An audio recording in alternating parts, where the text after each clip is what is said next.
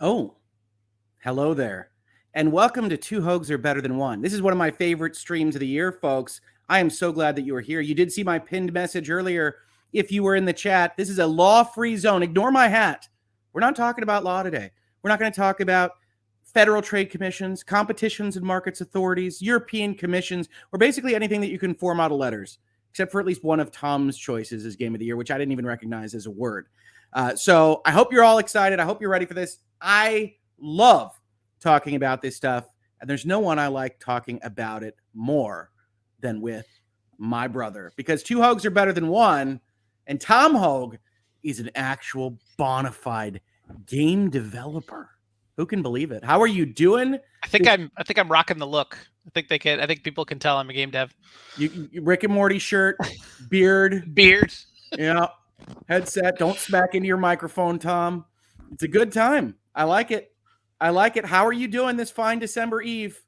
I am okay. I moved to Wisconsin this year, and we are on the cusp of a blizzard. So, to be clear, a wintry event, not an Activision subsidiary. True. So we're provisioning ourselves, and I went out and got gas today, and we're supposed to get, I don't know, some crazy amount of snow. Yeah, well, it's quite a culture shock, I imagine, going from Southern California to Wisconsin. Yeah, I grew up in Michigan. It's not. It certainly is still an adjustment that we're going through. I've had to shovel a couple times already. And the people want to know, why have there not been more THABTOs? What is the deal? I think both of us have been not great at unifying our schedules, but certainly for me, it's been a crazy year with moving and work and a lot of stuff that I won't get too deep into, but it's got a lot going on. Even though I would love to do this more often, it's just hard to carve the time. Co-counsel wants it known to the internet that I'm not going to grow a beard. Just to be clear, Mrs. Hoeg Law, very specific on this point. I'm not to look like my brother, or else I will find myself on the side of a highway in Wisconsin, probably. So did you highlight that particular comment? Is that a thing I can do too? Oh no, you don't have those powers. No. Good to know. And folks, this is going to be a rocking, casual, Bill Murray at the grand piano, Christmas holiday video game extravaganza. So if you want to ask questions, if you want to join in, if you want to tell Tom why and how he's wrong about anything that he includes on his list, feel free to add a chat. Flag me with that, Hoeg Law. Of course, flag me with a super chat if you want. You should know the super chats are going to go half to Tom. So if you want to support game development in 2022, like he's standing at the side of the road, we'll code for food. Tom will be happy to. Diana B, two Hoegs. Wait, can we handle it? Oh, you've got Mrs. Hoeg Law in the chat. I'm not so sure I shouldn't rename this to three Hoegs are better than one. And we've got all sorts of stuff here, folks. As you know, we've started live streaming regularly on the channel this year. So I have reached out to my colleagues. A lot of people have invites this. There might be pop-ins. There might not be. You might just be stuck with us. We have a lot of stuff to talk about. I was preparing this for hours today, if you can believe it. This is an important stream to me. I like this one. And so we're going to have a lot of fun with it. The general order of operations is we're going to talk about honorable mentions, things that didn't make the list, but you're still going to be interested in. Tom, you might not realize this. A lot of the folks that are in the chat right now talking with us, saying hi to Mrs. Hoeg Law, and otherwise conversing with you. And you can pull up the YouTube channel, Tom. I know you don't do this regularly. You can then chat directly with them. You can add those things using your YouTube profile. Just remember to mute or otherwise turn off your stream at the same time, or else we're going to get to hear each other a lot and in weird ways. So do that. You can pop out that chat. You can talk to them directly. But we're going to generally be going through those honorable mentions. A lot of people are interested in what we like. A lot of people are not used to playing video games and are getting into them now because I mentioned them a lot in virtual legality. So there's a lot of folks that'll be interested in random stuff. And believe me, Tom has random stuff on his list. So we'll be talking about honorable mentions. We'll also be mentioning stuff you won't see, primarily from Tom's side because he didn't play them, because he's busy, I guess, making them. I don't know. He does something over there. Tom's under more NDAs than God. So he won't even tell me what he's working on. Is it good, Tom? You working on something good? I'm very excited about it. Right now I'm trying to figure out how to get to this chat. Okay. All right. So if you look at a YouTube, have you seen YouTube before? It's a video platform. That's one of those video streaming services I've All heard right. so much about. All right. So it's a video platform. If you pull out that chat, you can pop it out to the side and you can interact with it directly that way. Then we'll be talking about what will not be seen on this list. I usually mark those to indicate, hey, I know a lot are impassioned about this. Already 174 people watching us. Tom's going to freak out, by the way. If we can get that number high enough, he's going to literally start getting hives on this, because on previous episodes of THABTO, which for folks that were asking is 2 Hoegs are better than 1. It's an acronym. On previous episodes of THABTO, I think we maxed out at like, I don't know, 79 people. We're already over that right now. Channel's grown a bit since Tom was last year. So if we can get that number high enough, tell your friends. We're going to have an awesome conversation here. Or if you're catching us in replay, you should have told your friends back then. Don't even know how far in the future this is, but I appreciate your view nonetheless. So yeah, send super chat, send questions. Overlords. Oh yeah, we mean you no harm. Yeah, no, I really appreciate it. Diana B knows the deal. And yeah, for folks asking also, we've got a Hangouts and Headlines already set for tomorrow morning. You can't get rid of me. So don't worry about that stuff. Then we'll go into our top 10 lists. We'll alternate going back from 10. I will tell you right now in advance, there is one game shared between the two lists. 20 games named, only one shared entry. And Tom will be busy trying to guess what that is in the back of his head, because that's how he works. No guesses, no vocalizing of guesses, Tom. And that's what we're going to do. So if people pop in for cameos, talk about the games they enjoyed this year, fantastic. If they don't, we're going to be conversing. We got the chat. Jump in. This is a conversation. We're going to have a ton of fun. I am super pumped. Merry Christmas, everyone. Happy Hanukkah. Happy holidays. Or if you're not celebrating anything, happy hopefully getting a week off of work. We can hope. We can hope for you. All right. Tom, anything else you want to add before we get into it? I think technically you said we'd announce 20 games. I assume if we have one in common, that means we'll announce 19 games. Just so we're clear and not disappointed. Why? Why? What? Okay, so folks, we have a joke here, and I think it's one that Tom actually knows from practicality, which is lawyer math. Lawyer math is a thing. It is something that looks a lot like math, but is often very wrong on critical portions. And I bring it to the party in a number of virtual legalities and Hangouts and Headlines. So he just lawyer mathed me right now. If there's a copy, they're not going to get 20 announcements. The funny part is we have so many honorable mentions. They're going to get more than 20. They're going to get like 50 announcements. But let's talk about that. People are already asking. We got Kelly C, a regular in this space, asking my lovely wife if it's a bingo. Tom, you might not realize this, but I'm live now long enough, often enough, that many members of the chat have decided that I say things similarly in enough videos that they can have a bingo card as to whether or not I've copied myself. Do you know any phrases that might get me a bingo, Tom? I mean, certainly reasonable minds may differ. Be my center square. If you get that right, though, it's they can differ. Reasonable can differ? Mm-hmm. I have to be perfect, huh? Well, I mean, if you want the bingo. Yeah, Mrs. Hoeg Law is saying lawyer math is a bingo. Yeah, it's a phrase that is used enough. Lawyer math is a bingo. I believe every reference to Final Fantasy is a bingo. Yeah, it's a lot of stuff there. All right. Anything else you want to say before we get into it? Like, no, let's do it. My list is going to be superior because you don't play games. I'm actually very excited. Normally our lists have a decent amount of overlap, so I'm curious. I have to do it. So first caveat, as Rick was saying, yeah, there's a lot of stuff that's probably on a lot of lists that I didn't play. It was kind of a weird year. So all the stuff I put on my list did come out this year, but probably actually spent most of my time playing things that didn't come out this year, which you'll see in the honorable mentions. Okay. Also, as he was saying, I'm a game dev. I work for ZeniMax Online Studios, which is a subsidiary of Microsoft. Yeah, it's owned by somebody, right? Everything that I say during this podcast, what do we call it, stream, is my opinions only, do not reflect the opinions of Microsoft, ZeniMax, or anyone else. I call it a show, but I'm very haughty, obviously. Yep. Here on the Hoeg Law YouTube channel with 110,000 subscribers plus now. Thanks to you all. Can't do it without you. Can't do it without you folks. He's very jazzed about his plaque. We all saw it. Like we all were part of that message. I assume you put it up on the internet too. Play button's a special deal. No, I don't think I've shared it. I put a picture up, I believe, in a post. It's a big deal. But that's all because of you. That's the audience. It's barely because of me. I'm super enthused by that. Absolutely. So as you heard, Everything Tom says is representative both of the political and legal persuasions of Phil Spencer, Satya Nadella, and Microsoft on the whole. And reporters, if you're in the chat, you can quote him on this as representative of Microsoft/S. Man, I really hope this stream makes a lot of money because I'm going to be fired. You're going to have to support him for the rest of his life. The rest of his life. All right, folks, let's actually start talking about some video games because that's where the fun lives. We're going to start with my honorable mentions. All right, Tom? Sure. All right, let's get into it. Rick's honorable mentions.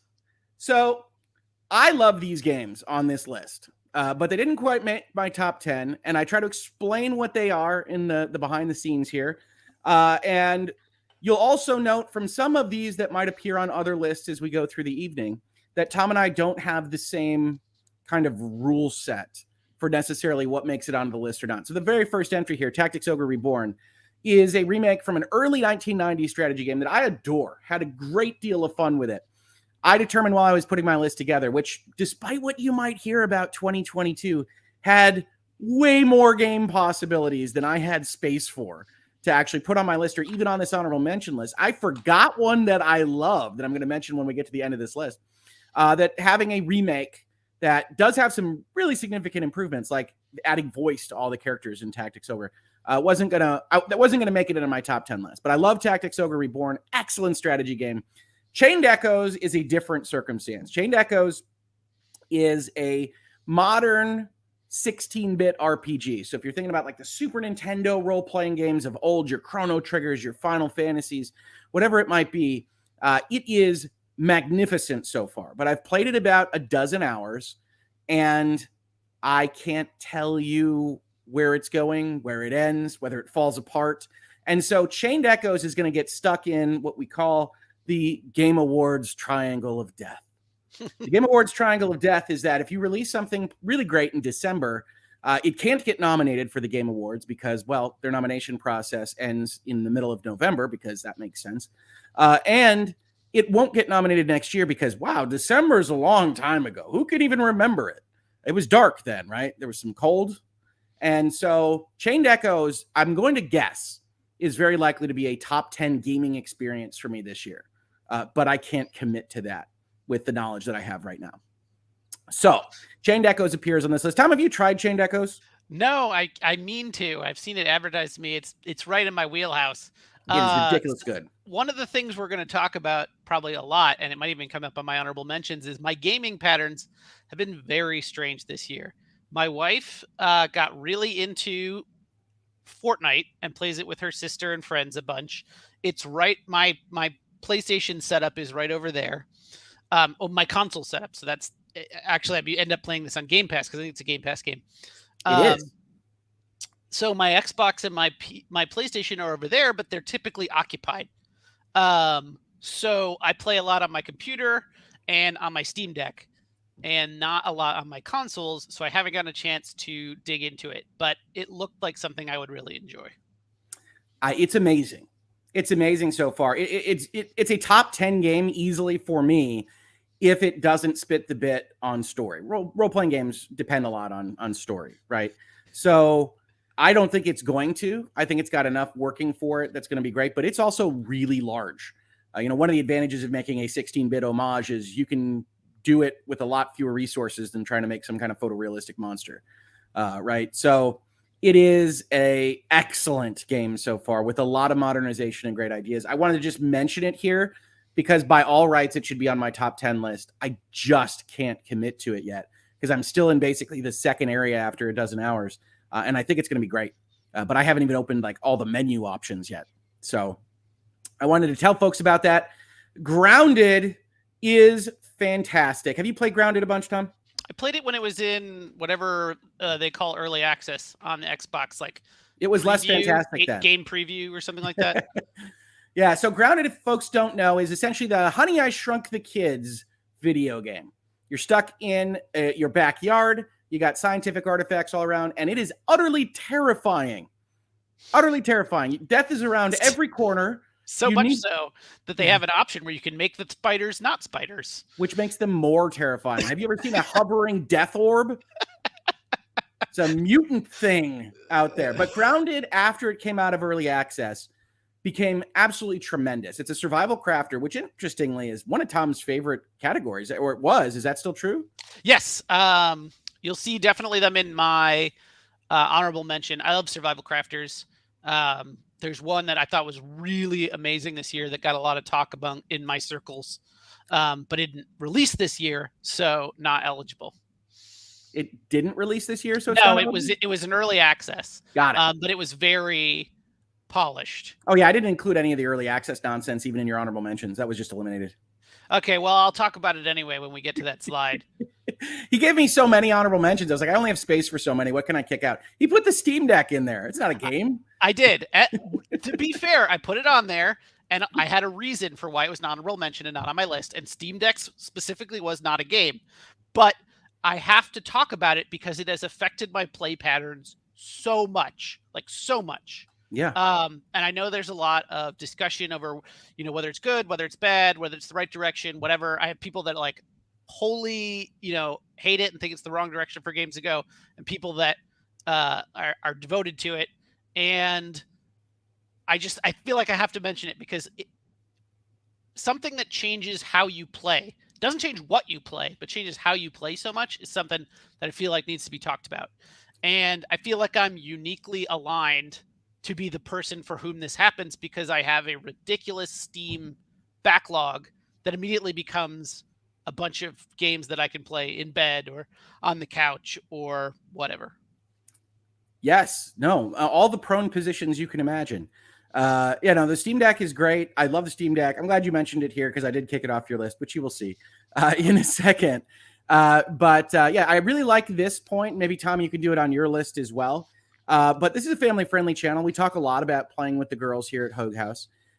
And this is a question that says, Hoeg, can you also say if you'd let your daughter watch you play each of these? I will try to remember on each game. Honestly, I can tell you just looking at this list, the girls are okay for everything on my honorable mentions. So we'll talk through them. Grounded, I will tell you, my youngest actually gets a little scared of. But Grounded isn't violent. Grounded isn't engaging in enjoying the kills when a spider gets you or anything like that. It's very quick. But it's scary mostly because the impact is so severe. You're trying to make expeditions out there to get something, to do something. And if you die in that fashion, you lose all that time. And then you also have to go and try to figure out how to get your pack or get your goods back together to even try to go try it again. So it's a very impactful kind of death state, especially for a game like this.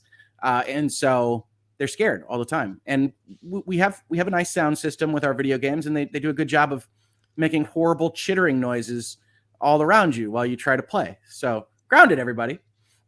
My next entry is Nintendo Switch Sports. If you played the Nintendo Wii, you basically know what this game is, which is why it's an honorable mention. But Nintendo has streamlined the motion sports category with their Switch controllers and made it very functional online, which is not really Nintendo's bailiwick. And so it has proven to be one of the games with staying power in Hoeg House and is a favorite of my daughter. So you can bowl, you can hit each other with foam swords, you can play volleyball, you can play golf now, that got added. You can do all sorts of things, and it's set up in a way that the sessions aren't overly long. One of the problems I always have with online sports, if you want to go play a game of Madden or FIFA or whatever with people, it just takes an overly long period of time.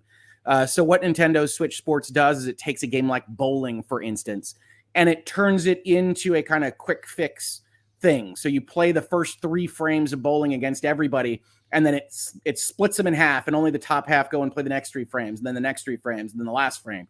And so you get this kind of tournament feel all the time, but you're going on to the next thing very quickly.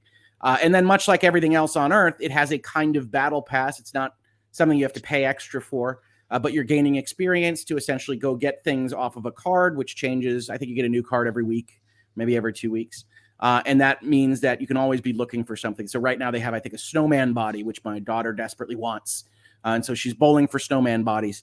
But it's just a lot of fun. And at some point, you got to separate from all the fancy bells and whistles and novelty and just say, you know what? That's enjoyable to play. And so that's why that appears. Tom, why don't you talk us through what Marvel Snap is? So Marvel Snap has captivated a huge part of my circle. It's basically kind of like a CCG, a collectible card game. There you go. Sort of, except that the way you collect cards is deterministic. Like it's not a random draw. You're just working your way through a progression. But basically, it's a really simple card game in the Marvel universe where you have 3 locations and you're trying to get more of your points in 2 of the locations than the other guy gets, and then you win. The twist or hook or whatever you want to call it is that at any point you can choose to snap, which means that you kind of double down on winning or losing. And both of you can do this. So, and the winning or losing points are what handle basically how you move up or down the progression, and how you unlock new cards, things like that. So it has sort of a almost pokerish Texas Hold'em kind of thing where at some point you're like, I'm pretty sure I have this. And the other guy's like, no, I'm pretty sure I have this. And so you go to a final round where it's 4 points on the line, win or lose. One of my favorite parts about that, Tom, is much like a poker game or something along those lines, is trying to figure out how much you can push someone. Because when you snap, they can just back out. You don't get that double point. So maybe you try to push them out of the game. But a lot of the time you're like, oh no, I really got this one. No, you want to make that 8 points. You're feeling 8 points, because at the end, the winner gains the points that you decided on, and the loser loses those points. And the rankings are important. Mm-hmm. So yeah, I didn't mean to jump all over you there, but it's it is one of those. It's like, ooh, can I massage them? And then when they walk away, sometimes you're like, yay. Sometimes you're like, oh. Yeah, no, and I admittedly didn't get into it as a lot of people that I know, which is interesting because I am a card game, board game guy. Snap, I feel like, had a little too much randomness for me. It's designed that way, yeah.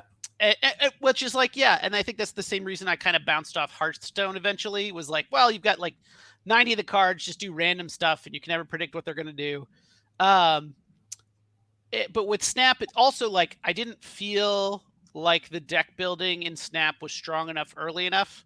You don't have a very strong card set that doesn't have a lot of interesting synergies.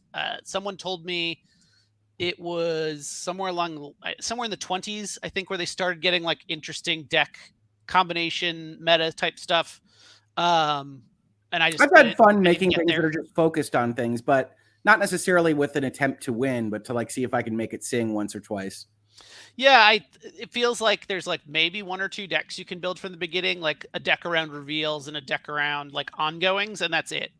But it definitely has some interesting stuff. Just wasn't my thing. Also, like I'm not crazy about. I don't play a lot of competitive games. I just don't like multiplayer competitive stuff. And Snap, like, you are instantaneously in a match. It's probably like matchmaking for like 5 seconds, and for the most part, people are pretty fast about taking their turns because the turns aren't that complicated. Oh, and you have a short. I mean, that window is. I looked away to watch a football play, and then it's like you've already skipped your turn. You're like, oh darn. Yep. So I see what people like about it. I think it's got some interesting bits, but not for me. All right. And since somebody was saying, oh, Grounded didn't make your top 10, I should explain that my honorable mentions here all basically have a reason that they're not in my top 10. So I said I haven't gotten far enough in Chained Echoes. Grounded is pretty much the same. I mostly am only playing solo. It is tremendously difficult solo game. It is even more difficult than it might otherwise be, where you could have 2 people fighting a giant boss or something along those lines. Nintendo Switch Sports, I decided it was just too simple. Marvel Snap is the best mobile experience I've had this year, but it still, to me, is a mobile experience. It doesn't give me that crunchiness that I want, as Tom said, but I'm still playing it at basically every commercial during an American football game, and that's a lot of Marvel Snap. Just so we're clear, get to this sound bit. Mobile games are not games to Rick. That's not what I said. Rick Hoeg said mobile games are not games. What are you doing? It's ridiculous. I love mobile games. Keep at it, mobile gamers.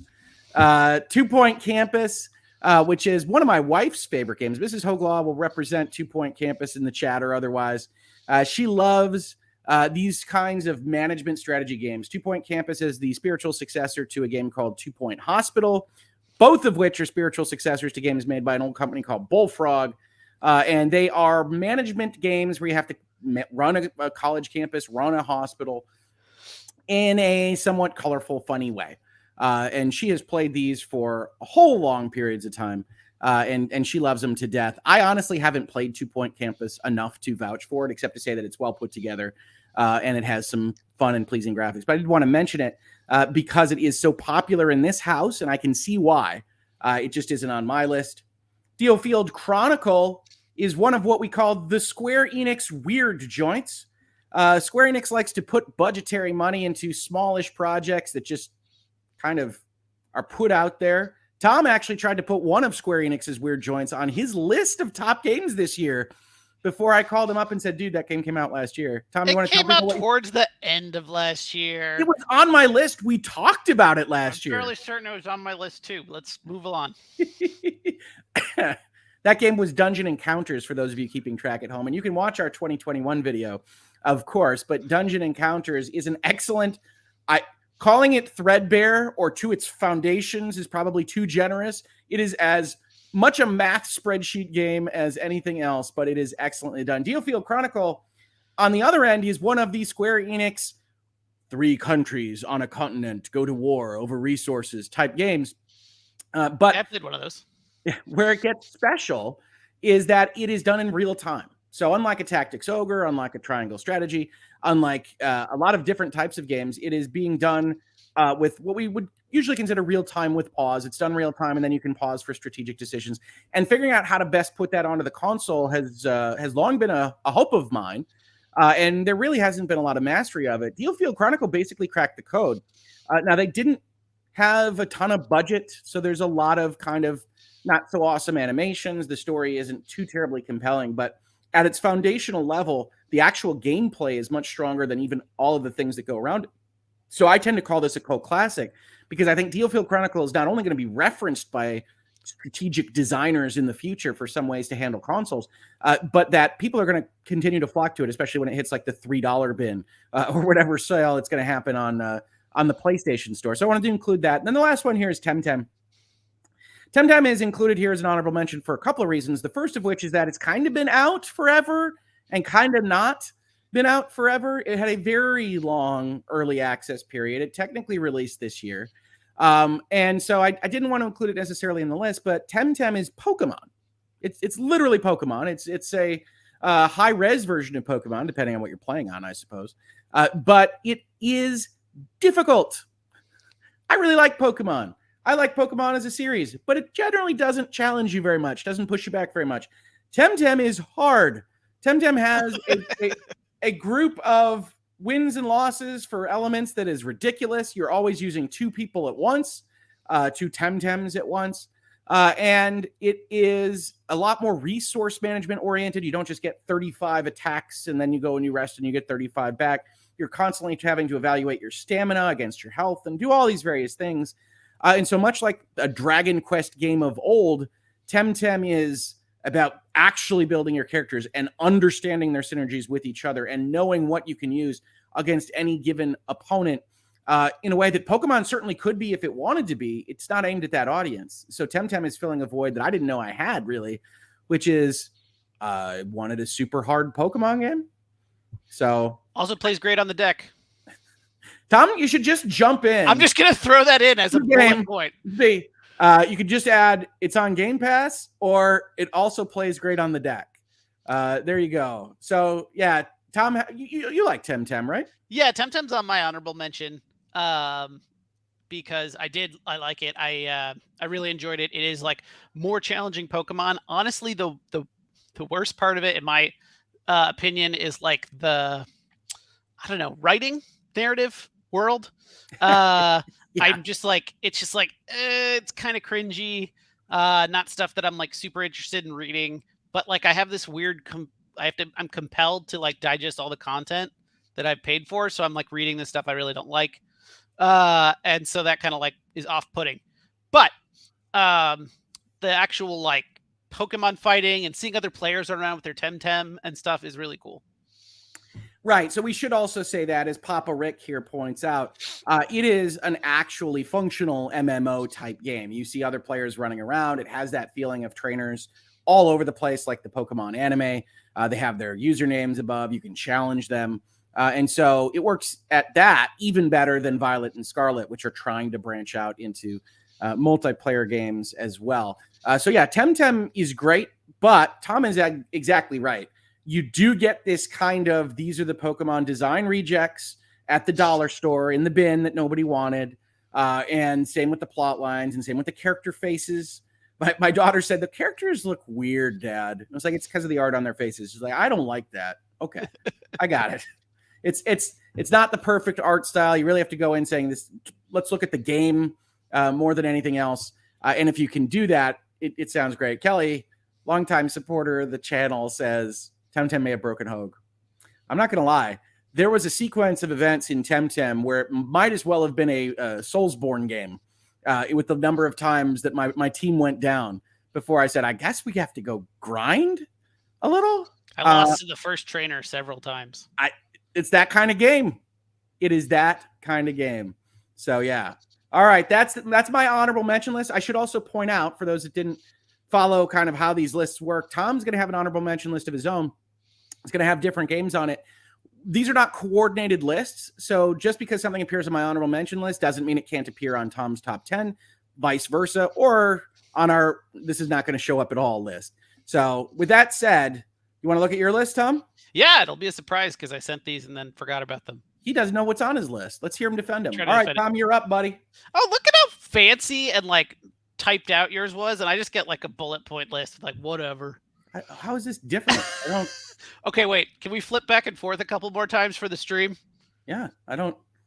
They're the same kind of. You don't get the parentheticals, but I don't. I don't. I gave you the same. I gave you the same treatment. I can't read your mind. I can't give you parentheticals. I put parentheticals for why. All right, I'm sorry. Let me add the parentheticals. Near miss, near miss, near miss, near miss, near miss. Didn't play. No, that's not true. Triangle strategy was I did not play enough. All right, so yes, these are my honorable mentions. These are games that I played and enjoyed this year, but just didn't, for the most part, didn't get that far into, or just were very close. They didn't make it, so I still want to call them out because I want to cheat and add more items to my list than just 10. Cult of the Lamb is a weird like city builder / roguelike dungeon crawler. Action roguelike dungeon crawler, something like Hades, but I don't want to like say Hades because it's not even in the same league, but the same idea of like running around fighting really guys. Chill Zelda.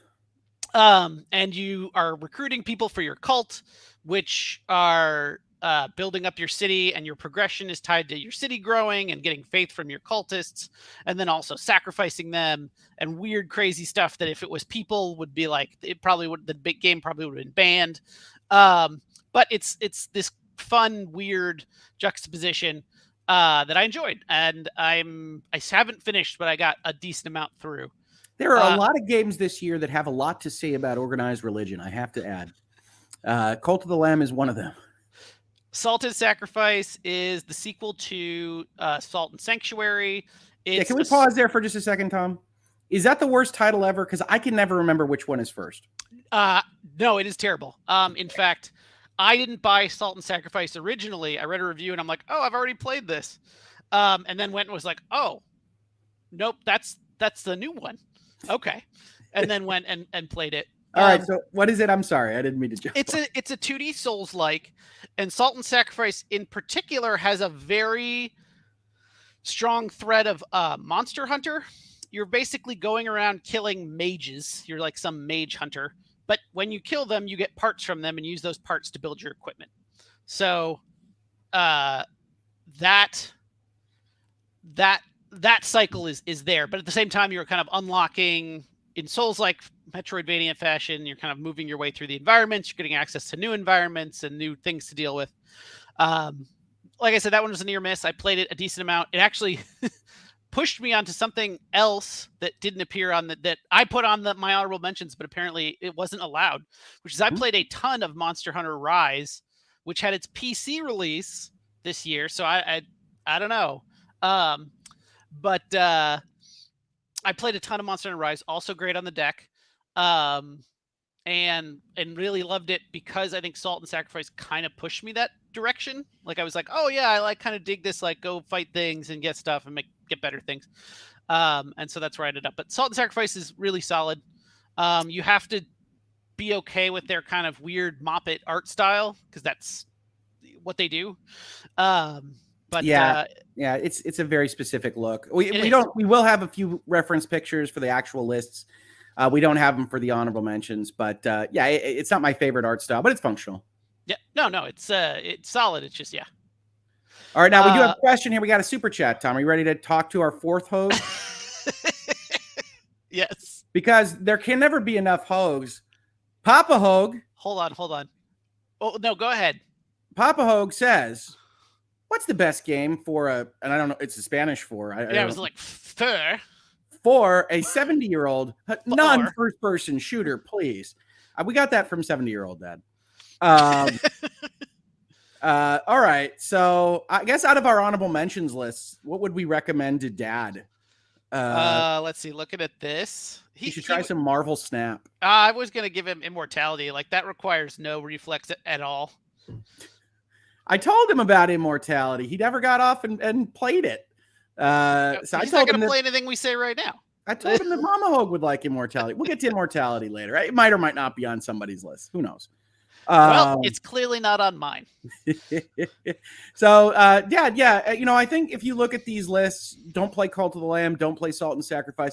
You can conceivably play Temtem. You're not going to like it. Don't play Neon White. Triangle.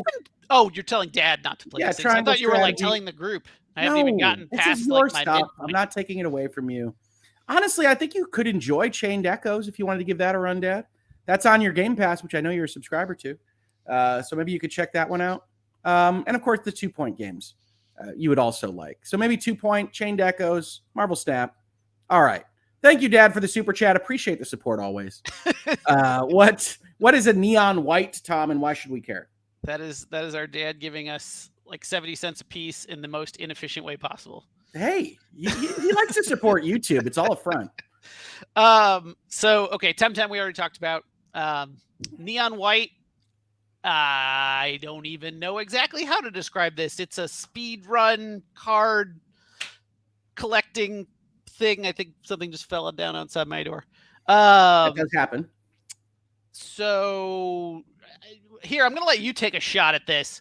But it's very stylistic. It's all about speed runs and like using things in the right time. You basically draw cards that can either be used as weapons or discarded to have some other effect. And it's a first-person platformer, I think, is effectively the strong points. Yeah, the easiest way to think about it, Tom got the basics, which is speed running, right? So if you imagine a level, it's a minute long, 55 seconds long, and you can go through and you can get a gold or a silver or a bronze. And the main function is you drop in and you've got cards that represent weapons or movement. So that can either be shooting an enemy or double jumping, as an example. And then you have to make sure you get all the enemies and out the exit while doing both those things. So the ultimate game is basically replaying levels over and over because they can get you things for getting higher levels of award.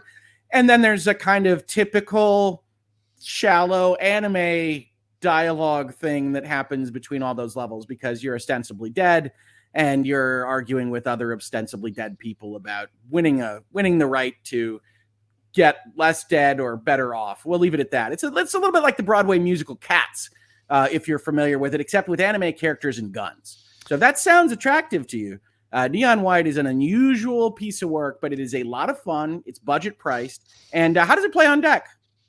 You know, I haven't actually done that one because I'll do this one. It plays great on deck. Yeah, it looked like it would. I think it came out as like a approved or whatever. Like Steam's like, yeah, it's cool, play it on the deck. But I found that I was playing it a lot with mouse and keyboard because it feels like you have to be so precise. That's not your experience, I take it. Wow, we got sex bots in on our video game conversation. This is a first. This is a big moment for us. We have enough activity on this YouTube channel for the sex bots to be interested. Thank you, sex bots. I have yeeted you off the channel and in the chat, but I appreciate the interest. That does mean I didn't get to see the bots. Oh, I'm sorry about that. 300 people. If you like this conversation, you know the drill. But we did get some bots in, trying to kill them as fast as can. Thank you for all the help from all the mods in here. I know I saw Secret McSquirrel running around doing her thing because she is awesome. But yeah, Neon White's very hard to describe. You really do have to check it out yourself. I don't blame it for being on the honorable mention list. I found it a little bit more shallow than others did, but I'm not a big speedrunner, perfect my time type guy. Oh, I totally agree. That's the reason why it's actually kind of on here. Sure. Is because I liked it, I remembered it, and I'm very much not a perfect run speedrunner type person. So, but I got compelled to be like, I know there's a way I can figure out how to do this to get that, one thing. And Yeah. so that was cool. But then it very quickly sort of dropped off my radar. Mm-hmm. Yeah, no, that was that kind of experience for me too. But I think it's a good choice in the honorable mentions. And like I said, one of the things people can take from this is all of these games on these lists are good. All of them we would recommend playing.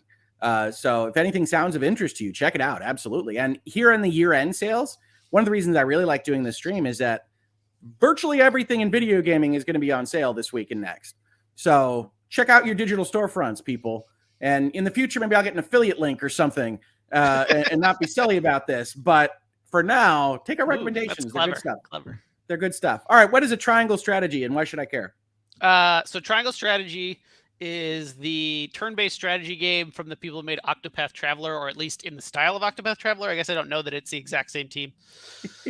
I assume that it is. It's the same company. I'm pretty sure the Octopath Traveler people were working on Octopath Traveler 2 since it comes out in February. Okay. But yeah. It seemed like a really good strategy RPG in the style of Tactics Ogre or Final Fantasy Tactics or any of those. I started it twice. It's got a lot of exposition, or at least a decent amount of exposition. No. I don't even think a lot covers this for people, especially if they haven't played a video game in a while or if they're used to a zippier thing. Triangle Strategy is part audio novel, part strategy game. Okay, so you have to go in understanding that. Like literally, you can go and start a new chapter and have a 40-minute cutscene before your strategy and then 20 minutes to follow to end the chapter. So if that sounds cool to you and it's well written and it's nuanced, it's good stuff. But if that sounds cool to you, you're in. If it doesn't, stay away. So I read a bunch of it. I played like one or two of the missions, and just I think I will enjoy it once I get time to play it. But yes, it's an investment, and I ended up playing Tactics Ogre instead. Yeah, I think Tactics Ogre is a stronger game, but it's a little bit unfair. If you pick out like the best versions of strategy games over the course of 40 years, Tactics Ogre is very high on that list and just rolled back into 2022 and says, yo, how y'all doing? Yep. So, come on, Triangle Strategy, get your shit together. Tactics Ogre is fun. It's also locked behind the Switch. I love my Switch, but a strategy game needs a lot of CPU power, and it's a slower experience on the Switch than it would have to be on other systems. Triangle Strategy will join the other systems in time. Is it Triangle Strategy on PC? Probably. Okay. Cool. Immortality. Yeah, what's an Immortality? Immortality is the... what do you even want to call these? Video puzzle game? I call them Her Stories. Yeah, but... that's fair. So their original first game was Her Story. And then Telling Lies, and then this, I believe, is it? I don't know if there's anything in the middle there. But basically, they're like mysteries that you unravel in a weird way. I can't speak for Telling Lies, so Rick, correct me if any of this is just wrong. No, they're all the same game. They have different modes of input. Okay, but they're the same. They're the same type of game. Her Story, for instance, was you were ostensibly going through a police database that could only be searched through like weird single word terms that would turn up video files, and then you would look at those for other single word terms. Her Story was captivating. Like I opened it up expecting to like not really care about it, and played it like all afternoon. Immortality is the same in a lot of ways. Much sort of more highly produced, well acted, a lot of really amazing stuff. I'm going to say I didn't finish it. I got to the credits, but I'm fairly certain that's not the ending. And we will have time to talk about this game further, by the way. Also, and it's funny because someone posted this in the chat. It's like Immortality is on that line of is or is not a game. It could just as easily be described as like a DVD with really weird chapter buttons that kind of move you between things. But it is really compelling content, really well acted, really interesting. And so for that, I think it's worth time. It is also on Game Pass. So check it out if you've got, I think I had one day where I really dug into it and I haven't been back to it since, but that one day was really cool. I actually really love that description. So yes, folks, I know a lot of you know this already, but we'll have time to talk about Immortality more. Trust me. Okay, we do have some questions to answer here. Papa Hoeg just can't stay away. He caught your comment and says, so how can I praise you and give you more money efficiently? You guys are great together. Dad, we love you. We're just having fun. We are what we call ribbing each other and you. You're awesome. You don't have to super chat. I will see your smiling face in the chat if you just want to talk to us. You don't have to give us any money. We love you. We appreciate you. Thank you for being awesome. We also have a question from one original account name, which I expect is a profile name. Hey, Rich, super odd question. Are there any restaurants in Northville that you'd recommend? I just started dating a girl there. I grew up in Novi, but didn't spend much time in Northville, which I'm going to take as kind of sweating nervous emoji in this context. My favorite place to go and celebrate in Northville is a place called Table 5. And that's your fancy place. If you're looking to propose or give necklaces away or things along those lines. That's my favorite. A lot of the other favorite places in Northville went under during the pandemic, I'm sorry to say. So I'm otherwise kind of circling around the Northville area to go someplace fun. But Table 5, I do recommend as a fun evening of relative Midwestern, Southeast Michigan opulence. I think that sushi place I like is still there. Okay. I know that wouldn't be something that you would offer up. Oh, well, yes. I mean, there is that sushi place down where the Sizzle and Sticks used to be. Good luck. Pretty good. They have the Northville roll, which is they literally light it on fire. And you wait until it goes out. And then this can't be the direction this stream goes. Let's talk through sushi in Northville.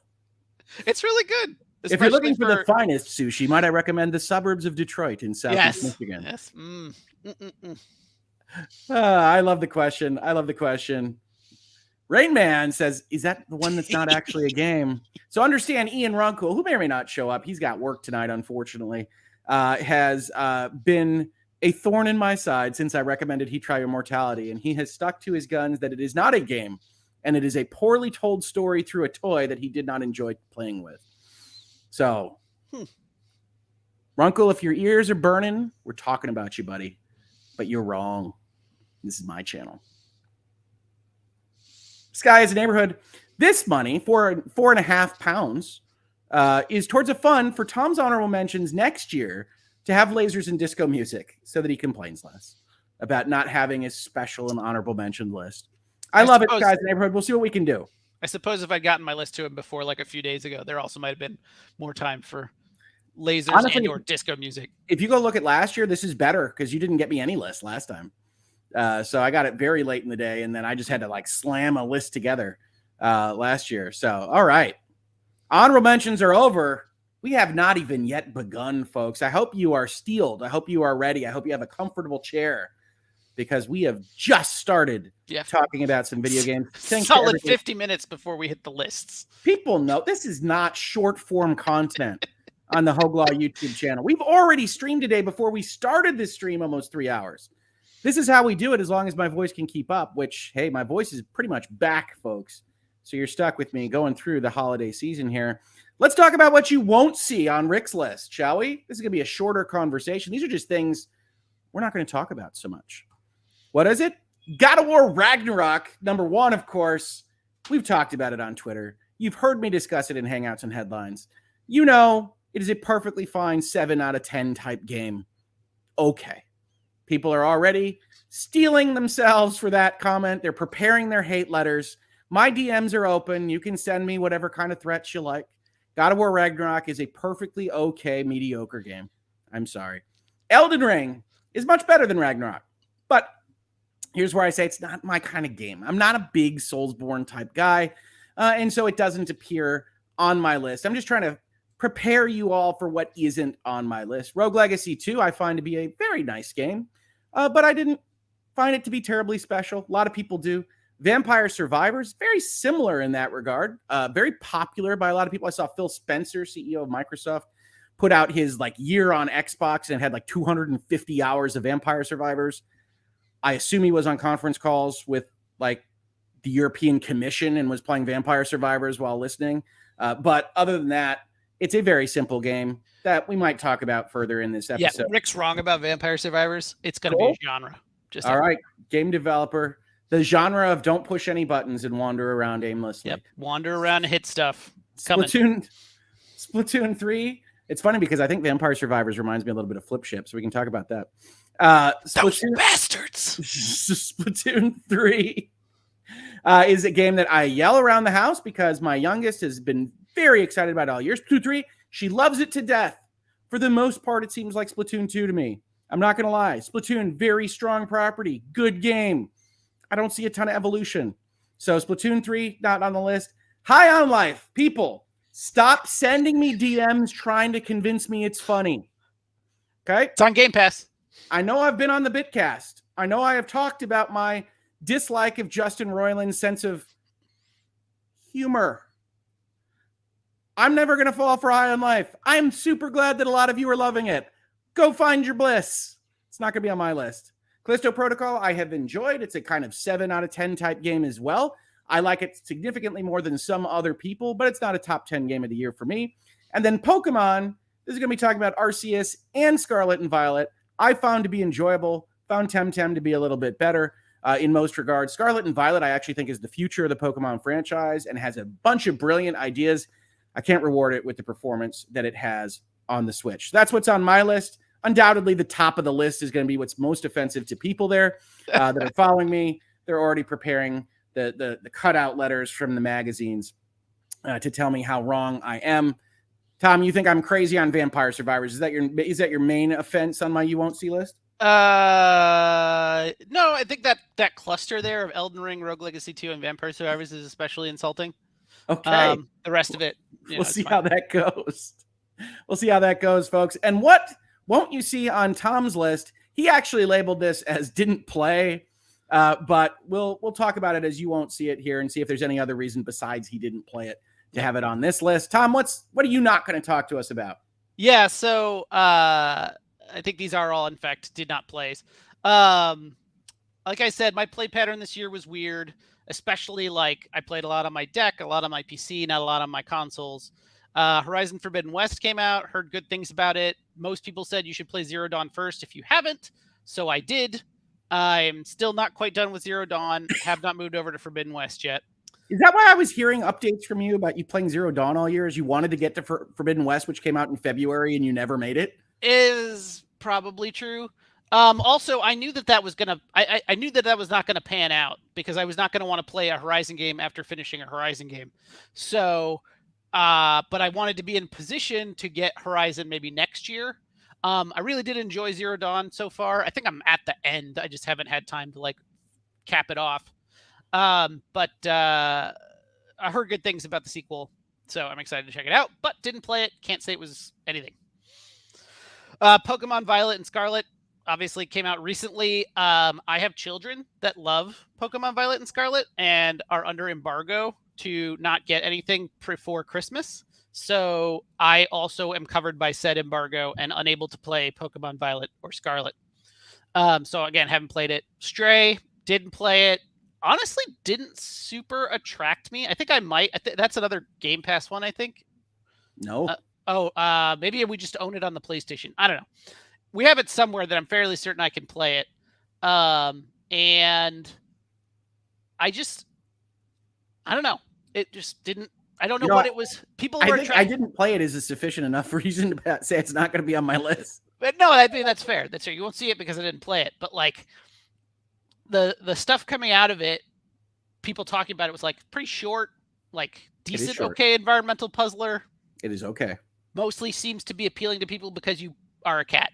Does appear to really appeal to cat people. Really appeals to, hey, if you wanted to be a cat, cool. Or to be clear, I mean people that like cats, not like anime cat people. Just sure. Just to be clear. No, like a legitimate cat in a like cyberpunk city. But yeah. Sonic Frontiers, again, heard great things about it. Didn't play it. Live Alive. I don't know. Didn't realize this was a thing until I started. Live Alive. Maybe. Didn't realize this was a thing until I kind of started putting together this list. I mean, I'd heard about it in passing. Didn't play it. Probably will. Chained Echoes, same thing. Haven't had time to play it. Almost certainly will. And didn't play God of War Ragnarok. I've never actually finished God of War 2018. So same reason I probably won't be in Ragnarok for a while. But the general feedback, and maybe this is just Rick being very loud, is that I'm I'm not super enthused to get there. But I wasn't ruined this game for a few of my close friends. I don't know what to tell you. I wasn't crazy about 2018 either. So, good Lord, send your hate mail to Tom at hatemail.com. Sorry. Yeah, don't be apologetic here. The one thing people should understand here is that, right, our lists, including the don't won't see list, the honorable mention list, everything else, is not designed to be a list of things we think will appeal to the most people. It's not some kind of weird internal survey of what we think will work for the most. It is what we actually liked the most. So I did also want to point out we got flagged on the question, and I think I want to raise it again. First of all, Jared has a great point on High on Life. It's entirely humor based. If you love Rick and Morty to death and you just think Justin Roiland's the funniest person on earth, well, I have some evaluatory questions for you. But outside of that, High on Life is really going to work for you. If you don't, it is not. I think that's a great point. We also got the request, hey, Rick, you forgot to start saying what your daughter would be allowed to see. So, generally speaking, no for Ragnarok, no for Elden Ring, fine for Rogue Legacy, fine for Vampire Survivors, fine for Splatoon. I will call Child Protective Services if you play them with High on Life. No on Callisto Protocol, yes on Pokemon. As for Tom, just my personal opinions, Forbidden West is close but fine. Pokemon's okay, Stray's okay, Sonic's okay. Live Alive is actually kind of a very weird, very Japanese role-playing game from the 90s. It has some themes that are a little bit strange. It definitely doesn't have violence or anything like that. It looks like a 16-bit game. You want to think about that one. Chained Echo seems probably okay, although it does have 16-bit graphic violence, I guess. And then, again, still no on Ragnarok. You have any different votes on that, Tom? No, I think that's about right. Though I do know that you've been playing Ragnarok with your eldest. Yeah, okay. Well, it depends on how old the daughter is. But I'm assuming for purposes of the kind of family-friendly focus that it's that we're talking about someone that would be put off by certainly God of War Ragnarok's violence. Otherwise, yes, I agree. Bad. A lot of violence. A lot of people love that. If you heard me on the Bitcast, they were talking about how awesome it was to snap that werewolf's jaw off. Okay, cool. You do, in fact, snap werewolf jaws. So if that sounds exciting to you, get excited. All right. To be fair, God of War, they haven't changed their tune. They just got, more graphic fidelity to put behind it. I just think, yeah, I mean, the nature of it, you could say that they were doing the same thing, but when it's like a cartoon isometric person in the PlayStation 2, it's vastly different from like this fully rendered follicle seeing thing that snaps the jaw and then it swings under the head and you throw it behind you into the camera. I mean, you're not wrong exactly, but this is actually something I've been thinking about with kids. My kids play games is like, we played stuff back in the day that was arguably equally violent. It just couldn't portray it in a particularly graphic way. And now Mortal Kombat is hilarious from the 90s. Hilarious. So what is that? Is just the fidelity what makes it wrong? Like, it's not conceptually wrong. It's just, you can't do it with that much visual accuracy. The Looney Tunes, okay. God of War Ragnarok, probably not. But I mean, even Mortal Kombat had blood. Like, Looney Tunes doesn't have blood. Yeah. And you were just talking about God of War 1 versus God of War 2018. Yeah. Fair enough. All right. Well, we've gone through our first two lists. Only 19 games to go. Not 20. Not 20. 19 games to go. I hope you are all as excited as I am, but I'm fairly certain I know what the common one is. Oh, do you? All right. Okay. We'll see. Tom's seen enough. He's got some logic puzzles he's working through about what the common game should possibly be. And now we begin our list. Tom, we're going to start with my number 10. Do you have any guesses as to what my 10 would be? If we're not... okay, so I got to think about, like, what the hell did I send? And then remove all of those. Okay. No, I really don't. Like, let's just go. All right, let's just go then. Rick's number 10 coming at you.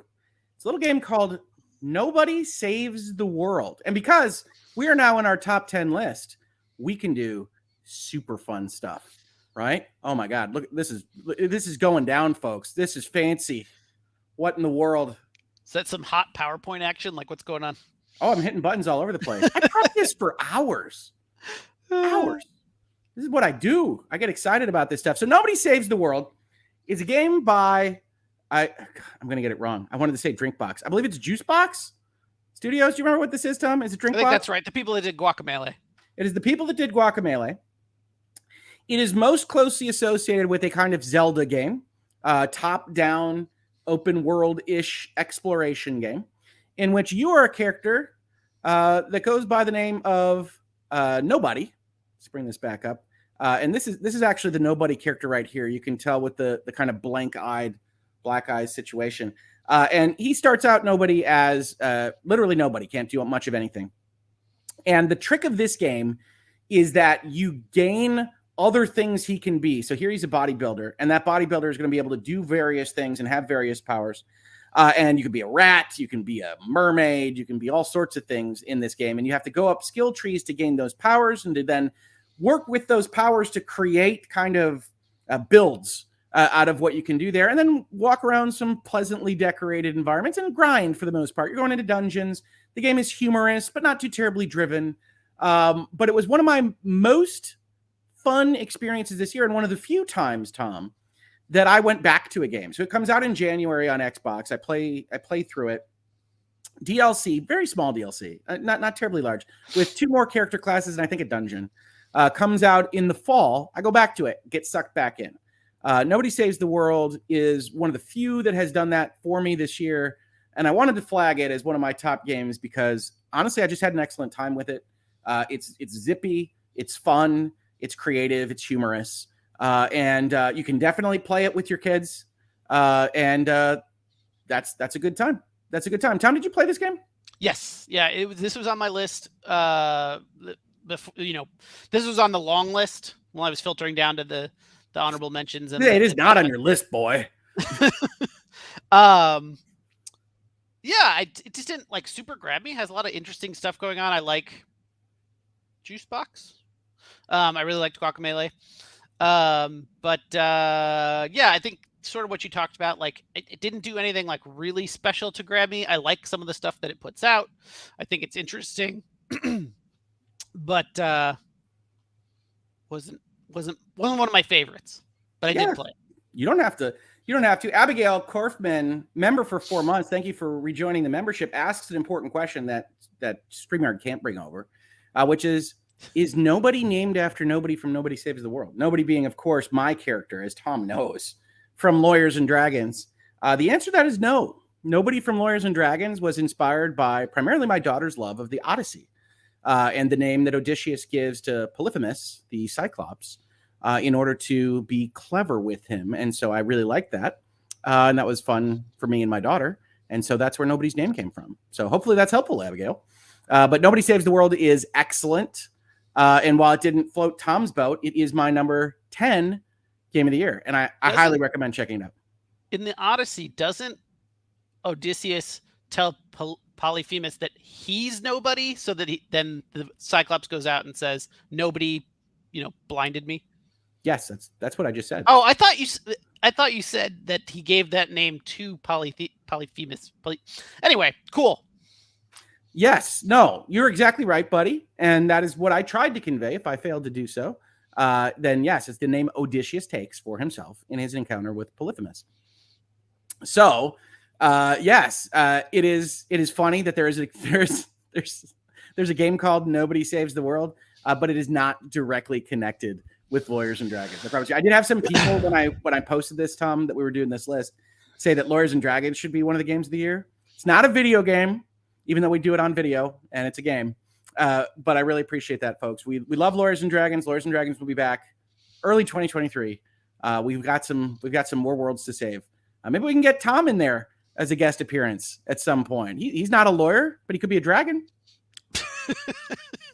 Get him in there. And then I do a lot of people saying, yeah, Odyssey's cool. My daughter loves that stuff. My daughter has clothes that have the Iliad on it. She absolutely loves that stuff. Mine's the same way, actually. Super into Greek mythology. Co-counsel says the Hoegling wants everybody to know that her favorite is actually the Iliad. That sounds like her. When will we get the Lawyers and Dragons video game? Well, we'll have to work on some licensing rights. We'll get that done. We'll get that done right away, folks. But that is my number 10. Absolutely love that game. I thought it was a really great experience. We ready to see Tom's? I don't know. Is anybody ever ready to see Tom's? Let's see what Tom's number 10 is. Rogue Legacy 2. Not Rogue Legacy 1, because that came out a while ago. Rogue Legacy 2. Tom, talk to me about this game. So Rogue Legacy 2, obviously, is the sequel to Rogue Legacy. It is a roguelike Metroidvania, I guess is probably the best comparison. What's a Metroidvania, Tom? So Metroidvania is a 2D platformer where you're kind of exploring a map and your powers help you get to different parts of the maps. And that's how the progression works. I've always thought Metroidvania was a weird name because it's basically Metroid, plus there was one Castlevania that also acted this way. All the Game Boy ones too. Oh, okay.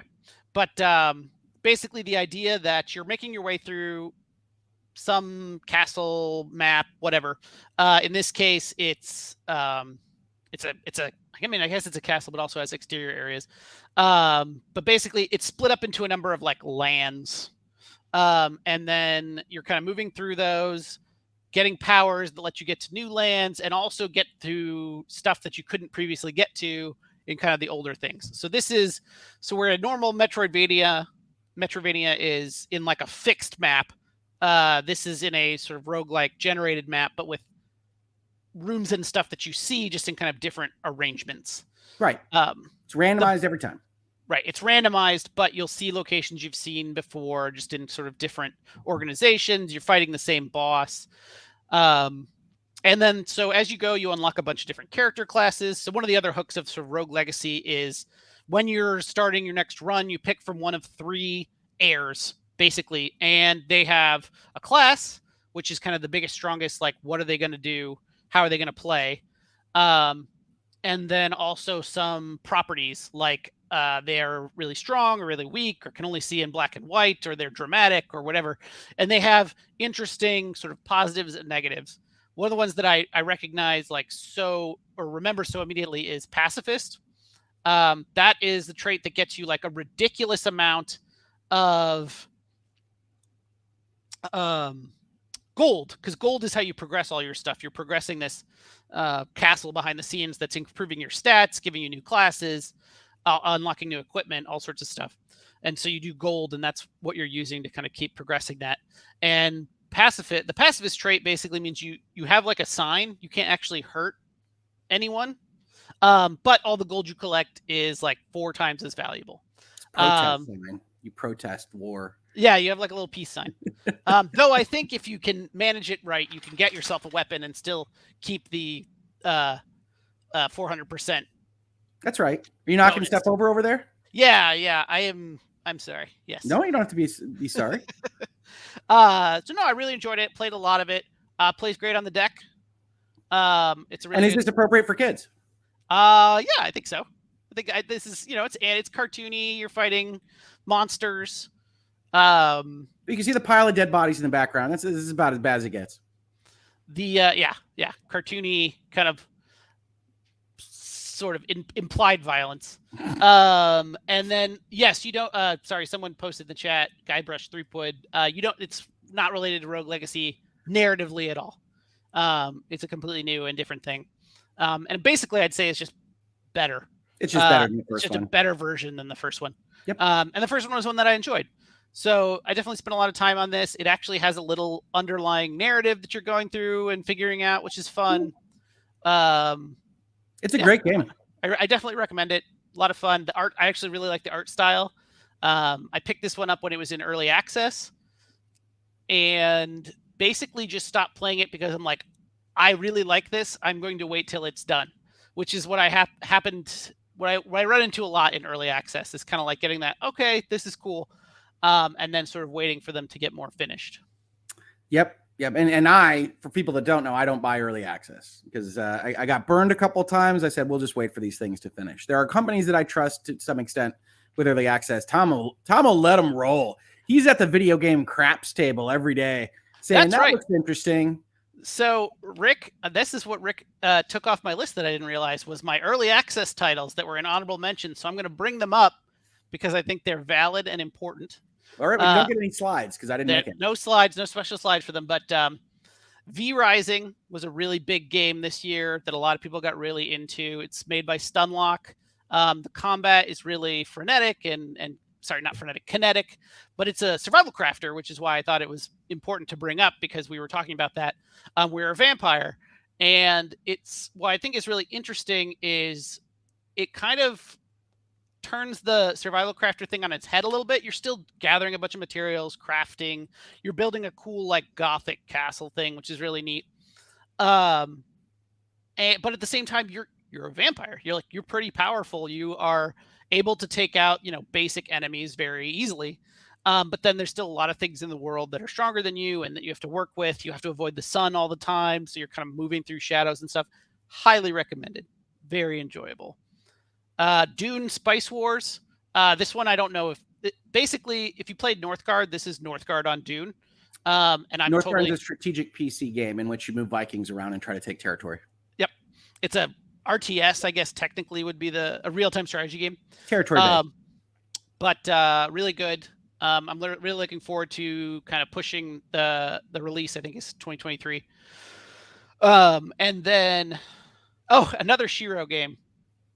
War Tales, which is a turn-based strategy game. You'll find a lot of those in my list, apparently, or things that I like. It was a big year for turn-based strategy, I have to say. Where you run a company of mercenaries and you're taking odd jobs to kind of earn money and building up your crew. And if you do things poorly enough, your guys die off. And so, really enjoyed it. Also, that one I feel like is at a very polished point. So I don't know when they're actually going to move it out of early access, but I already had a lot of fun with it this year. So just shoving that in on my sub 10 slot. And are either of those appropriate for kids?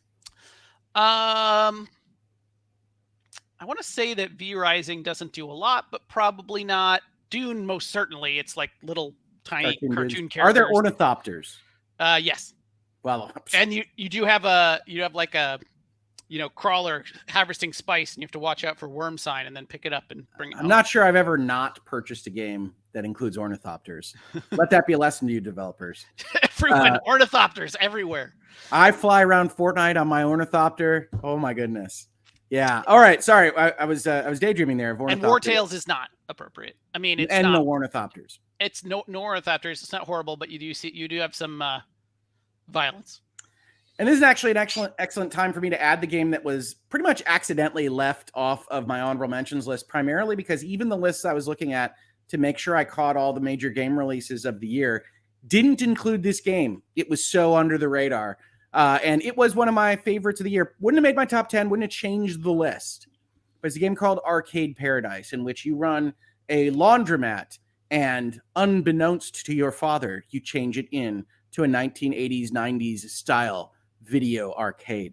But the best part about this particular game is not the grinding, is not the filling laundry baskets and putting them in washers, then dryers, then making sure they're made available for customers, which is in fact part of the game that you do. It is that when you get a new arcade machine, and I think there's 30 or 40 of them, they all have realistic versions of the games from that era that are cool in and of themselves. So you can play those games. You can get bonuses in your advancement of building up that arcade machine and arcade library from those games themselves. It has great music. My God, Arcade Paradise, get it, play it, love it. So I wanted to make sure that got mentioned. So right now we've got Nobody Saves the World on my side. Arcade Paradise, very family friendly. And Rogue Legacy 2 as our top 10s. We're now 2 games into our 19 game of Palooza. I think everybody can agree we're doing a fantastic job here, and that this list is really coming together. Aldo's doing it right here. I need to play Arcade Paradise. Yes, you do. Yes, you do. Play Arcade Paradise. You will not regret it one bit. It's a collection of games inside a game. Honestly, it's even better than a collection of games. These games all feel great. All seem like very high-end level games for the type that they are trying to emulate. And so highly recommend it. It is, in fact, as Akaruki says, Gameception.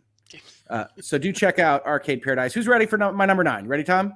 You have no guesses, right? What if I told you this was a massive licensed property that had a fantastic showing after a long time off? I don't want to waste a lot of dead air here, and we would. Well, I'm like, Oh, I'm not going to let you have a lot of I think dead air. I can guess this. All right, well, I'm going to put it up, and you tell me if you were right, okay? Here's my number 9 game of the year, Lego Star Wars, The Skywalker Saga, which, if you know me and my love of Star Wars, you know it pains me to even use the phrase The Skywalker Saga. Fully a third of this game is bunk just from its source material, okay? And yet, this is one of the best, very kid-friendly, very simple, arcade-type games that I played this year or in the immediate years previous to this one. If you've played Lego Star Wars, the earlier ones, about the first 3, the prequels, this is not that. This is a brand new version of a Lego game. Honestly, Lego made so many of these games simple level. The two you play together, you see secrets, you bash Lego bricks. Totally fun, but it'd been the same for, I don't even know, 40 entries. This is them going back to basics, building up a new engine, making it more of an over-the-shoulder, open-world experience. And this game includes all 6 of the Star Wars movies, and then some kind of weird fan fiction 3-movie add-on from a company called Disney. And in that, they also include planets of all these things that you can visit later on, have your own adventures, almost like, not in tone, but almost like a Grand Theft Auto kind of style. You've got quests and quest givers in all these various places. You've got all this stuff to build up on these specific planets outside of the main run of the video games. And it has just hundreds and hundreds of characters. It is, if you remotely like Star Wars, one of the best Star Wars games ever made. It is not complicated. It is not too terribly trying, but it is funny. It is amusing. It is creative. It has everything, every planet that's ever been in any Star Wars movie, including the Disney Star Wars movies. It has spacecraft that are in all those movies. It has space combat. It has just a ton of fun. And I highly, highly recommend it. And as a matter of fact, if you caught me on the right day, especially when this game came out, I would have told you it was the most fun I had this year because it is just that great. It is playable on couch co-op. Me and my girls have played it with 2 different controllers, which is a little bit tricky on my PlayStation because those controllers like to run out of batteries real quick. But outside of that, we had a great time. You can see here, this is basically the title screen with a bunch of the mainline characters you can see. And this is actually animated in the game itself, and they're bonking each other on the head, having all sorts of fun. They make a lot of fun at the movie's expense, which is very amusing when you watch the Disney Star Wars movies in this capacity. And it is just a great deal. And I actually think it's on sale now going into the year end. Couldn't recommend it more. I do think you probably have to like Star Wars in some capacity to get the enjoyment out of it that I did. But outside of that kind of limited, I know what a Star War is, it's going to be fun on its own. Or as Guy Brush Threepwood, who didn't make the list, I'm sorry to say. Return of Monkey Island is awesome, but didn't quite make the list. I tried Lego Star Wars. I was impressed by how good the graphics, sound, and controls were. Oh, it's light years above the earlier graphics of the Lego games, and it's clear that they just spent a ton of time and money on it. Skytron's asking the important questions. Is Last Jedi enjoyable? Yes, Last Jedi is enjoyable. Not the least of which is because, like every cutscene in the game, they make fun of the conceits of the movie. And honestly, they're a little severe towards the Disney Star Wars movies in the cutscenes. I mean, it never goes so far as to be bitter. It's not like you're suddenly found yourself on the dark web in a Reddit board that you didn't know existed called Screw Ryan Johnson or something like that. But it is cutting to the quick of some of the obvious plot problems with that movie and others in the Disney trilogy and the prequels, to be fair. But the Last Jedi sequence is enjoyable. You get the lightsaber fight. You get some of the other big stuff from Last Jedi. It didn't like tear my heart out to play it. So you have my blessing on that. It's not going to kill you to play the Disney Star Wars entries. It is still going to feel weird because you got like real Star Wars, and then you got this other stuff.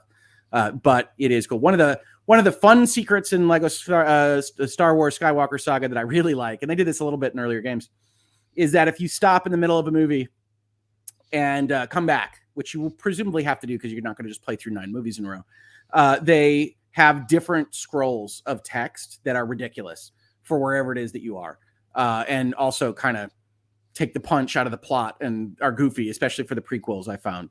So do check that out. Stop in front of, where Obi-Wan has to ask questions of a diner patron about his dart, and you'll get a scroll about how silly that is and that kind of thing. So do check that out. Tom, did you play this one?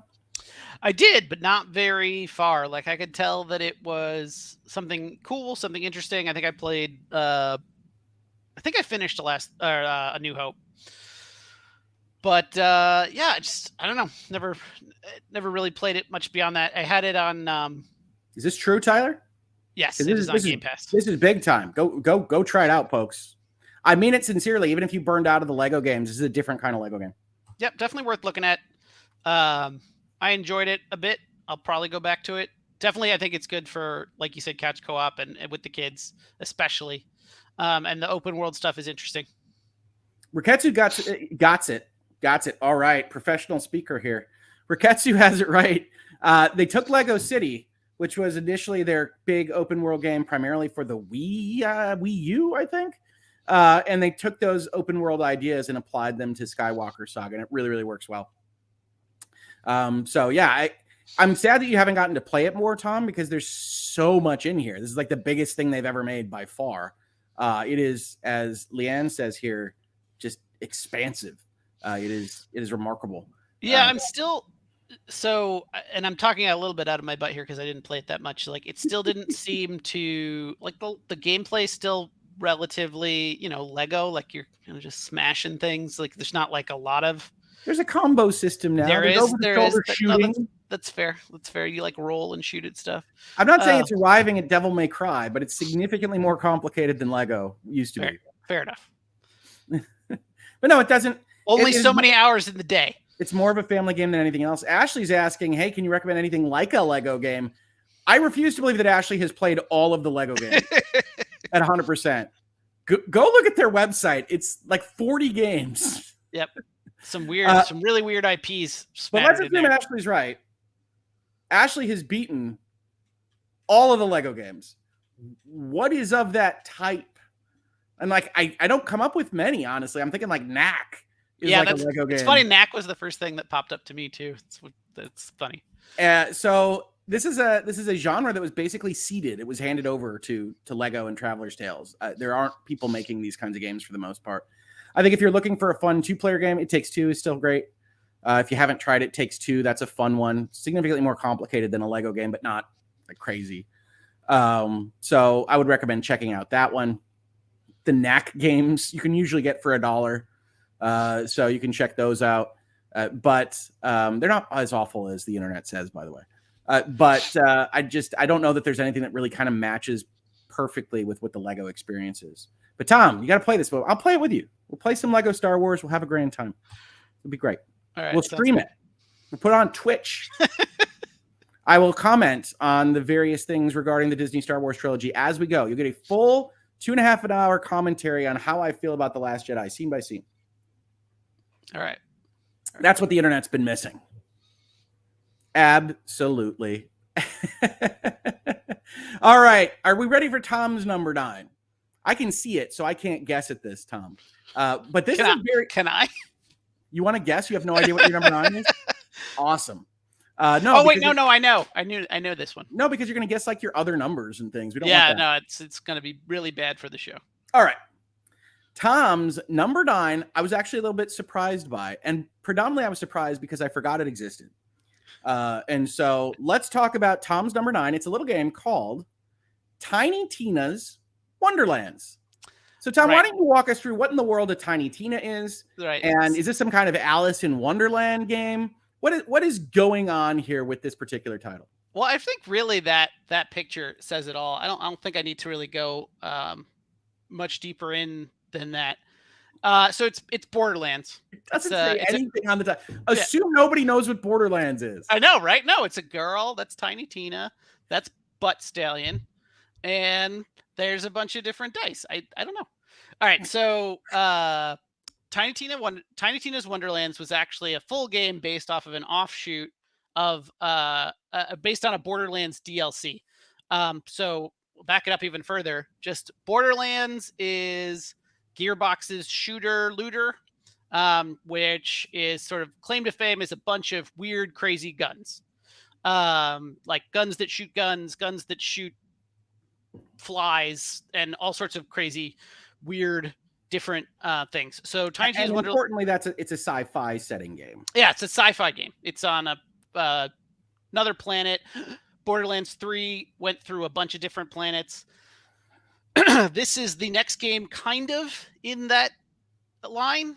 But it is, so for Borderlands 2, they made a DLC called Tiny Tina's Assault on Dragon Keep.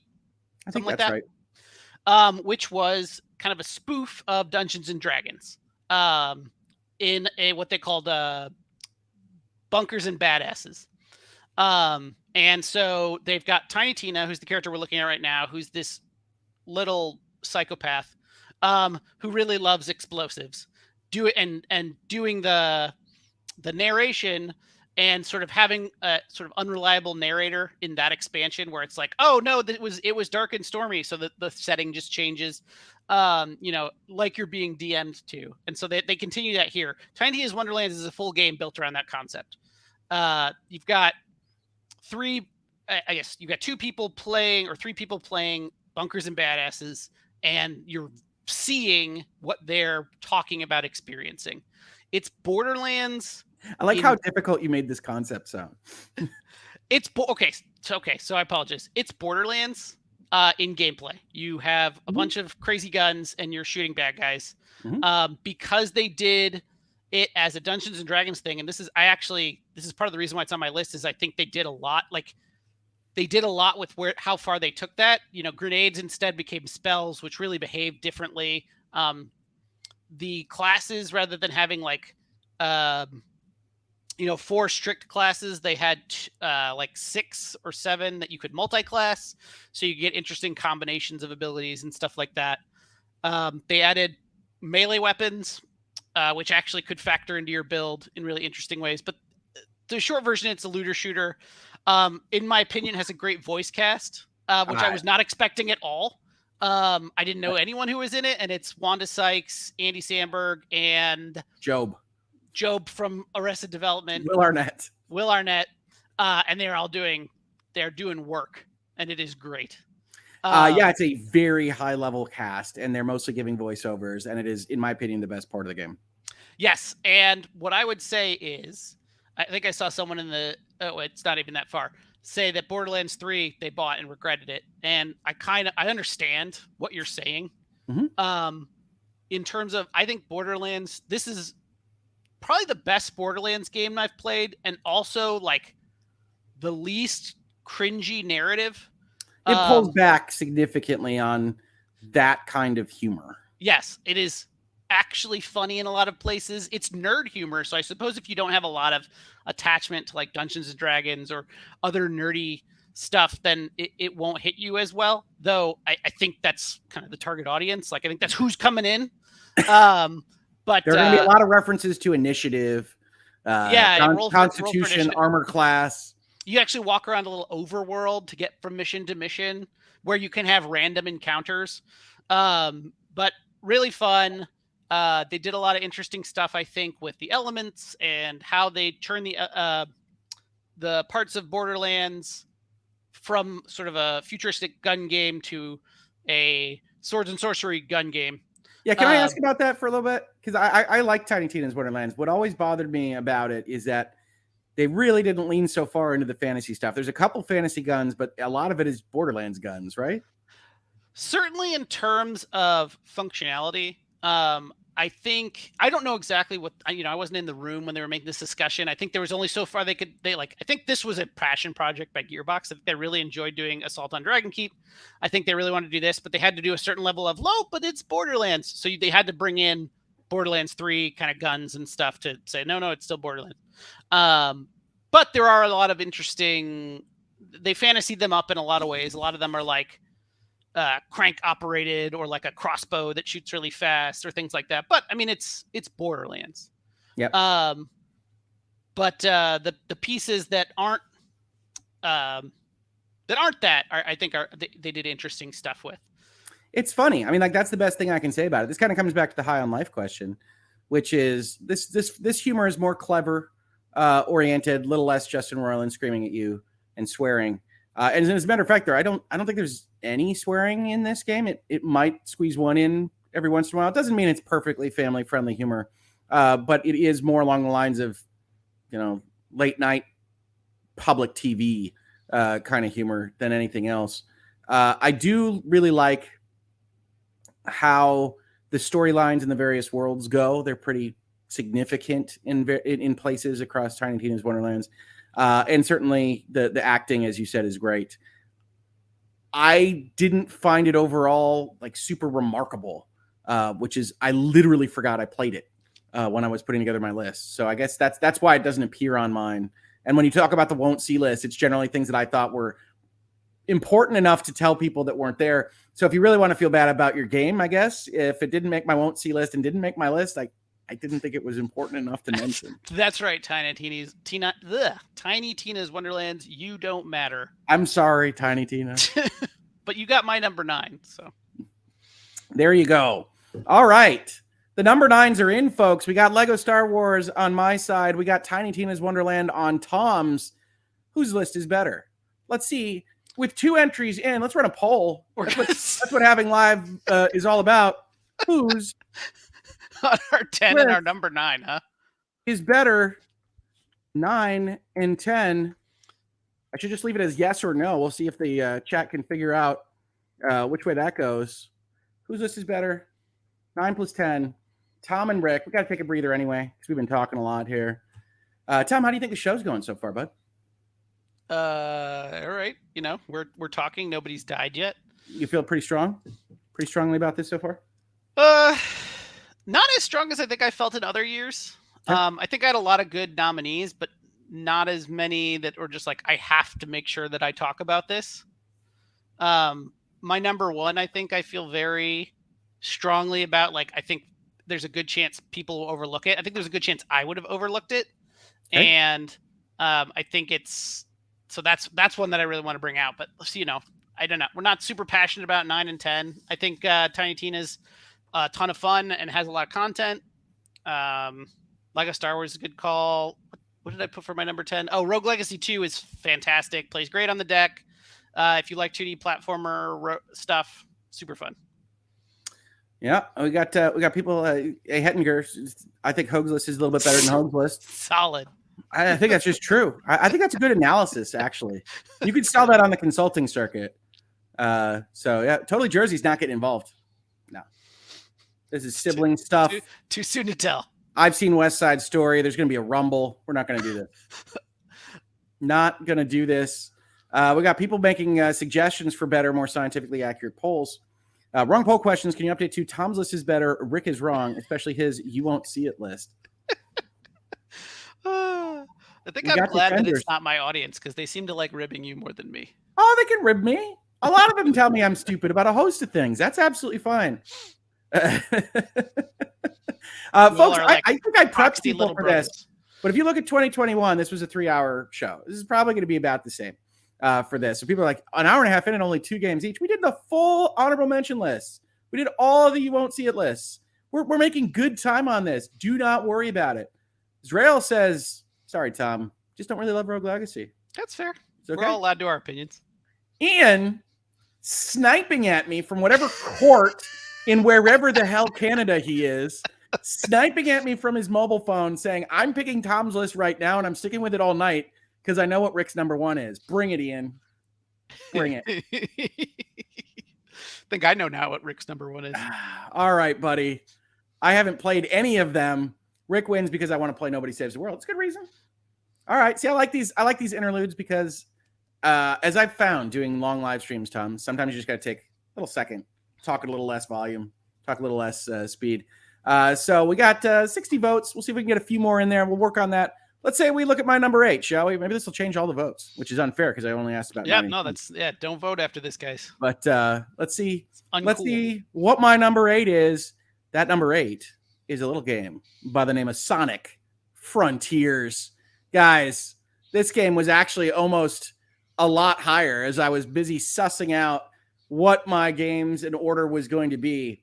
I don't think I can actually recommend Sonic Frontiers enough. If you ever had any love for the Speed Matters platform mascot, blast processing baby, 32 bits and whatnot, Sonic Frontiers is the game that Sonic Team has been trying to make to bring Sonic into the 3D era like Mario was in Mario 64 for approximately my entire life.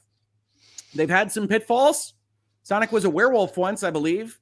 And now they have cracked it. And how did they crack it? Well, predominantly they realized that the Sonic world makes absolutely no sense and is effectively just a series of roller coaster rides and random floating bits. And they said, okay, fine. Let's just put that all in a Sonic open world adventure. And you know what? It is rad. Now, what's interesting about the marketing for Sonic Frontier to me is that this kind of screenshot and the trailers that they put out for the game is basically all they showed of Sonic Frontiers. And people were like, it looks kind of empty. And I don't understand what this world is. That doesn't make any sense. Is that a rail floating in midair? What is happening? And yes, it is, in fact, friend, a rail floating in midair. But you're going to love it when you go through it because for the first time, maybe ever, 3D Sonic controls are awesome. And more importantly, I think to a lot of people, and this was just basically not a part of their marketing at all, there's a real Sonic game in here. The predominant kind of mode of moving through Sonic Frontiers is to get various things to make friendship with various of your friends that are stuck in various places. And in so doing, to get medals and other items of a different economy from actual Sonic levels, of which there are between like 5 and 8 per island. And those Sonic levels are just like they used to be, but it does mix 2D Sonic and 3D Sonic, the best 3D Sonic has ever been, in my opinion. And you combine all of that kind of meta progression, that speed in space kind of notion with just really smart kind of driven economics. Oh, I need more rings to do this, and I need more hearts to do this, and I need more trophies to do this, and just kind of rolling through. And it's just gaming bliss. Now, what I will tell you is if you're looking for something narratively strong or grounded, The Last of Us, whatever it is you think you need, God of War Ragnarok, you're not going to find it here.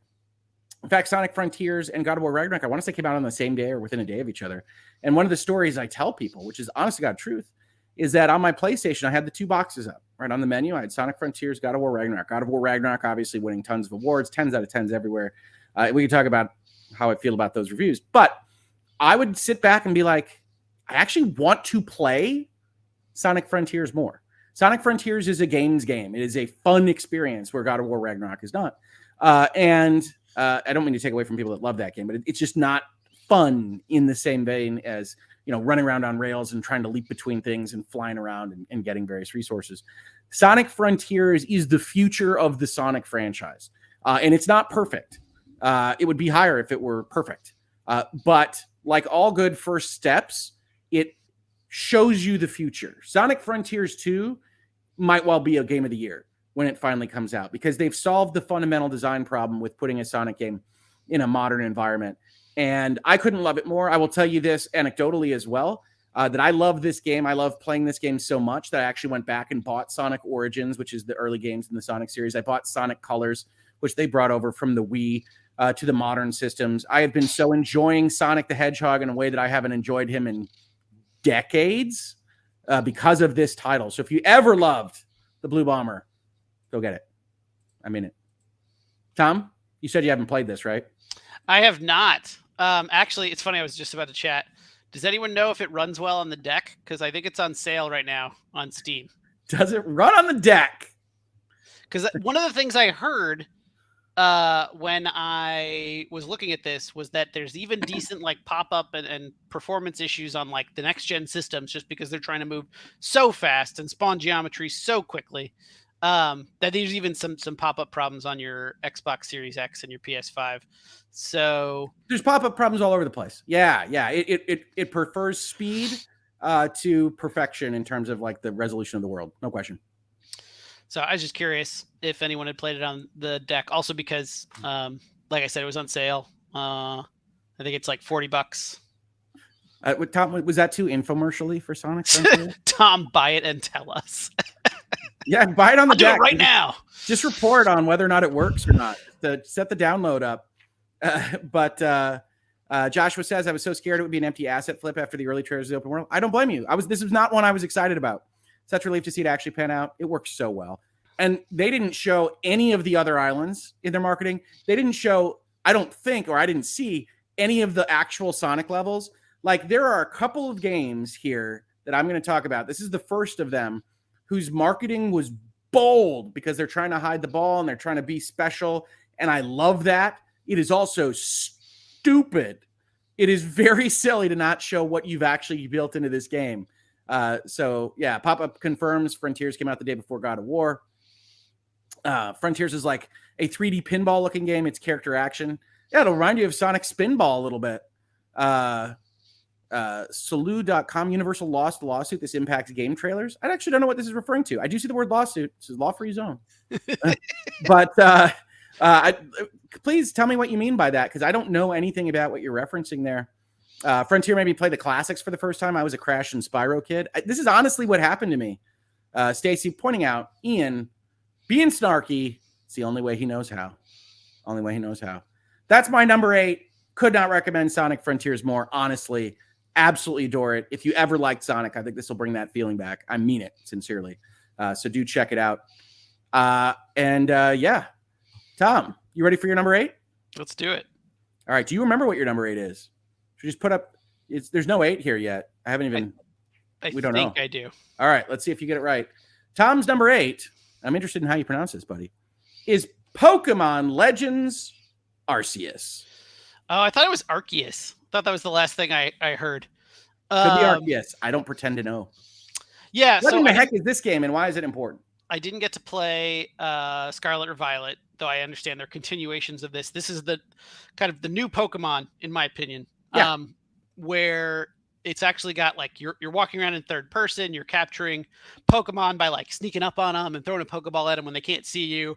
In addition to your normal like Pokemon battles, which are taking place in the world, there's no like popping in and out of, overworld versus fight. Like it's all taking place in one world. And you're exploring that world using your Pokemon's powers, using the ability to ride on a like spirit horse deer thing. Oh, thanks, Siri. Spirit horse is close enough to Siri, folks. It's kind of funny because it feels similar to Temtem, and I'm sorry, Pokemon. I'm not playing you for the plot, really. You do fine. But like what it is cool is like exploring and finding new Pokemon and training them up and that kind of stuff. And then I'm a kind of completionist achievement crazy person. And there's just this like giant book for you to fill out of like capturing certain Pokemon under certain conditions and then hitting them with other conditions. And that's all important because you need those stats for something in gameplay that I can't really recall right now, but you want to do it. You want to do the things. Anyway, they're fun sort of books to fill out. They tell you more about the Pokemon. But I mean, it's Pokemon. It's just, I think this is the modern direction for the game in terms of like making it feel more cohesive, making it feel like you're an actual Pokemon trainer, catcher person.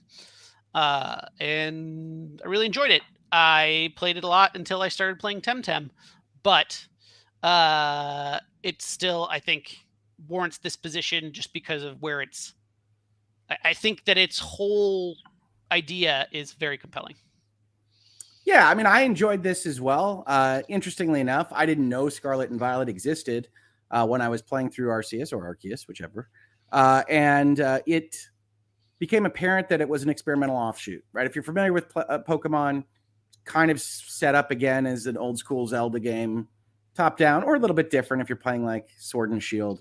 But you're going to villages, you're earning badges, you're moving forward. Arceus takes place in the past, like ancient Japan Pokemon, but you're a modern person that got teleported there. It's a whole thing. It's really not that important to playing Arceus. But what it did show is exactly what Tom said, is Pokemon out there in the world. It wasn't this kind of random encounters, really old school RPG approach.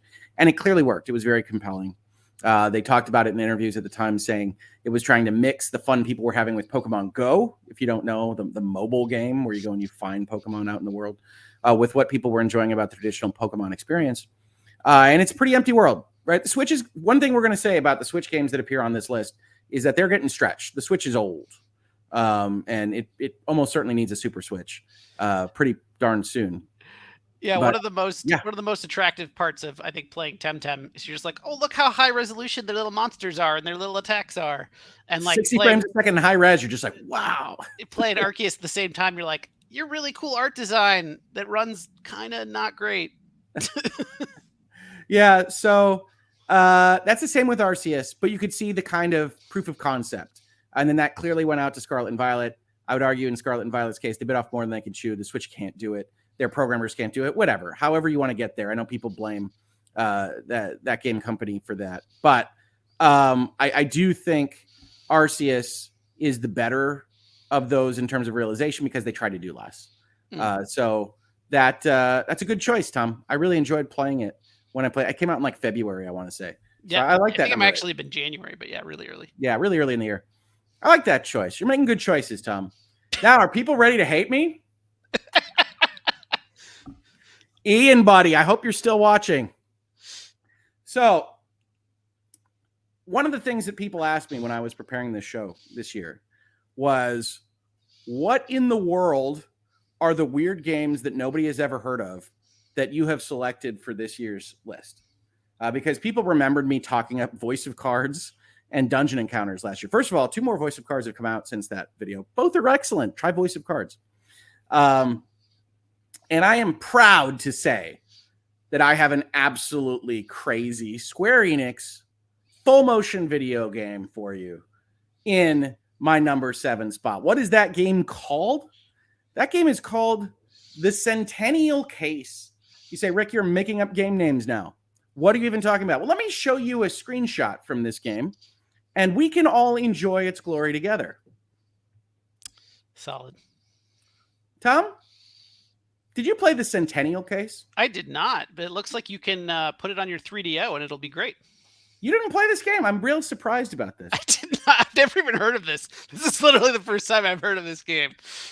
What's great and I'm pretty tapped in. I can manifest games into existence here. Just this didn't exist before I mentioned it right now. No, I know. I think this is actually like some complicated Photoshop. That's the power that I have here. All right, so The Centennial Case, and I think everything we've said for those wondering, Tiny Tina is on the border, but everything has been basically friendly for kids. This has some serious themes, but this is also kid friendly, as long as you're okay with murders, which my youngest loves. My youngest loves Japanese murder mystery games. She's a big Ace Attorney fan. And so we really enjoyed this. This is a full motion video game done by Square Enix. Pretty high production values, honestly, as good as a kind of well-resourced TV show at minimum. But a lot of good movie stuff that takes place in Japan in multiple different years, in which the actors of each era play relatives or various other figures in the stories at each of the other eras, on the premise that the person that is reading their stories in the modern age are using people that they know to fill in for who these characters are. Adding complication to what is a series of murder mysteries is the fact that there may or may not be a fruit that can make you what the game calls ageless, which isn't the same as immortal, but that can otherwise extend your life through the years. And so one or more people may or may not be actually the people that are existing in the modern era in which a murder has also taken place. So if you can imagine a Sherlock Holmes style intuition, deduction, mystery game taking place in and over the course of, this is going to surprise you, I know, 100 years, then you can imagine what the Centennial Case is. Now, this was originally filmed in Japanese. You do have a full dub if you want it. It is not the world's strongest dub insofar as it does one of the things I hate about dubs, which is it takes out the actual sound effects in the room. So it sounds like people in a sound booth dubbing over other things. But it is an absolutely wonderful mystery that is probably a more compelling story than most of the things that video games have put out in the last 3 to 5 years. It is well thought of.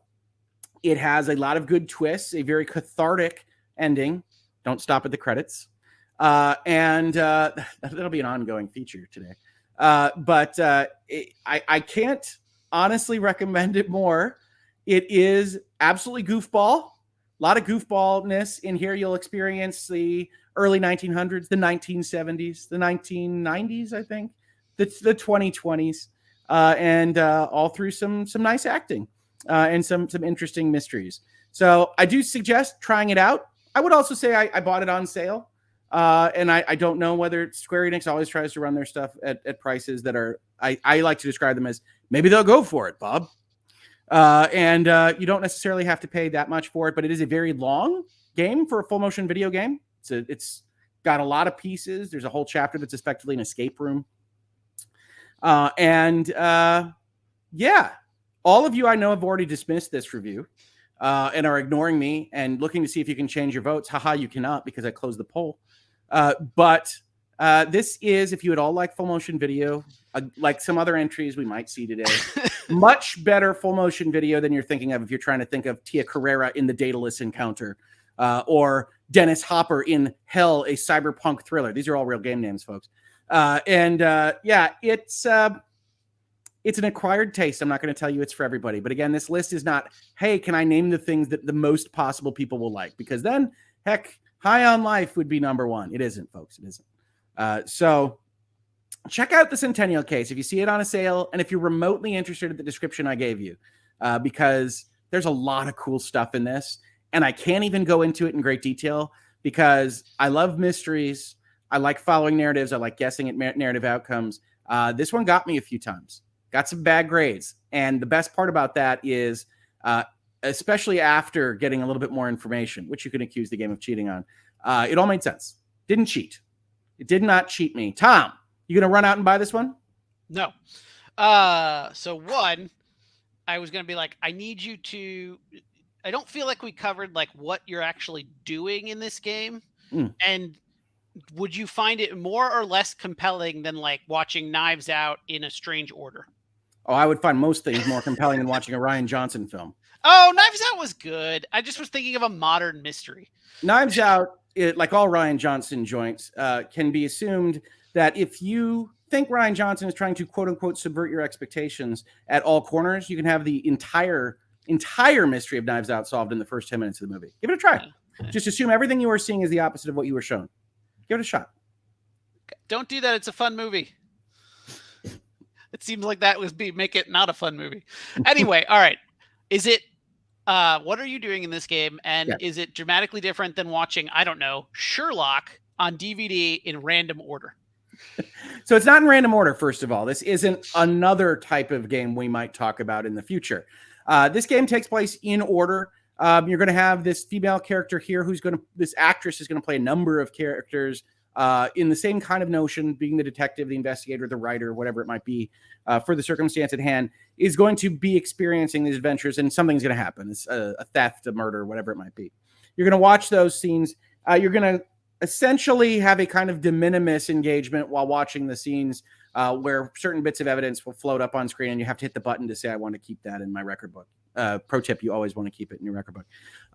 And so you'll be clicking the buttons. That's not the real game. At some point, when the mystery has occurred and it's time to deduce things, you will enter your mind palace. This is the mind palace. And you will have a sequence of essentially questions you have about what it is that you've witnessed, as well as those evidence pieces that you've picked up and the scenes that you can go back and watch if you want to. And you are going to be connecting those clues, that evidence, with the questions and coming up with suppositions, right? And so the way this game basically works is there'll be a broken window and you will have found glass, right? And there will be a cigarette nearby or whatever, and you'll be able to put those with that question, and then you will have a hypothesis. If you put the cigarette with the glass, you can say, oh, it must have been Ren because he was smoking and he would have looked for a window to find, and he would have seen something, so it must have been him that murdered somebody. It'll be this outrageous thing that may or may not work. It's just a function of what could be if you connect these various things. 80% of them will be wrong. And you're trying to kind of suss out what could possibly have been the occurrence that happened here by putting all those clues and all those evidences and all those hypotheses together.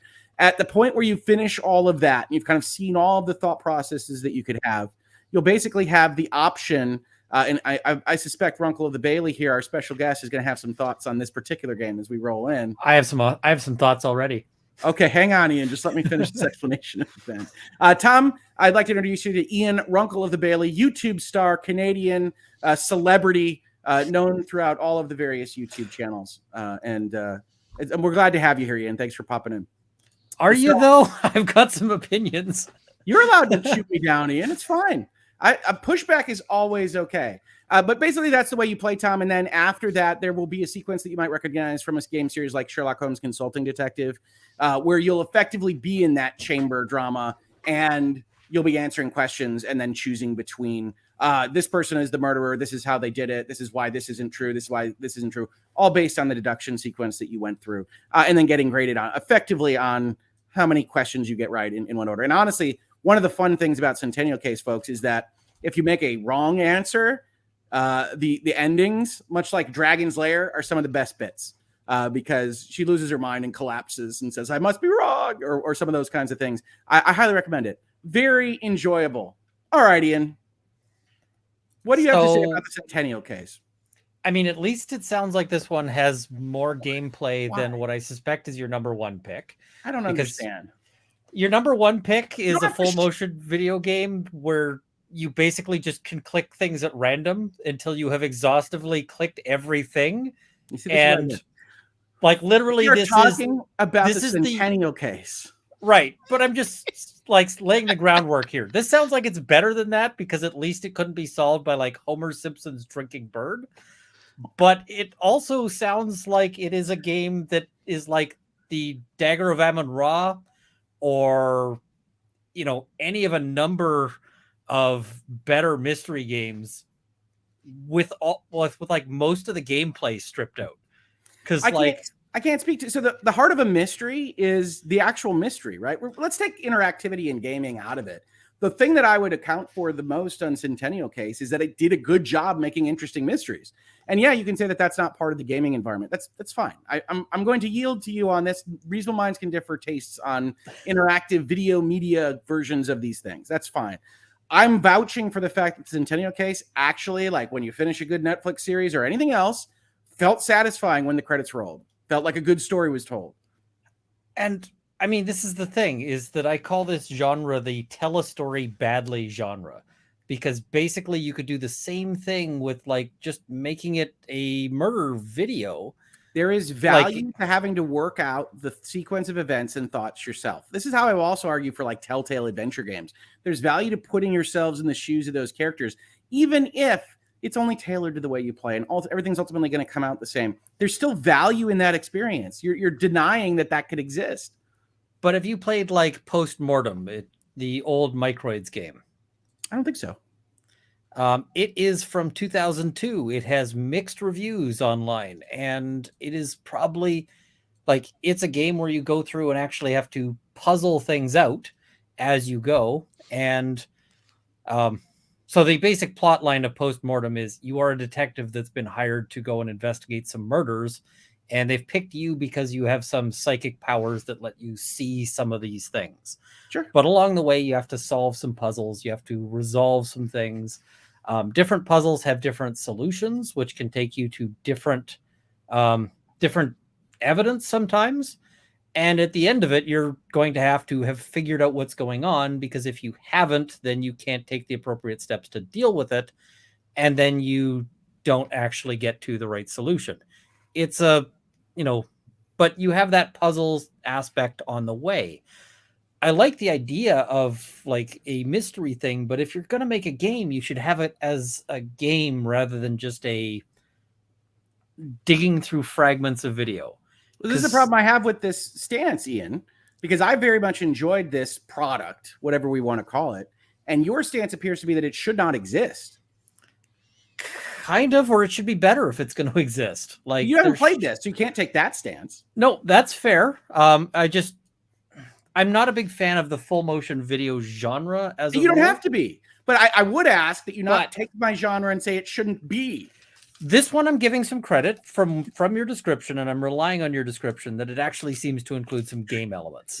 There's going to be a detrimental reliance lawsuit coming on after this. It's like you told me things and I disagree. Oh, I'm not spending $40 on this, and that's it on a 40% off sale. So is that 40 Canadian dollars? Because that is 40 Canadian dollars. $40. Okay. But like still for that same price, I could get several other games that I'd probably enjoy more. Yeah, I'm not going to tell him. I said this. I think you probably heard this, Ian, but I don't know. I know you were watching a couple streams and working, certainly. But this is not a list designed to be, here is the most people that could be made happy by these 10 games. These are the things I like the most. Yep. No, that's fair enough. I'm just saying, like, this one I have some thoughts on, and I'm just like, but most of my rant is about your other choice. Well, we're like 7 games away. Are you hanging out with us until we get to number 1? I don't know if I can stay that long, but I'll hang out for a bit. Okay. Well, good to have you here, Ian. Folks, if you don't know, Ian Runkle of the Bailey is a fellow YouTube lawyer here that loves video games, is also a member, of course, of the Lawyers and Dragons crew. We are planning on having a Runkle and Rick hang out and chat about games, if I can stand him after he gets done eviscerating my list next year. So we're going to try to put that together because we have fun chatting with each other. And Tom, as you can see, Ian is just as snarky as you and just as willing to cut me to the quick. So Ian's Tom, like, we just do your number 1 so I can get out of here. So, Tom, did you have any other questions on the Centennial case? Does this sound remotely like something you'd be interested in? Not really. Not Okay. probably the first 10 things I jump on after we get done here. But, that I trust your opinions pretty far. I do know that you have a very strong, let's say, weakness for FMV games. I don't know what it is. I don't know why it is, but like you give a couple points to them where I otherwise might not. They bring me joy. I just have memories of Command and Conquer. What can I say? All right. So that's my number 7. We're not going to be taking any polls about my number 7, guys. Are you saying you'd like to do Command and Conquer, but take out all of the actual commanding and conquering and just have the video? Just the FMVs. No. Would that be your ideal game? Hey, I love what was it called? Dune Emperor that had the crazy Dune videos. Oh my goodness. Lots of good stuff in all of these things. But no, I'm not saying that you have to only have full motion video. All right. Tom, do you have any idea what your number 7 is? I really should have saved that list. Nope. Let's go. All right. Now, Ian, since we don't have any idea what time yet, before we get to Tom's number 7, do you have an experience this year, a game that may or may not be on one of our lists that you just really enjoyed that you want to talk about? It's the 2022 celebration. We know you love and hate Christmas just as sure as you love and hate yourself, Ian. So why don't you add to our Christmas stream? What experience do you like? I'm just trying to think of what I played this year that I really liked, because some of what I played was a lot of like stuff that I'd played before. I went through and I played a ton of Hades. Hades holds up like you wouldn't believe. I picked up for Hades too. I am. I'm also weirdly pumped for Cook Serve Delicious Forever. I think it is. Is there a new Cook Serve Delicious? I love those. It's Cook Serve Delicious. They're making a new one. And I mean, that is one of the dumbest games in terms of concept, but they lean into the dumb in ways that are fun. Like the whole, like Cook Serve Delicious 3 is set in post-apocalyptic America as a food truck driver. Yep. Is it? It's bizarre. And the other thing is that part of the premise for it is that basically they've lost all of history and then they've made it up. So when you're actually looking at the food things, they'll have descriptions of the foods that are just like lunacy. And so it'll be like, tamales were invented when some guy wandered into the forest on a hunting trip with his son with a tamale in his pocket. And they got, lost and were hungry, and he was starting to hallucinate, and he saw a wild tamale that he decided to go and hunt. He reached into his knife to go, take out this tamale and found the tamale in his pocket.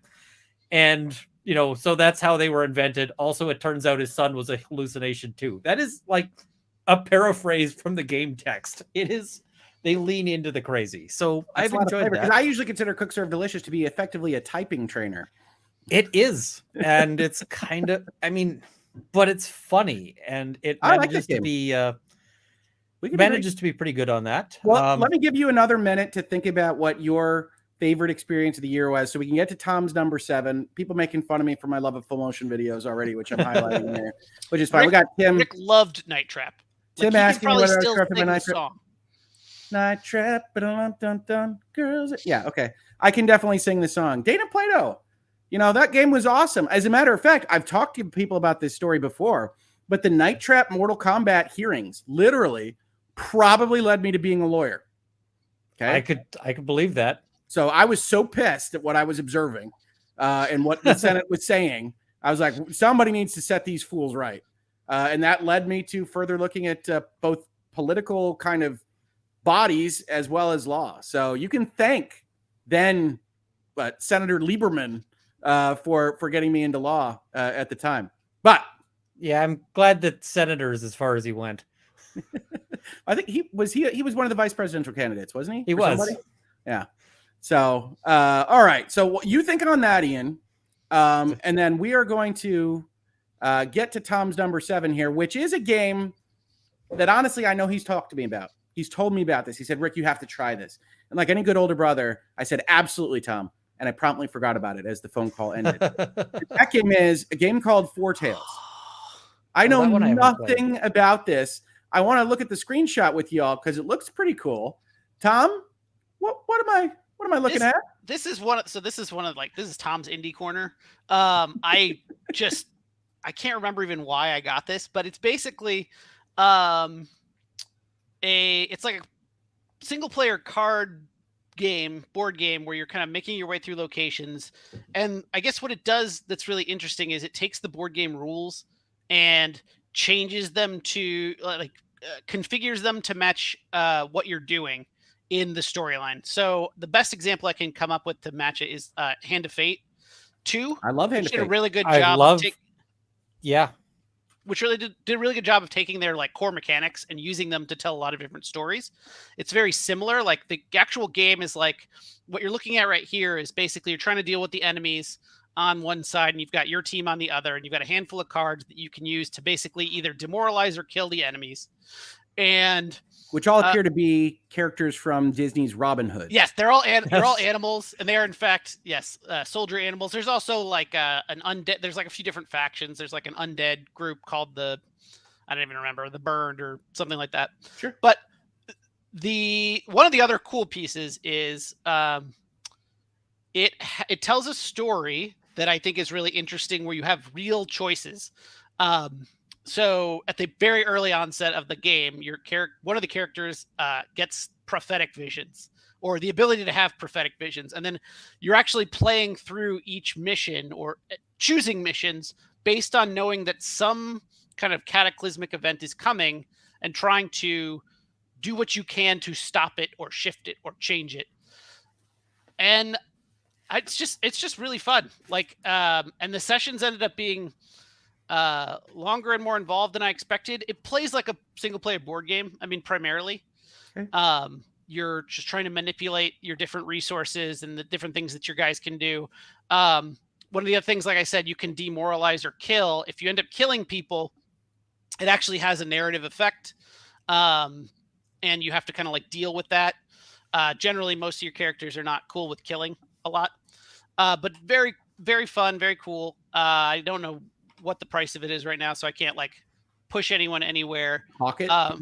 But yeah, I can't get any sales. Thank you again, Siri. Wow, that was a really long search. It started at prophetic. $22 Canadian on Steam. But I really enjoyed it. I think it has some really cool writing, some cool ways that they play with the different cards. You're saying writing here. I'm looking at a card game. There's some kind of meta narrative campaign thing? So there is. There's a few different things. So one, they'll do a lot of dialogue during the missions by effectively putting like comic book bubbles around each of the cards. And they'll jabber back and forth and talk about how to approach a situation.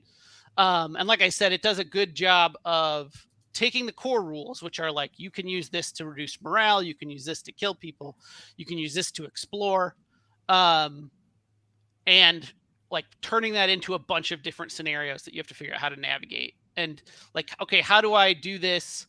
Like I have to go save this person who's going to be executed. All right, how do I do that? There's actually like 6 ways to solve it. And some of them are violent, some of them are sneaky, some of them require you to get certain information by exploring certain locations. The way you go through the missions also, sorry, what we've got right here is a combat, but that's not Okay. actually like the core of what you're doing for the most part. I picked the screenshot I thought was the coolest. Sorry. No, it's totally fine. So the core is actually usually a series of locations. Okay. And you can interact with the location by taking one of your cards and playing on the location. And what that card is and what the location is has a semi-unique solution. Sometimes they lead to the same things, but it's basically like if I explore the tavern, or if I use a card that has like the explore nature to it on the tavern, I find the basement under the tavern where there's these guys. And then if I use this like talking card in that area, I hire a mercenary or whatever, and I now have access to that card and can use it. So that sounds a little bit like a Griftlands type game. Is that what this is? No. Okay. It sounds a little like Inscription in some ways, with the cards and the plot kind of intertwined. Tom loves Inscription. I did. Inscription was one of my top games last year. Yeah, this isn't a hard one to describe, but it's almost using the card game to do sort of a choose your own adventure, navigate through a scenario, figure out how to solve it your way thing. And then this is a battle, like I said, which is you'll do some of, but isn't actually, I'd say, like the core. The core is trying to figure out how do I get the resources I need to do X, Y, Z. So that I can solve whatever mystery I'm on or whatever mission I'm on, like save the guy who's going to be executed, buy the thing that I need, whatever. But highly recommended. Sounds like it's not terribly expensive right now. And it's a lot of fun. Interesting. Now, does this look more up your alley, Ian, than Centennial Case? I added this one to my wish list. I didn't need a 2v1 here on this show. I tell you what. That's good stuff, Tom. That's good stuff. Yeah, this is the section of Tom's list where I say I don't know any of these games. What is that? A screenshot of that game? I hope you're going to see a screenshot and be like, Rick, what is? That's not the game. Yep. To be fair, I didn't know what yours was either. So there you go. So Ian's adding it to his list. That was a good description. I think. I don't know that it was, but it is an interesting thing that good art. I'm sure there's like a trailer that kind of does a better job. But yeah, it's also got really cool art. It's got good art. All right. Well, that's our number 7s, folks. Ian, you have any great experiences you're ready to share with us yet? Or we can move on to our 6s. I mean, my great experiences are all with games that when I check their timeline is from previous years, because I'm one of those guys who just sees something, throws it on my Steam wish list, and then I'll get it when it comes out in a Humble Bundle or when the price is like on some sort of fire sale. Yeah, you are a lot like my brother. You're checking in. It's like, this says 2017, Rick. I don't know. I played it all August. Yeah, that's kind of it. I mean, right now I just have been playing. I'm just pulling up the name, the Jedi Fallen Order game. Sure. You're getting so pumped far, for Jedi Survivor? I'll play the heck out of that, I think. I'm early on in it, but so far it's got more run and jump sequences than I like, but it still seems to be a good combination of gameplay and story. And I mean, I'm like super early on, but like they do pretty well with things. I'm not going to ruin anybody's opinions on Jedi Fallen Order. It's a perfectly good game. I really liked Inscription, which I was playing this year, but was from from 2021. Hey, Ian, if you want to use that one, it released on PlayStation this year. Others have been using it as a 2022 game. If that'll get you, there you go. Ben, I really like the way that one has it starts off with here is some really simple gameplay in a really creepy setting. Now that game has full motion video. Yeah, it does, and I don't object to full motion video. You just gotta also have gameplay with it. But the full motion video Inscription is you watching videos. It's literally that's the context. Well, I mean, that's also the context for some other things that are awful. But like Inscription, he's really coming hard at me today. Have you noticed this? Well, I think Ian believes strongly in our friendship to come with this kind of tone. I like that. I do. I think Rick may have hinted to the fact that he convinced Ian to play this game and that Ian felt like betrayed. We actually talked about Ian earlier. I don't know that you were actually on the stream. I'm gonna play through it at some point and finish it just out of sheer stubbornness. It's gonna be like this. Yep. But it is hate finishing, rage completion. Yeah. But like Inscription has moments where you guys probably played Soma back when that was. Soma is one of the best horror games ever made. Yep. And Soma does this thing casually where they're like, here is a problem and it's an ethical issue. Go. It's like, you need to connect this tube to this thing, but also it's connected to this thing that is alive. And so is that a problem for you?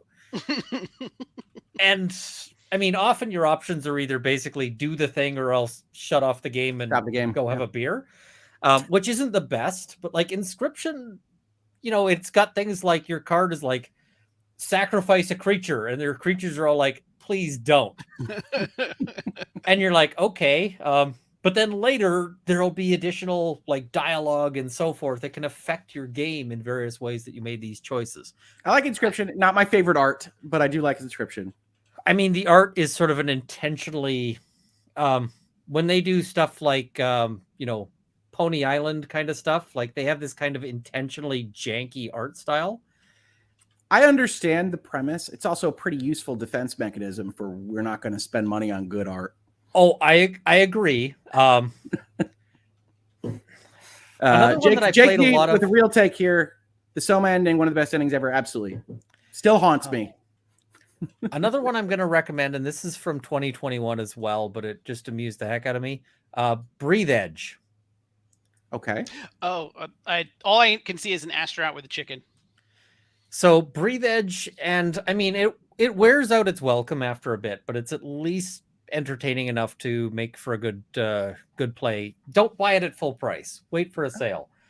But Breathe Edge basically starts with you being interrogated by space mobsters, who are robots, about how you happen to get there, and then it takes you back to your tale. And basically, it's a story of survival in space in the most ridiculous setting possible, that is intentionally humorous, and everything in it is stupid, but in ways that are amusing. It's just sort of it's just one of these games that doesn't take itself seriously at all in ways that can be fun. Now, am I remembering correctly, Ian, you were playing Hard Space Shipbreaker earlier this year? Because that came out this year. I was. Oh, and Hard Space Shipbreaker is amazing. Okay. So I thought you liked that one. I want to make sure. Yeah, no, that one's a really good game. Yeah. That one's interesting because it's one of the few games that actually sort of has a union plot line to it. It does. The plot line came later. Corporations, yeah. But that one's just kind of fun because it's a you're having to take apart these ships, which is kind of a puzzle thing. Mm-hmm. One of the things I'm actually kind of saddened about is that some of the puzzles have gotten easier as it went further along. And what happened is basically they were like, this ship is too hard to figure out how to take apart, so we're going to add some additional sort of obvious cutting points, which means that a lot of the places where it was like, this used to be really a clever way to do this, is now like, okay, it's now no longer the optimal way. You just hit that cutting point instead of like doing fun stuff with shape charges. But you basically have to take apart ships in ways that allows you to get maximum value out of it. And taking apart a ship is just entirely disassembling it and sorting it into one of 3 different slots. It goes into bins. Yeah, it goes into the furnace, it goes into the processor, or it goes into the barge, depending on what kind of object it is. And, but it's really fun. And sometimes when you screw up, like you'll just cut something a little bit too close, you accidentally hit a fuel line, and you could just watch the explosion start, and your character may not survive. And it's like, oh, now you need another clone. New clone. Yep. No, I think that was a fun one. Yeah. So I remembered you telling me about playing that one. I think it may have been on Game Pass. Might still be on Game Pass. Don't know. But that is, I know that's the kind of game you go for. So I want to make sure that I reminded you that we had. And then it's going to be on your list. No, hard. Hard. I can never remember whether it's like, I keep wanting to say like Hard Breaker Ship Space. No, Hard Space Shipbreaker. Yep. That doesn't work because Hard Space isn't a phrase that my brain recognizes, period. No, I've just called it Shipbreaker, but sure. I don't know where the hard space comes from. I don't know. They want to make a universe. It's the Marvel Cinematic Hard Space universe. I don't know. Also, as a weird sort of tie-in, a friend of mine who I hadn't talked to in like a decade, I ran into online and was talking to him about what he was doing, and he's like, oh, I met Blackbird. And I was like, oh, and he isn't on the shipbreaker team at this point, but he was at one point solving problems like, how do we know when two objects are connected? Which it seems important. It's an important one on this one. So no, that's a good, that is a good one, Ian. And I love getting your takes because you don't necessarily play the same games as me, but I generally like what you recommend. And I never overly bitter about what you game. Just so we're clear. Just so we're clear. All right. My number 6 is perhaps the longest game on anybody's list today. And that is, of course, Xenoblade Chronicles 3. I think a couple of people were waiting for me to get to this one because I am a big fan of the Japanese role-playing game. And Xenoblade Chronicles 3 is like the quintessential platonic ideal of a Japanese role-playing game. Folks, you're probably familiar with this, but this series is made by Monolith, and they make giant, enormous areas to run around in. Xenoblade Chronicles 3 adds a job system effectively to an enormous Japanese plot line. It will not surprise you that our relatively young adult-aged characters are going to be fighting fate and destiny in this one. I know. That never happens. It's odd. I know. But Xenoblade Chronicles 3 is that kind of Japanese role-playing game that adds system upon system upon system upon system until you can't see straight. And if somebody walks into the room trying to watch you play a battle, they won't understand anything that's going on. You have multiple trigger conditions. You have a series of resource bars and management that you are trying to account for. You're constantly spinning plates. But while you're doing that, you're having a great time. Now, I do have this to say. I love Xenoblade Chronicles 3. It's too long for an adult. It's too long for me. It's perfectly fine for the kids, those of you that have asked that question before. But it is also taxing the Switch to its limits. I told you we would talk about this with respect to some of these games. Xenoblade Chronicles 3 uses an aggressive dynamic resolution kind of option. And what I say is when you're fighting big stuff, you can still play it. You can fully understand what's going on. But it starts to become essentially a smattering of firework pixels that are just kind of stewing together in the vague outlines of characters so that you can actually continue to play this game at something remotely approaching a decent frame rate. So I wanted to warn people about that. But if you like the melodrama, if you like some of the best music in video games, this has an excellent soundtrack. And if you like job systems and multiple party members, and you're not quite ready to jump in with Square Enix on Devil May Crystal Final Fantasy 16 Warriors Super Turbo Edition, this is kind of that old school Japanese role-playing game. Even though it looks like it's purely action-based, you're still attacking on a turn-based system. It's just a lot more dynamic than perhaps it used to be when we're talking about something like Chained Echoes. So I don't want to give away too much of the plot. I will just say it is you're fighting destiny. Basically, you've got multiple camps of people that have been consigned to a war they didn't choose and told that they have to continue fighting in it until they get to be promoted, which is to dissolve into nothingness at the end of their service period, and whether or not you can fight that particular claim to fame in the game. It does have some connections to the earlier Xenoblades, but nothing so strong that you would be losing out on anything if you started with 3. And it's one of the best role-playing game experiences of the year. So if you like any of that or the sound of any of that, highly recommended. Biggest problem on a Switch game like this is you're probably not going to be able to find a great sale for it. If you do, jump on it. But otherwise, it's probably going to be pretty close to full price. So that's Xenoblade Chronicles 3. It kind of speaks for itself. I don't know that I need to push it that much stronger, but people are asking me how far I've gotten. So I'm about 62 hours into Xenoblade Chronicles 3. I have not yet gotten to the halfway point, I am told.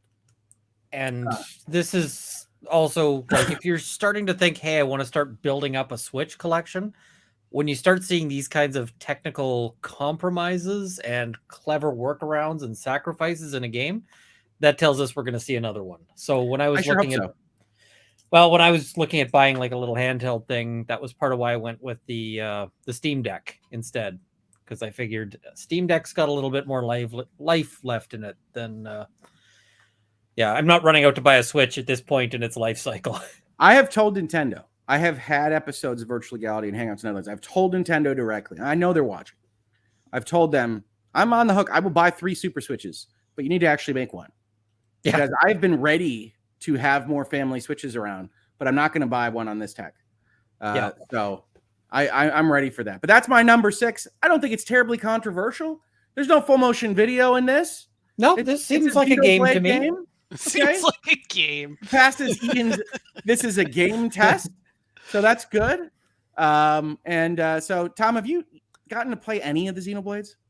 No, I think I bought the Switch like remasters or something. Xenoblade Chronicles Definitive Edition.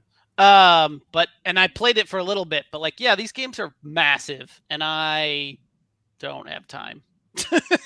Well, Like- and Xenoblade 1 has a bit of a fetch quest problem. A lot of that has gone away by Chronicles 3. This is in my opinion the best of the Xenoblades, but it is just a massive undertaking. It's got to be 150 hours long, and so I recommend it. Bare minimum, I like to tell people when I'm otherwise giving these kinds of comments on games that I do kind of evaluate them at the dozen-hour mark to get my money out. It's like, did I have fun for a dozen hours or more? Sure. I will recommend them from that. But there's really no question it's not going to explode or anything in terms of plot line. So it is my number 6 game of the year. Don says, didn't watch live. We'll watch later. But here's a vote for Horizon Forbidden West for number 1. We'll see how it does on anybody's list. We already know it's on Tom's won't see list. Did not play. Because he did not get to it.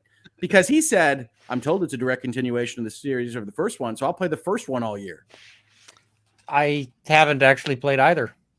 Ian says, I don't believe in PlayStation exclusives. Xbox forever, yo. I does Zero don't Dawn know really either. count as does Zero Dawn count as a PlayStation exclusive now? You can get it on the PC. Is it Hoeg's number 1 JRPG of the year? Maybe. We'll see what the list says. Definitely not of all time. I don't actually own a modern, I own an original Series Xbox, and that's the only console I have. The big one? The giant one? Yeah, it's real old. Nice. Love it. I love it, Ian. I love it. Do we have any guesses of what Tom's ridiculous choice for number 6 is? I will tell you all, I'd never heard of this game.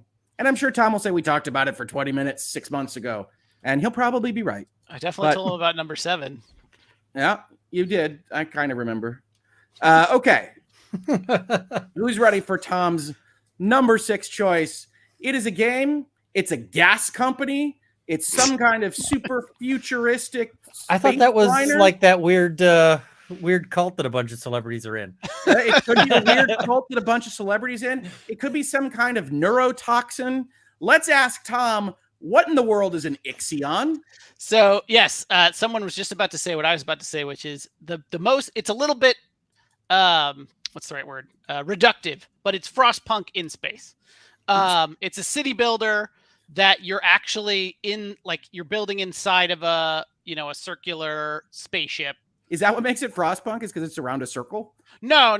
What makes it Frostpunk is you're kind of you're like the. I don't want to tell too much because I actually didn't know the conceit of the game when I started it. Okay. And that was really fun to hit. So I'm not going to say exactly, but you're in a space station and you're trying to, build a functioning kind of ecosystem. Okay. And you've got a little bit of a kind of import economy because you don't have resources. So you have to go mine asteroids and stuff to bring in the things that you need to make.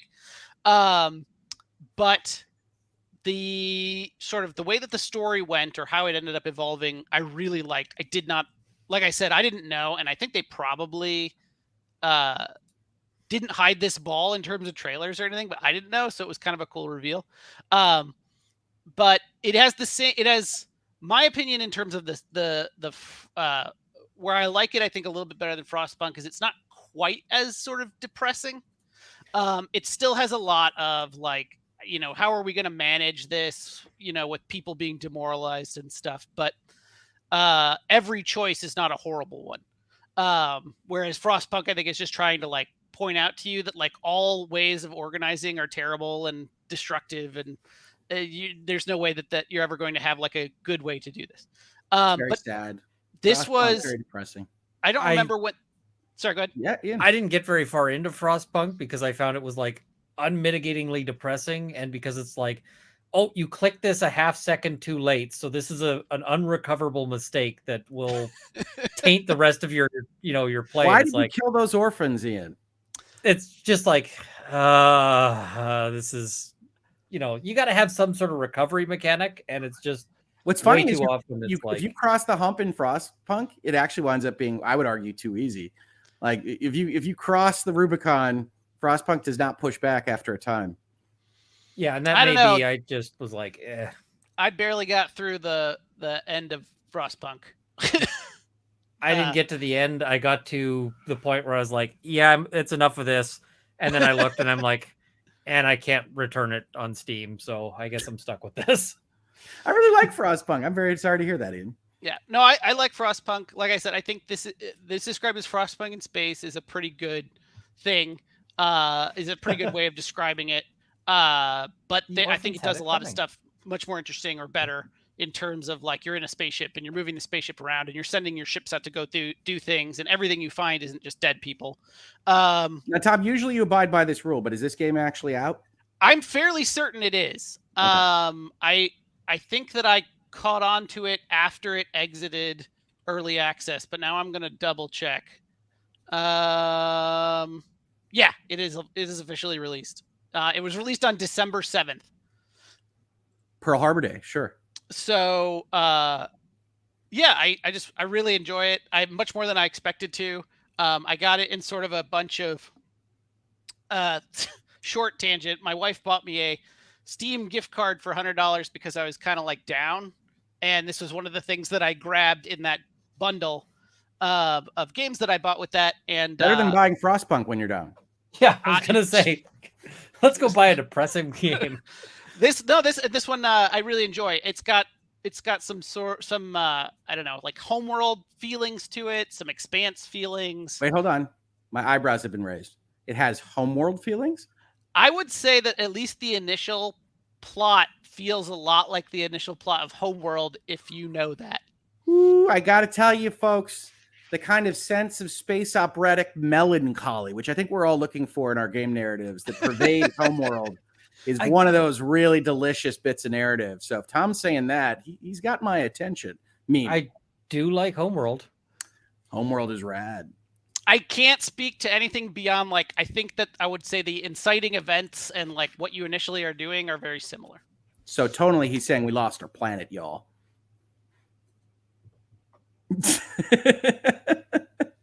Anyway, all right. Ixion sounds cool. It's fun, and it's actually funny. One of the things that I brought up the Expanse because I think about when they talk about Ganymede and how he's like one little thing going wrong can cascade, and like a number of times I've felt like this here, where it's like, oh, we didn't have enough food, so people were getting mad, so they were striking, which meant we were producing out of food, so oh crap, and like having to figure out how to like wind that back as quickly as possible.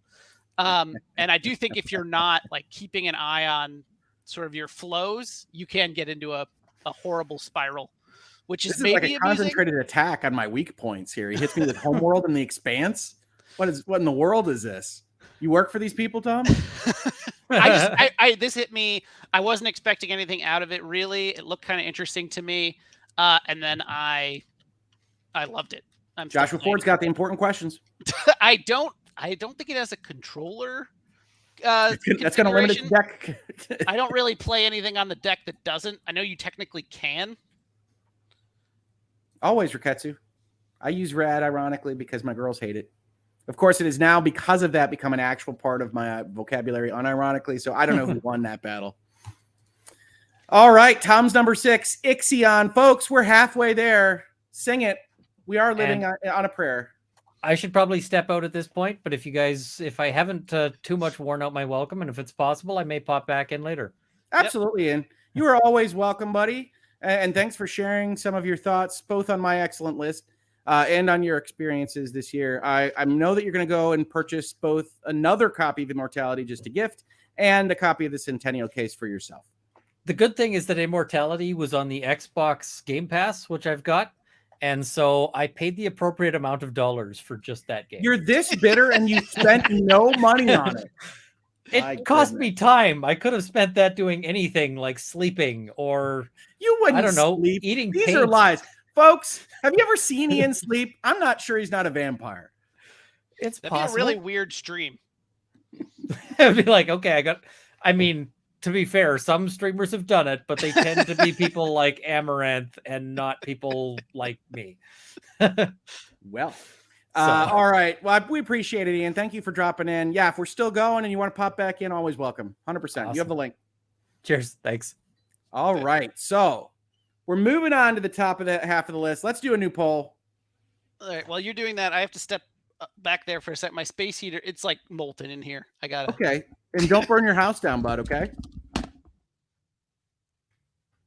Oh, look, we get to watch this action happen. Some streamers turn off their camera when they do those kinds of things. Not Tom. Tom wants you to be a part of his life. All right. I'm back. Good. Did you hear anything I said? Nope. Awesome.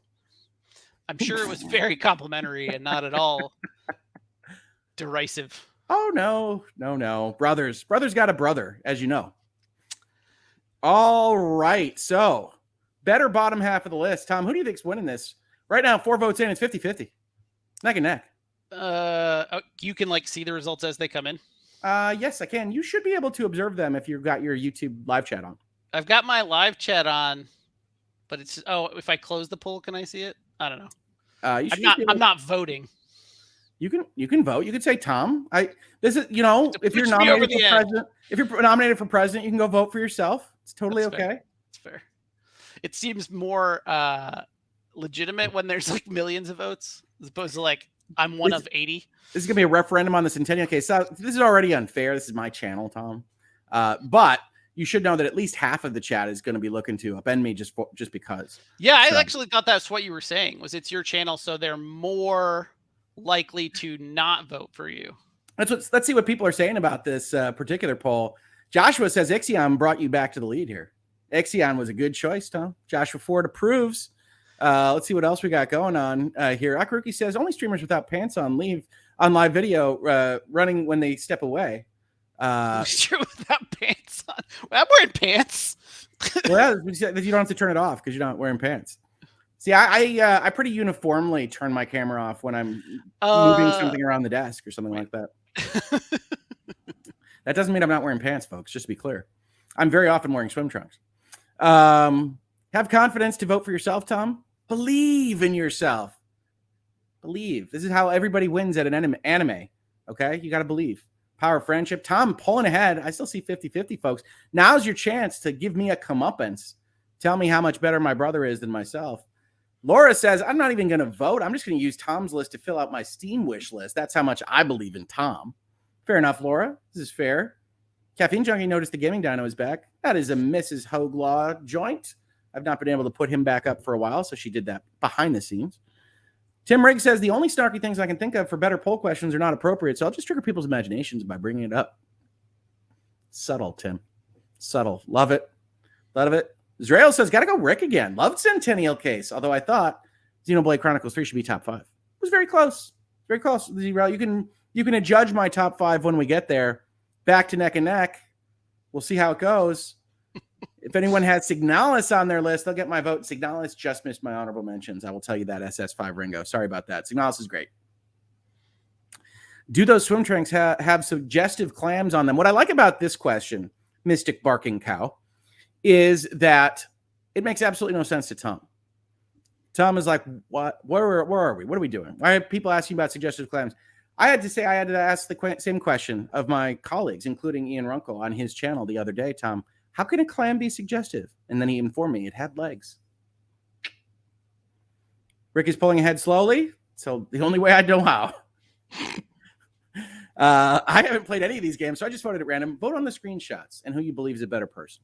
You got this, Luxurian. This is a commentary on us personally. Jennifer, my Steam wish list has significantly grown today. Happy face emoji. Can't wait for the top 5. Top 5 is fun. Top 5 is fun. All right. So we got 55-45. We're going to leave that up a little bit. I'm going to take the heat for whatever I choose next or the benefit. We'll see. But we got to press on because we do have to deliver people to bedtimes eventually.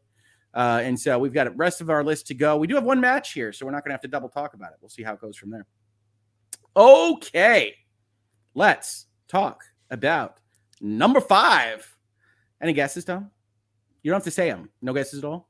No, you said we don't match at all, so it's like, My number 5 game of the year. An excellent entry into a genre I very much enjoy. Rabbids genre. I love them. Just can't get enough Rabbids. So the Rabbids appear in a lot of games, most of which are terrible. But one series in which they appear that is not terrible is Mario plus Rabbids. And in this case, Mario plus Rabbids, The Sparks of Hope. Now, first of all, any game that you can get a screenshot of a double gun wielding Mario taking out fools is a game you got to respect. I agree. 100%. So that's there right now. Now, he was already taking out fools in Mario plus Rabbids #1. In this case, I think, Tom, have you played this? No, I watched a lot of it played. My sons were insane into it, and I could never get a chance to try it out. I'm familiar with it. I'm familiar with like the original and this one, but I honestly have never had a chance to play either with any significant amount. Yeah, so I mean, this is one that I actually recommend you buy, Tom, even as, you know, see if you can expense it to ZeniMax or something. I think they actually have a lot of interesting thoughts on game design that you'd be interested in. So Mario plus Rabbids 1 is a fairly traditional XCOM-like strategy game. And I say that not as if Mario shooting guns is traditional as a plot point, but in terms of the game design itself. Half cover is 50%, full cover is 100%. You're moving around with boxes and movement points and things along those lines. This is wildly different, where everybody gets free movement throughout their turn. Jumping on different people gets you more movement, and you can order them differently and then put them back to where they started. And it requires you to think in much closer to 4-dimensional chess spectrums than you think should be warranted for otherwise killing Goombas and engaging with a Mario game. Now, I have said on Bitcast, I've said in the past, I might prefer the original version better, insofar as I think it's a little bit more mature in its evolution of strategy games. But this is going to be something that people use as a jumping off point. This is going to be something that is going to result in other developers thinking about strategy games a different way, much like Dealfield Chronicle, as I mentioned in my honorable mentions list. This is a game that has tons of content, has tons of character builds, has tons of character interactions. And because of the way they have restructured the way the strategy works, particularly movement, and the choices that you can make between what you're doing and when, results in just a forest of possibilities when it used to be a little bit simpler. So you don't take turns separately as characters. You take turns as a team. You move people around in spaces, all of which are bubbles of movement. And it is remarkably robust for a strategy experience that features, well, as we said, our little cartoon plumber friend unleashing gangster style on his various enemies. And so I highly recommend it. It is creative in its worlds. It's got cool graphics. It taxes the Switch a little bit. It's lower resolution than it should be. I would love to see it. This is a touched up photo. This is not how it looks on your Switch. But this is what people were using for some of their like media shots. And so I loved it. This is what you go there for, is Mario doing this.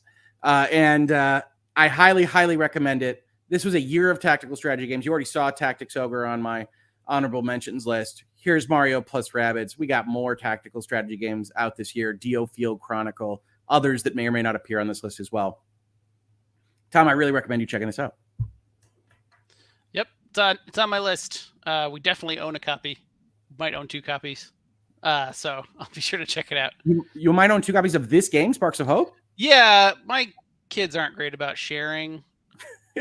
To be perfectly honest, actually, no, the real reason is that's true, but the real reason is that Nintendo's digital sharing is absolute garbage. Sure. So if you buy anything digitally and the other one wants to play it, you now own 2 of them. Time to go back to Valkyria Chronicles on free movement. Yeah, that's right. And then if you add in the concept of you can rotate between characters and then move back, and you're not kind of losing that movement stamina because you just always have the bubble, and then different orders of movement can result in different people getting extensions, and thinking about how to move a team through that space. It is so much more complicated than you think looking at a screenshot like this, or even the actual description of options, which is like, no, it's just free movement. You can move before or after you do things. You can move different people to interact with each other in different ways. Oh, and if they interact, then somebody can get in a movement expansion, but that size can change depending on how that works. It's like, okay, your brain will explode a little bit on this. This is a little bit, Tom, like playing, Marvel Champions 3 games in a row. And you're like, oh, okay, how does your brain feel after doing some of that? But I absolutely love it. Highly recommend it. And I can't say anything more about it. It does what it says on the tin. it will tax your brain in a cute Mario-esque land. As long as you can stand the rabbits, it's a high recommend from me. And they're not too annoying in this context. Yeah, they do take some sugar to get down. Yeah, you know, they have their bits and pieces. People like them. I was a little known. I don't think anybody's left to anybody record. Hey, I don't know if it's me or if it's you, but my internet is crapping out. Hello?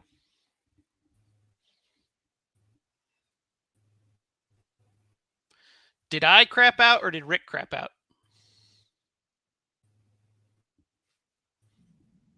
He seems to be frozen.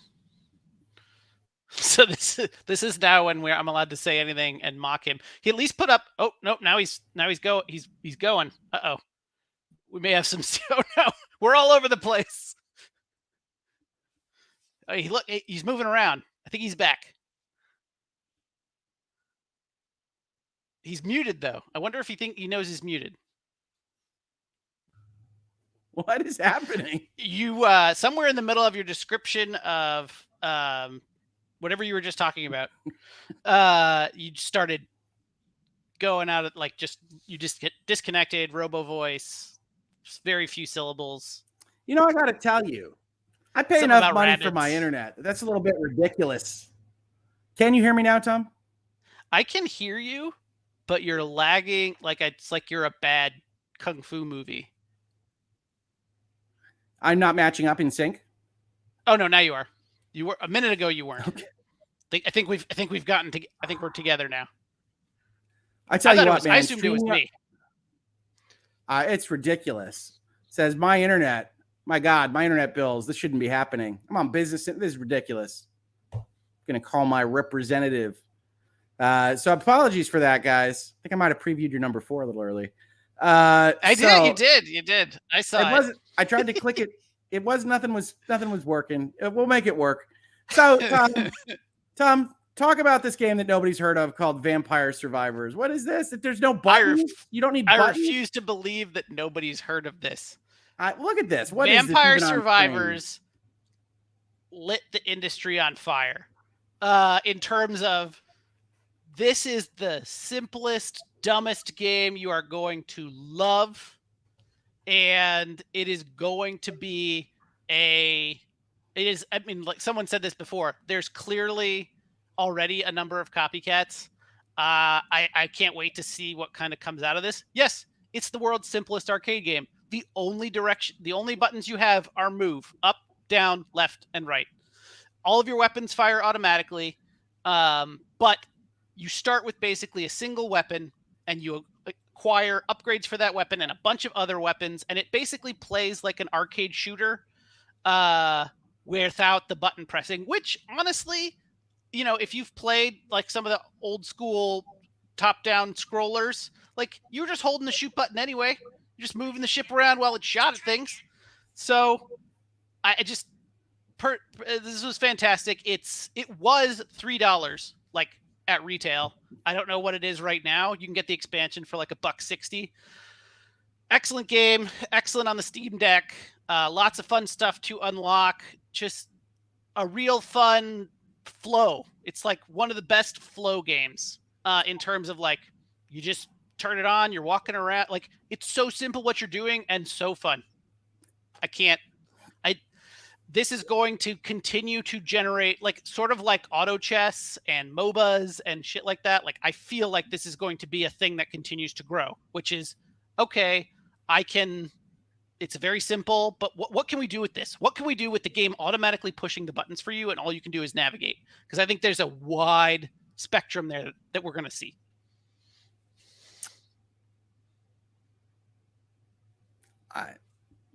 You walk around, folks. You do, and you fight off-brand Castlevania enemies.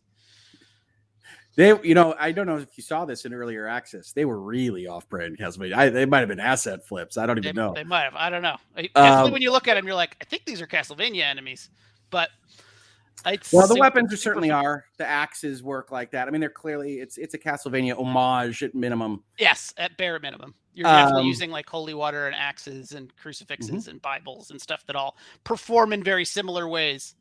Yeah, within the ambit of the game itself. I don't mind Vampire Survivors, but I think it's priced right. So I've enjoyed it with my daughters, for people that ask about family friendliness. And they have enjoyed it, particularly because there's very limited barriers to entry. Once you kind of understand what your weapons do, then you go and you try to figure out builds. So this is a kind of standard roguelite type game insofar as the big skill check is, what do I need to work together? You'll get at each level essentially a number of options of what you want to enhance or grab. You get a certain number of weapons. You can upgrade those weapons by level. You can look to synergize weapons. And then ultimately you can collect a currency gold that'll allow you to get more characters with more skills and more weapons to appear and those kinds of things. So it has that rogue type growth curve. It's just that playing the game is fine as long as you're looking for a kind of Zen, almost Zen garden type experience. All right, here are the waves. I can kill the blues, but not the reds. So you try to start to see patterns and pathways where you can walk through the blues because you don't have enough to kill the reds yet. This is the library level. This is kind of the where you go to get gold fast place. This is a linear level. You can't see at the top and the bottom are barriers. And so you can go in kind of directions and earn things perhaps a little bit faster than some of the other levels. Yeah, I think, Tom, you're surely right that people will use this more. I was only half joking when I said this reminded me of Flipship.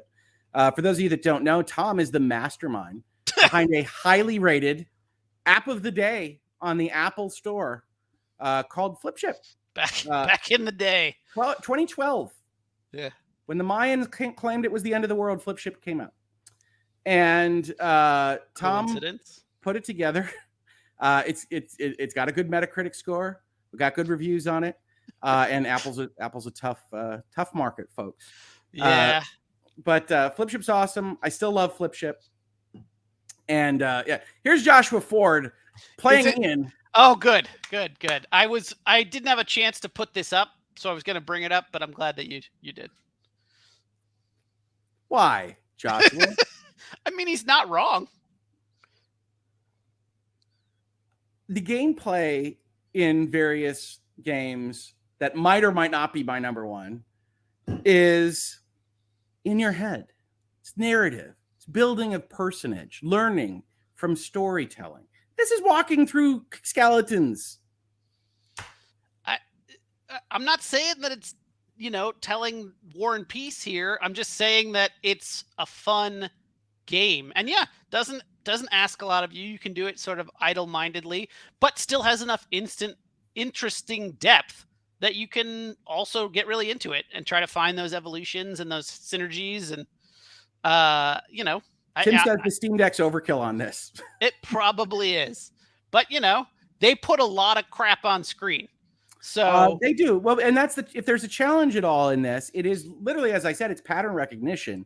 It's I can kill these things and not these things quite yet, and seeing your line, which I do find enjoyable. I'm not going to tell you Vampire Survivors isn't good. When I say I think it's adequately priced, I mean it. That's a good $3 to spend. Okay, a lot of games are not. Easily. I think I have at least 6 hours, and I'm all over the place. I told you, I think Phil Spencer put up that he's played it for 250 hours. Okay. Now, all those asking the real questions, Tom. More addictive, Snap or Survivors? Survivors for me, 100%. More than Snap? Oh, yeah. All right. Every time I turn on Survivors, I end up playing it for 2 hours accidentally. Olivia says she thought she heard a cursey word from me. Well, maybe Tom can add a super chat for when I get really excited. Is there a swear jar? Am I supposed to put money in a swear jar? Sometimes the nice people in super chat will add money to the swear jar so that you're allowed to swear on my channel, because some of my friends can't help it. If Emily Baker rolls in, she tries her darndest, but she can't help but swearing.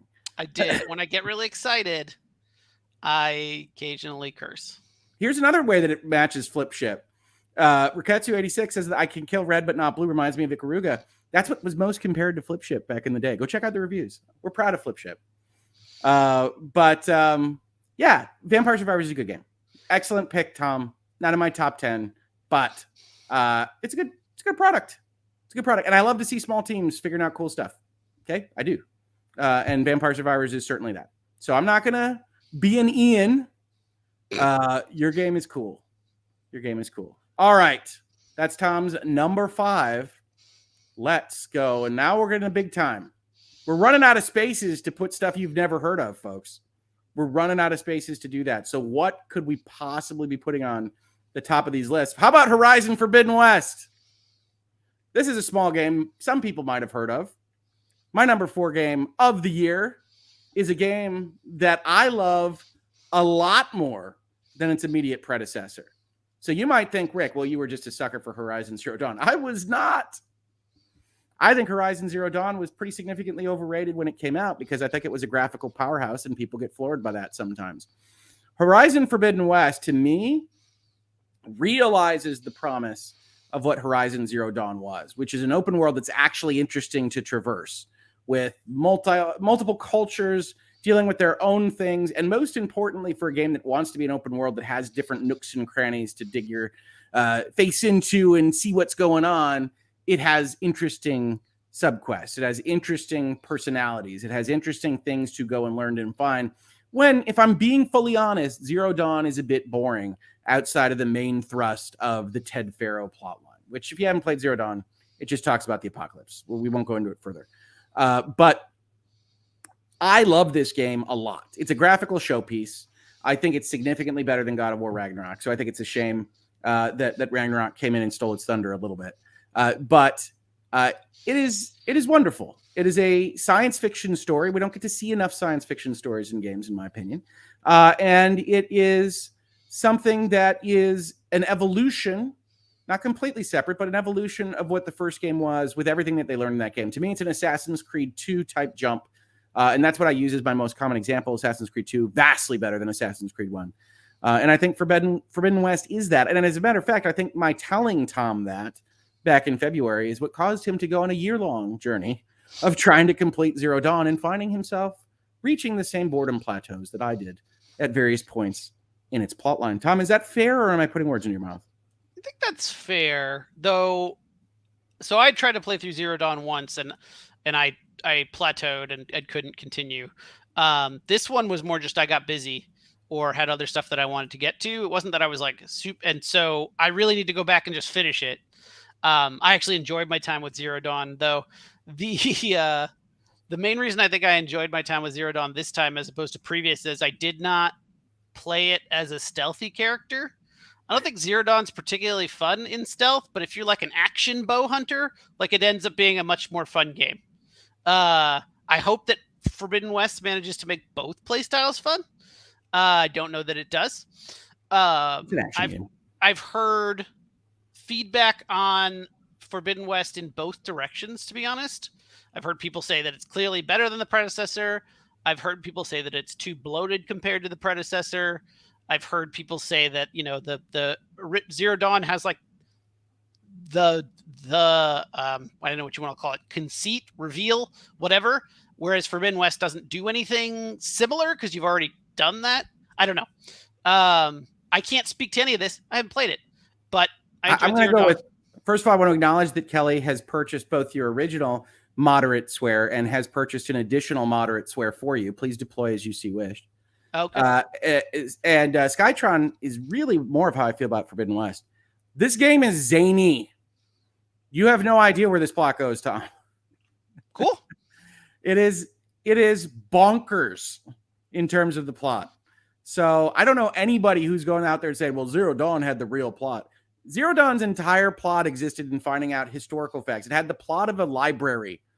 This has a plot for the characters actually participating in it. All right. No, and that's totally fair in terms of like how the plot plays out. I just meant like the interest. Yes, you're right. You are finding an interesting story rather than participating in one. Not that that's necessarily like wrong. Ideally, you do both. I'm just giving your colleagues a hard time. Steve Jones coming at me hard. It's this kind of show today. Nah, the gameplay in God of War beats Horizon Forbidden West. Objection, facts not in evidence. The story beats it as well. Definitely not. Since Horizon gives you huge exposition dumps that are quite boring. I'm sorry. Did you just defend God of War Ragnarok by saying another game has huge exposition dumps that are quite boring? Steve. We Now, can be friends, brother. To be But- fair, I haven't played Forbidden West, but Zero Dawn did have what felt like, I don't know, a 4-hour period of like just walking around getting told stuff. Yeah, well, there are big sequences of long talks in Horizon Forbidden West, but to suggest that God of War Ragnarok is not equally deficient in that particular area is humorous, Steve. That I can't argue, obviously, because I've played Humorous. neither. But Tom definitely can't even participate. Tom is out. It's just you and me, Steve. in Zero Dawn, I definitely was like, I think it was like 2 back-to-back dungeons that were basically just exposition. Like there was no fighting, there was no like Horizon gets a little bit of the benefit of it's also a traversal navigation game, so you were kind of like getting story bits while you're trying to figure out how to get through this sort of vertical maze. But definitely they didn't. There's a really cool story that I really like in Zero Dawn that they weren't. I don't know. They didn't know exactly how to tell bits of it, so they just like vomited it onto the player in like 2-hour segments. Without giving anything away, Horizon Forbidden West kind of takes an old BioWare angle. It winds up playing a lot more like Mass Effect in storytelling and narrative than something more Like akin hubbed. to. Yeah, well, it's hubbed. The characters have kind of hub things, they've clearly taken a bite out of that apple. Horizon Zero Dawn is them still kind of figuring out an open world game. I mean, these are the people that made Killzone, so Horizon Zero Dawn was kind of a move into a different genre. But I really do think Forbidden West is a massive leap forward for them. And I highly recommend it. Steve disagrees. You can believe Steve. Totally fine. It's a giant S. I don't know who he is, but you can believe him if you want. No, I appreciate the pushback, Steve. I always like that. Barely Functioning. It's with Steve. God of War has better pacing and overall better story writing, though both are fantastic games in general. I can't even fathom saying Ragnarok has better pacing than basically anything, but that's okay. It's all right. I'm going to leave you to it. I'm never going to take away your joy. So if you love Ragnarok, I'm glad. I am glad that you do. All right, Tom, that's mine. Horizon Forbidden West at number 4. Really, really loved this game. Really loved this game. Highly recommend it, Tom, when you get to it. I wouldn't play it right after a big marathon session through Zero Dawn, though. Give it a minute. Nope, give yourself a break. Give it a minute, definitely. Now, what's your number 4? It's some weird game. You already revealed it. You're not surprising anyone. All right. I don't know what an Elden Ring is. Can you tell me what a tarnished is, Tom? People keep saying I'm tarnished. What is going on with this? What is an Elden Ring? The truth is I probably can't tell you because like so many Souls-likes before, I don't know exactly what's going on, though this one is the most, I don't know, understandable or cohesive. But Tom, this is Game of the Year. Why is it your number 4? What is happening? There was stuff that I enjoyed more. The truth is there are two I like Souls-likes for the most part, but they require a great deal of patience and fortitude.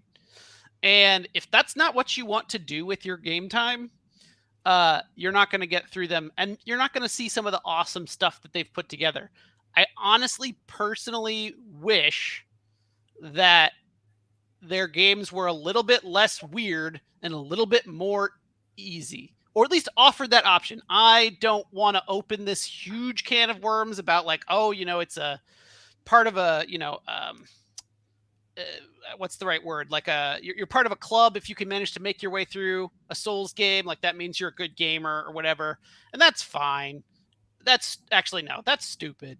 Like games exist for people to enjoy, not to somehow prove that they're better than someone else or that they like put it at the challenge that appeals to you. Like that makes it fun to you. But I guess what I am saying is the reason it's so high on my list is there's so much in here to love. It is such a big world that is so cool to explore with so many hidden little things to find that are actually at least somewhat more told than they are in a lot of the other Souls-likes, like where you'll actually read things and there'll be plots and more stuff like that, as opposed to like, oh, you have to read the description of these 5 items to understand that thing you just killed was actually this thing. It's still more obtuse than I think it should be, but it's expansive. It's always fun to get to a new place and see new things, even if they're like freakish. And I think there's just like a lot of a lot of game there to really dig into if you're willing to. I saw one of the quotes that you put up was the get good thing. I think I was at one point from that school. I was very challenge focused in my fun. I think as I've gotten older and had kids and have like less time, I find that I'm much more sensitive about games respecting my time. Sure. And I'm not saying that it's not for other people that they are about that. I want to be pushed, but not broken. I probably will never see most of the content in Elden Ring because it would take a certain amount of time for me to plow through the challenge. That being said, I played a little bit of it. I beat like the first boss. I did a bunch of the minor dungeons in the first area. I enjoyed it. I really liked it. I think it's got a lot of really cool stuff going on. So Now, highly recommended. Be ready to, it's not for everybody just because of the difficulty stuff. Am I right to say that Elden Ring is an open world Dark Souls game? Are you trying to say that that's what I should have started with? Well, I just want to frame it out for people that have never heard of this weird thing. Breath of the Souls. Well, it's certainly got some of that because the small dungeons are like the shrines in Breath of the Wild. And there's certainly a lot of inspiration that has come from Breath of the Wild and those kinds of things. But it is an open world Souls, which ultimately I could have said like wouldn't work and does really work really well here. So I think that's part of the achievement. A bunch of the little points of interest and small dungeons and stuff, like the world feels very full as opposed to, and a lot of these things can feel very empty. It's very full. It's chock full. I actually think that's what people respond to the most with Elden Ring is that it never feels procedural. It feels handcrafted for this enormous area. And there is a point in Elden Ring where you realize that what you thought was your map is not. And so there is that bit of like, wait, holy crap, what? I don't even know if I got to that point. You didn't. And and that's Elden Ring. Yeah, I mean, like you didn't. You'd know it. And so I think Elden Ring is the dream that a lot of people that love Souls games had, which is like, what if this was a world of this? And they not only said, let's give that a shot, they realized it. And I think that's great. If you weren't here at the top of this video, Elden Ring is not a part of my list, not because I don't think it's excellent and not because I don't think it's doing exactly what its fans want it to do, but because I just don't enjoy Soulsborne games as much as other people. And so I think Elden Ring, I understand why it won Game of the Year. I understand why a lot of people have it as one of their favorite games of all time. It's never going to be mine. But if you remotely like a Soulsborne game and you like the concept of I'm going to be a Soulsborne character and I get control of this, one of the things I really like about Riketsu's quote here is I think the most important thing that Elden Ring does is that the open world isn't just great because you get to dream and be in a fantasy of being a character in one of these environments. It's that it gets out of the major problem with Soulsborne as a franchise, which is that in a linear level, you have to get past this dragon, knight, evil specter, whatever it is. You're going to have to slam into it until you can do it.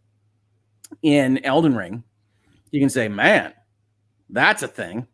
I'm going to go back and look at caves. I'm going to go back and look at dragons. I'm going to go back and see if I can find a weapon that works better or my own ashes that work better or anything else. And I can go and try to do what people have been doing in RPGs forever, which is go and grind or otherwise gain skills and things like that.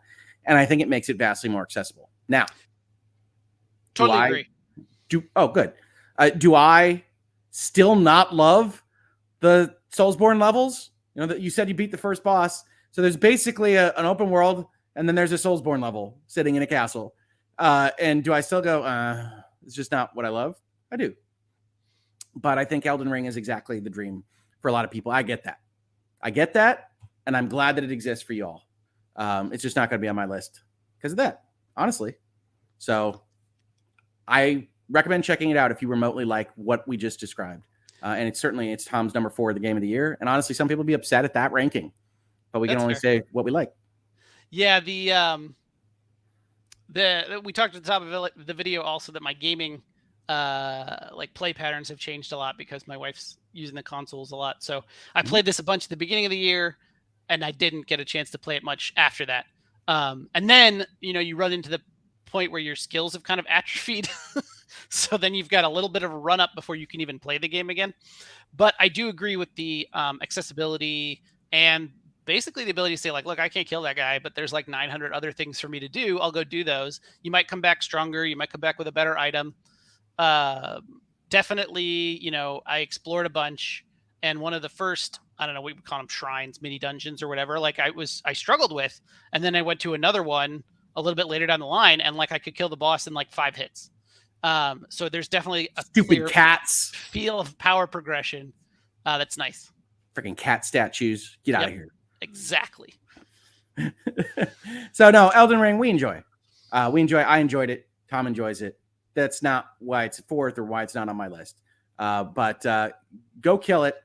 It's a lot of fun. Now, folks, we're 3 hours and 10 minutes in. We've got a bit of a scenario here with our top threes. So what we're going to do is we're going to reverse the order a little bit, and I'm going to stop putting up my list for a second. So we're going to do Tom's number 3 next right now instead of my number 3, and then we're going to do some stuff with rankings because we're close to our match. And so rather than just have a random set of doubled conversations because they're not the same rank, we're going to do it because you put immortality too high. Where you have no idea if immortality is even on my list. Oh, I am. All right. Is there a bet I can make? I'll make a bet. Oh yeah. Okay. And you're not allowed to go edit the PowerPoint. Let's talk about your number 3, buddy. Hey. Tactics Ogre Reborn. I got to tell you, I play this game. I love this game. This screenshot I picked is giving me strategy hives. Look at this thing. Let's take the banner down. Holy crap. What's happening in a Tactics Ogre Reborn? Now, I know I talked about it a little bit in Honorable Mention, but that was 3 hours ago. We have it in brand new chat. So, I know you, I think, knocked it off because you said it was a remake. So it doesn't count. It's a remake from what, like 30 years ago? I'm old. I get it. I think we can. Okay, well, maybe that's the other piece of it is I never played this game. I didn't play this in its original inception, and I love it. I love the way that it tells the story. I love the different story branches. I love the way that the characters interrelate, and I love the tactics. Like every part of this game, I love. I actually don't have a lot. I don't have a lot more to say about it. You see this picture? This is Tactics Ogre. What you can't see here is if you had all liked Final Fantasy Advance or Final Fantasy 12 or basically anything that has the word Ivalice in it. Tactics Ogre is kind of the first iteration of JRPG really messing with high-level political discourse in a game of this type, and it does it very well in Tactics Ogre. You got to get ready. Got to learn some names. It's got a glossary for you, folks. But you're gonna have to remember some stuff. Who's the chancellor of where? Who's that person's niece? You know, that kind of stuff. And then in the middle, you're gonna get into these kinds of fights. Now, this I said it's intimidating, and it kind of is because Tactics Ogre is really the first tactics game to bring in this verticality, which is going to matter across your strategies and things. And you see this here with the sizes and the various accuracies from different places. But it has a very brilliant system actually here, which is somewhat modified from the original. I mean, the remake didn't do nothing. Where it's talking about what your weapons are, what your magic is, what other actions you can take, what items you're holding here. And you're picking by character, you're picking by movement, and then you're engaging with all these things. Now, what you might not be able to realize is that these groups are huge in Tactics Ogre. It's 12 people generally on your side, and it's a huge amount on the other side. And Tom, I think you said this when we were talking about it earlier. It's got a real kind of trading blows feel to it. This is not a low TTK, low time to kill type game. You are going to be smacking each other and trying to figure out how to get that 3 hit point advantage so that your smack ends his life and doesn't end yours throughout the game. Yeah, that's probably actually my least favorite part. Maybe is the TTK is so high that you're going to form these battle lines and just wail on each other for a while. And like actually trying to break the line and do something like cool and tactical where you like sneak behind and get to their, magic people and archer people, which would feel really cool, doesn't pan out because you still have to hit those people like 4 times. And by the time that you've gotten into a position to do that, their front line has swung around and been like, hey, what are you doing? So it really ends up just being, let's line up and wail on each other. I'll try to cover my flanks and like envelop your guys before you can do the same to me. But still, I'm just turn my watch off. Hi, Siri. What'd you say? I said, hi, Siri. I just loved this. Didn't really know it was, I mean, I knew it was coming up, but I didn't know a lot about it. And didn't realize how much I would love it. It is such an enjoyable game. The only complaint I have, and I get it because this was like the hook or the gimmick, is like I think they overdo it with the up and down to the point that it becomes very hard to like see what you're doing, play what you're doing. I'm constantly flipping to the overhead to be like, yeah, this doesn't rotate. If you think this rotates, it does not. That was a Final Fantasy Tactics thing. Which can make it really hard to like see what you're doing. But otherwise, love it. The storyline really cool. Characters really cool. All voiced really well. Like highly recommended. The voices are new. That's the big advancement for this version. Yeah. This doesn't overly stretch the Switch, I'm pretty sure. I don't play it on the Switch, but probably wouldn't. I got it on the Switch because I have an OLED Switch, which is just a prettier display than the Steam Deck, Fancy for what it's worth. We needed a Switch for one of my children, so naturally I gave them my crappy Switch and bought a new nice one. You don't have to be so defensive. You're rolling in it. You can get the OLED. Oh yeah, rolling in it. They're paying developers so much now. I know. We're basically like rock stars. That's but now, if you like tactical RPGs, if you like sort of, it's not political, I guess, like political fantasy, super fun. Fantasy in that there's monsters running around. There's really no fantasy elements outside of that. Well, monsters and magic. Sure. You're right. You're currently highlighting a lightning bolt. Who's to say that doesn't happen in the real world? I'll take your point. Your point is one. And then, like, I wish I could like mark things. Like, there's clearly a dragon over here. Yes. No. There's a dragon. There's monsters everywhere. And this is a game that I absolutely adore. I will tell you that if I had decided it was eligible, it would have been around here. Would have been in the top 3 for me because it is so much fun. It is so easy to lose time on it. Honestly, you're exactly right because I'm looking at this verticality going, oh God, those pillars are so annoying. I'm looking at this map going, that's going to take some doing. They added these cards into this version. These blue cards were never in the original game, Tom. So giving you points of conflict for bonuses to your characters was kind of an addition to bring that up amongst the people. As Tom said, this is kind of a proof of concept here a little bit. Final Fantasy Tactics, which is the one that is more well-known, comes in, makes this 3D and rotatable, keeps some of the verticality, but then also reduces the squad from 12 to 6. And so gets you more focused on a smaller team and then gives them jobs. You have class emblems and things like that here, but Final Fantasy Tactics is much more focused on kind of a traditional Final Fantasy V experience. Both are excellent. Every reason to believe Final Fantasy Tactics Reborn comes out next year. By the way, that is from the leaks from 3 years ago that all seem to have come true. Thanks, NVIDIA. Good security. And we should see that game next year. But I just wanted to tell folks, because people are saying, well, didn't Rick just say it was a remake? And I said, yeah, that doesn't make it worthless. It's just Tom and I deciding on what makes our list here. It's certainly new enough. Tom was younger than me in the year that this came out. He didn't play this. He wasn't available to delete my save like he did with Final Fantasy Tactics after 86 hours. That is a nuanced story. Don't take that out of context. That is a nuanced story. I love it. Well, I highly recommend Tactics Ogre Reborn, just like Tom does. It was just a matter of eligibility. So big choice, Tom. Love it. The people are suggesting you're going to win the final poll because of this. That was just a choice about what should work here. Now, like I said, we're going to try to arrange this. We're also going to do your number 2, Tom. So we're gonna cover you here to make sure that we can somewhat do this right. We're gonna do your number 2 next. You're gonna get 3 in a row here. So you're very special. We're treating you right. There's Tactics Ogre. Your number 2 is very interesting because of the juxtaposition between this and Tactics Ogre that appeared in the number 3 slot. So I'm going to ask you to explain yourself. What's a Symphony of War? Why is it better than Tactics Ogre Reborn? Let's go, bud. Symphony of War. So it's another turn-based tactics, strategy tactics game.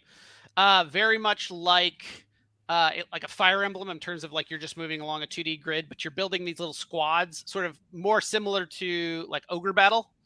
And your squads automatically do things, and depending on where they are situated, they have different abilities. So you're building little squads, and then moving those squads around and killing each other. I loved it. I looked at it real quick and was like, huh, that seems pretty cool. It tells a fun story with interesting characters, and I really like the tactics of like building the squads and figuring out what they're good at and trying to arrange like a strategy around not just single characters, but actually like trying to build a squad that's good at either ambushes or ranged attacks or flying or whatever, and trying to turn that into, an army. Unlike a Fire Emblem or even a Tactics Ogre, you're just given dudes. Like you just have some archers and some knights and some soldiers, and they have a whole like class system that they go through. So you start with a soldier who can then become like one of these 5 things, and those 5 things can become one of these 5 things. And so you really are planning like, all right, how am I going to plan out this progression, plan out my squads. And then there's a third piece, which is the squads sizes and how they are configured actually is based on a stat called leadership, which your squad members get over time. So you're eventually taking your like strong squad members and breaking them out into new squads and giving them support troops to, fill in your crew. I just loved it. Loved it. And I think you could play it a number of different ways in terms of your strategy and have equal amounts of fun, which I think is really cool. I love it when the strategy you have a lot of choice in how you play it. Now, see it already in the chat. A few comments about the graphics here. I actually picked one of the nicer bits of the graphics, in my opinion, the battles. This game has a very two-dimensional, box-like Shining Force 1990 edition graphic style, little RPG game maker, if you will. What would you say to people that just say you're being an avant-garde indie fan here and just saying, proving that you don't love graphics by this pick in the number 2 slot? I don't know how to respond to those people. I assure you my number 1 is very pretty. I was joking. I just play what I think is cool. Like, I like the gameplay that's happening here. Like, each side is going to take 2 attacks, and what does that mean? And if you kill a guy in the first attack, then I don't know. There's a lot of really interesting squad versus squad combat that you don't see anywhere else. I wasn't putting you on Crossfire, dude. I was just having fun. Plays very well on deck. Plays well on deck. Family friendly? Yes, it's family friendly. Family friendly. Yeah, so Symphony of War is a very different kind of tactical strategy game than Tactics Ogre. So I was kind of throwing him under the bus unfairly there, because Tactics Ogre is this squad-based game of verticality in specific rooms and things like this. This really does follow more of what I consider the kind of Shining Force model. But as Tom points out, unlike a Fire Emblem or even a Shining Force, instead of having it be one character, he's building these squads that do different things. Let's pull this banner down for a second. And they're doing different things. He's building those up to deliberately interact with other people. And they have very kind of pedestrian, let's just be honest, 2D maps of these things, much like Advanced Wars or something along those lines. Just very simple maps of that type. They do tell a story. Tom said that story was fun. I've never gotten far enough in Symphony of War to vouch for that. But Tom's going to be more interested in the actual game than the narrative in any event. So I think this is an interesting pick. You recommended this to me. I bought it off your recommendation. It didn't bounce off me, but I had other shinies that got in my line of vision, and I yelled squirrel. And I went and played something else. So I'll probably go back to it. But I do admit that if I were to look at this list and mine was yours, I would be flipping Tactics Ogre, because that one just locks onto me when I turn it on. I have to not put Tactics Ogre on if I don't want to play Tactics Ogre all night. It's that kind of game for me. So is that the same way for Symphony of War for you? I think so. One of the things that I definitely did a lot more in Symphony of War is like the meta game, like constantly reconfiguring my squads and figuring out like exactly how I wanted things and who would need to be the leader to get the right number of people, and then what items to give them. Like, there's just a lot configuration in that at that squad level. And like I said, I think the really interesting piece there is you can build a ton of different stuff. It's totally up to you as a player. Like a Tactics Ogre, you're kind of handed guys, and like yes, you can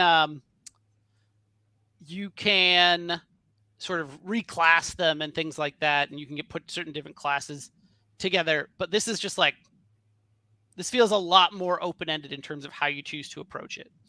Rubari in here adds an interesting note for family friendliness. How real do they get with the anime ladies, Tom? I don't recall it setting off any buzzers, which may speak to me as a person. I don't know. I was playing it on Epic, so I never actually saw the Steam screenshots. So okay. I don't. No, I was just curious. I'm fairly positive there's no nudity. No, I wouldn't think so. It was just really a question of those there things might be a little fan service. Those things can be a little much in certain contexts, but if it didn't ring any bells for, I hope the wife doesn't walk in while I'm playing this perfectly decent strategy game, you're probably okay. But I had to ask the question, certainly. And we do have people that are Shining Force fans, which I love. Shining Force is fantastic. If I could get the other 2 parts of Shining Force 3 in some kind of package delivered to me, Sega, I will pay for it. I will pay a lot for it. Put the translation in. I've wondered how that game ends for forever. So it's not you just like looking over a field from the top of a castle or something. Do you know the Shining Force 3? Do you know what they did with Shining Force 3? Were you even old enough for any of this? Yeah. That's the end of the first one. They split it into 3 parts, right? They split it into the 3 parts. They only sold us part 1. Yep. Boo, Sega. Boo. All right. Well, Symphony of War is, I think, something that people will be interested in. It should be cheap. I don't even think it was expensive at full price. So it should be pretty low price if you're interested in that. Zrael, I don't know that Tom's going to have the answer to this. Is it like Last Remnant in squad building? To be honest, I know I own a copy of Last Remnant. I don't quite recall how the squad building in that worked, but sure. All right. We're going to skip my number 3 game. Is that because it's my number 1? We'll be back for it. We're going to skip my number 3 game and go right to my number 2 game, which I have to tell you, folks, was this close in looking at my year and what I thought were the most impactful, most interesting, most fun games to number 1. This close. So, what is my number 2 game? It's a game called The Stanley Parable Ultra Deluxe. Now, wait a second. No, go ahead. No, hit me. What do you got? Actually, I don't know anything about this. I assumed that when I saw the Stanley Parable Ultra Deluxe that it was just a remake or DLC or something. Yep. And I told you when we talked about Sonic Frontiers that the marketing teams at various companies had made some choices. And some of those choices were to hide things in order to better deliver an experience once people finally played it, in order to make a commentary on marketing. So the Stanley Parable Ultra Deluxe sounds for all the world like a version of the Stanley Parable that has a new credit sequence and a full motion video add-on or whatever, something small, right? Stanley Parable Ultra Deluxe. You can see here in the Stanley Parable, they have this pleasant satirical sign that directs you to the new content in the Stanley Parable Ultra Deluxe. I'm going to tell you a spoiler, and this is very important, folks. And the spoiler is not going to deliver any plot bases. So I see people freaking out. Don't give me Stanley Parable spoilers. Don't do it, Rick. Here's the spoiler. This is Stanley Parable 2. And the Stanley Parable is one of my favorite narrative-based games of all time. If you aren't familiar with the Stanley Parable, the basic gist is this. It's as originally built, it's a Half-Life mod or a Half-Life 2 mod, I forget. And you're a character that works in an office, and there's a narrator, British narrator. It says, Stanley got up from his desk. Stanley walked down the corridor, wondering where all of his fellow employees went. Stanley thought long and hard before proceeding forward. And all of this kind of flows with your gameplay until you get to a point where you arrive at a room with 2 doors, is all I'll say about the original Stanley Parable. And it says, Stanley chose the door on the left. And at that point, you're still in control of the game. So You can decide to follow the narrator, go down the narrator course, or you can proceed the opposite way and see how the narrator reacts. Stanley Parable then spins out of control depending on what you do, how you do it. The narrator will constantly react, and you have essentially a philosophical discussion about the nature of choice, free will, predestination, and more. That's the Stanley Parable, one of my favorite games of all time. So they announced the Stanley Parable Ultra Deluxe, and they release it. And you think, well, I'll support them because I love Stanley Parable, even if it's a little bit of stuff. That'll be great. Stanley Parable Ultra Deluxe is more than twice the size of Stanley Parable. Now, I say it's Stanley Parable 2, which it is. It's also Stanley Parable. You can play everything that's in the original Stanley Parable within it. So you could make an argument. You could come here and say, Rick, it's really just a DLC, whatever. I would argue very strongly against that. And it certainly has a new focus just over the discussion of predestination and direction of fate and whatnot. In fact, it includes a lot of commentary on a lot of things that, folks, if you're following this stream at hour 3.5, you will probably be interested vis-a-vis game industry, other aspects of that. And it says them very, very well. And so I don't want to give any spoilers. So that's the trick when talking about a game like this.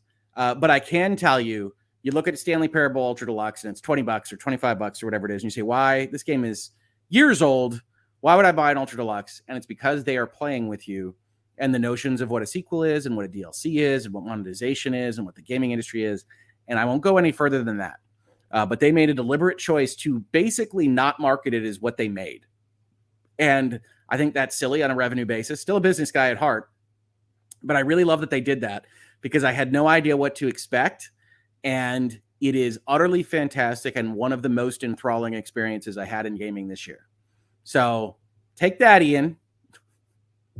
Yeah, I highly recommend the Stanley Parable Ultra Deluxe.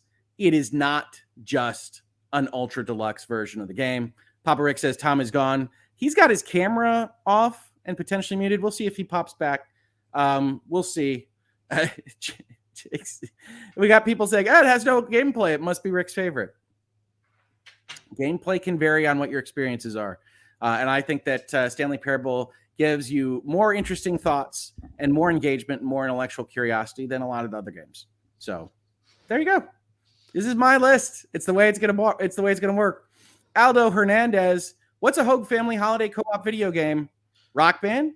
Mario Party? Shredder's Revenge? What is it? Aldo, Tom, you back? Can you talk? Just make sure your mic works. Yes. All right, perfect. Do you have a good holiday co-op game you're going to play? Who are you asking? Tom.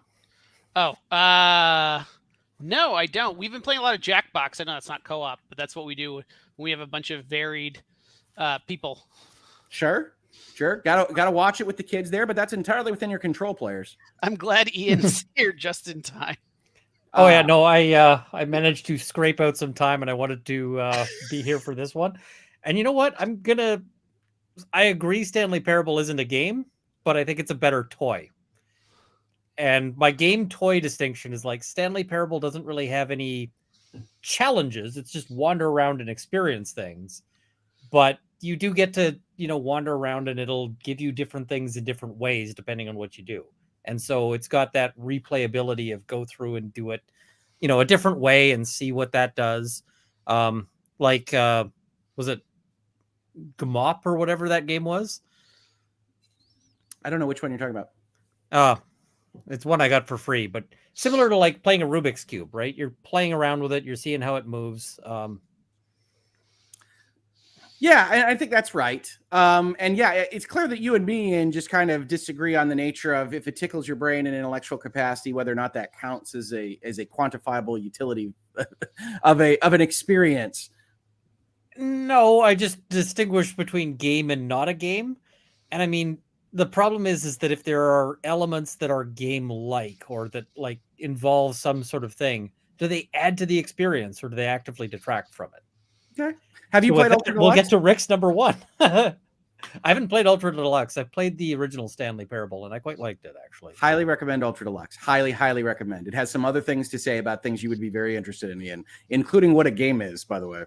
So wait, to be clear, if I haven't played the first one, is the first one embedded in this one? Yes. Okay. Yeah, Stanley Parable Ultra Deluxe is more than twice as big. It adds a ton of stuff. It is Stanley Parable 2, but it is it has Stanley Parable 1 in it. Okay. And you'll see the difference in size actually when you play through the various ones. You'll also hear a slightly different timbre in the narrator, who is the same person that they got, but obviously a few years later. So yeah, but we have to answer Aldo. Aldo paid money to us. What are we playing as a co-op video game? I'm trying not to cover up Ian's head, Although that's the only reason. You and I played the Turtles. We have played Turtles. We also played Metaverses. This year. Or not? Was it Multiverses? Yeah. What did I call it? Metaverses? Yeah. Is it? It's not Metaverses. I can't. Is Ian actually perching on the banner?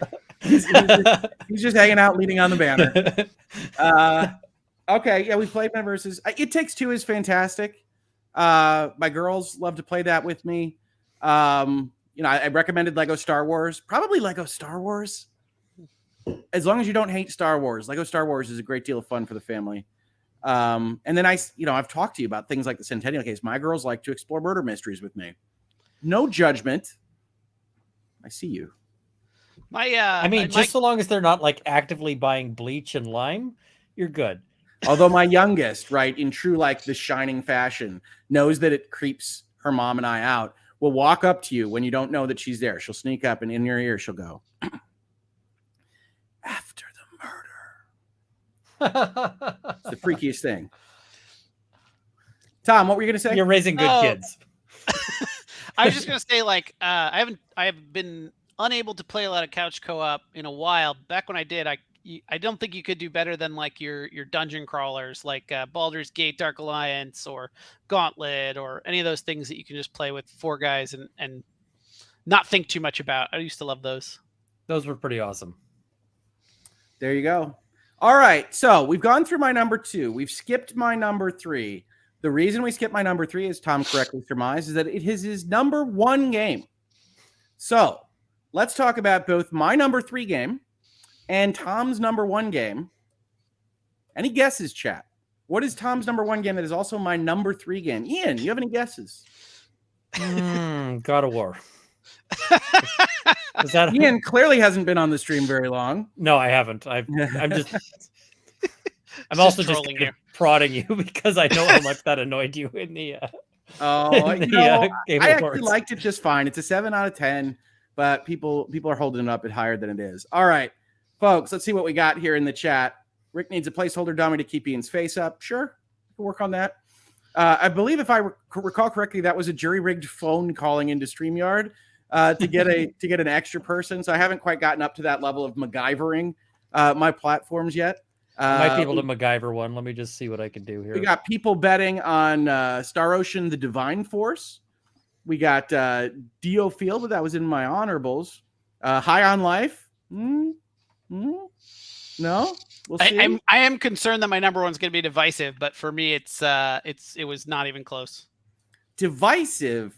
What could be divisive about a dating simulation, Hogwarts simulator, tactical card playing strategy game featuring Marvel comic book characters? I have no idea what could be divisive about the choice. Marvel's Midnight Suns.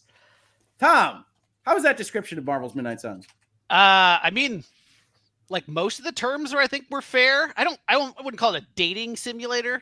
You wouldn't call it a dating simulator. You're not helping Blade hook up? It's basically like XCOM meets Persona, with some card games. Rick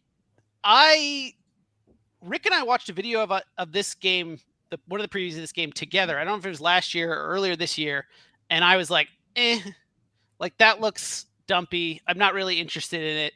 And early previews, all that, like, take with a grain of salt. But what they built here is incredibly impressive. The tactical game itself, the card game / sort of moving around almost pinball game, super fun. The sort of Persona, Fire Emblem 3 Houses, like talk to your team, super fun. The mix of those two, super fun. The area, your hub world that you do everything in, super interesting with lots of places to explore and stuff to find. this is what the Avengers game wished it could have been. Oh, damn. It is. This is like you're SmackDown. actually on a superhero team with other superheroes and also dealing with their alter egos and their interpersonal dynamics. And I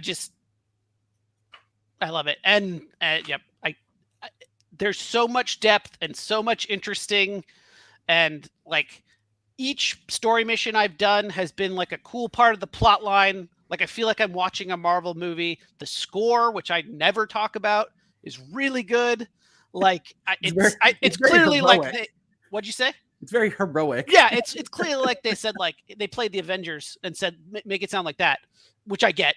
But like there's economies on economies in terms of like different systems that you're dealing with to get new cards, to upgrade your heroes, to get your heroes to like each other better.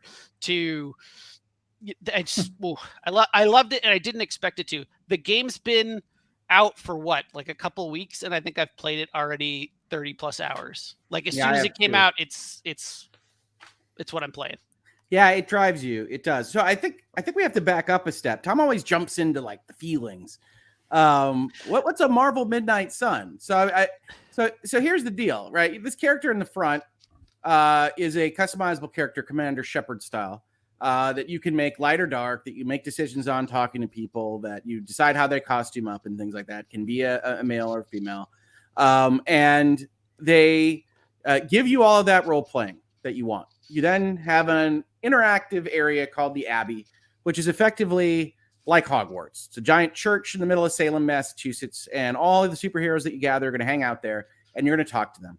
And people that don't like talking are going to complain about it in their reviews and say, there's a lot of dialogue here. But if you have any interest at all in kind of engaging with the people, you get to do that basically as much as you want. And in between those instances, you're going to be going on tactical strategy missions. Now, those tactical strategy missions are going to be unique, because the way this game works is you're going to take 3 characters into battle. Let's say it's you, the Hunter, Iron Man, and, Ghost Rider here. And each of those people are going to bring in a set amount of cards. I think it's 8 cards into battle. Those cards are going to represent the things that they can do. Some of them are going to be generating points for you called heroic points. Some of them are going to be spending them.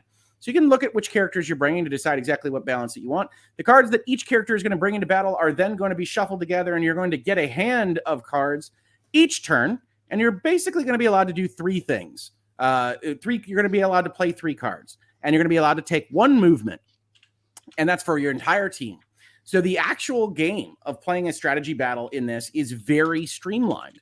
You only have a certain amount of choices. They're limited by what came up in your draw deck, but you can call for mulligans. You can call 2 per turn. You can move 1 thing. You can use the environment like a real superhero. Unlike XCOM, this is from the designer of the new XCOMs. It isn't this big sprawling suburban thing where you're going into multiple buildings. It's essentially going to be a street battle. There's going to be a barrel here and a light post there, some crates here that you can use in environmental battles. And then what I find really brilliant about those tactics in this game is that they do a good job of giving you different goals and saying, okay, this is now the new variable. This guy can stand up twice. This guy gets to take turns out of order. This guy gets to do these various things. And then there's constantly reinforcements. So you're reacting to people jumping into the battle. I say that you can only use 3 cards. That's not quite true. Certain of the powers of the cards allow you to get another card play if you kill something with the first card.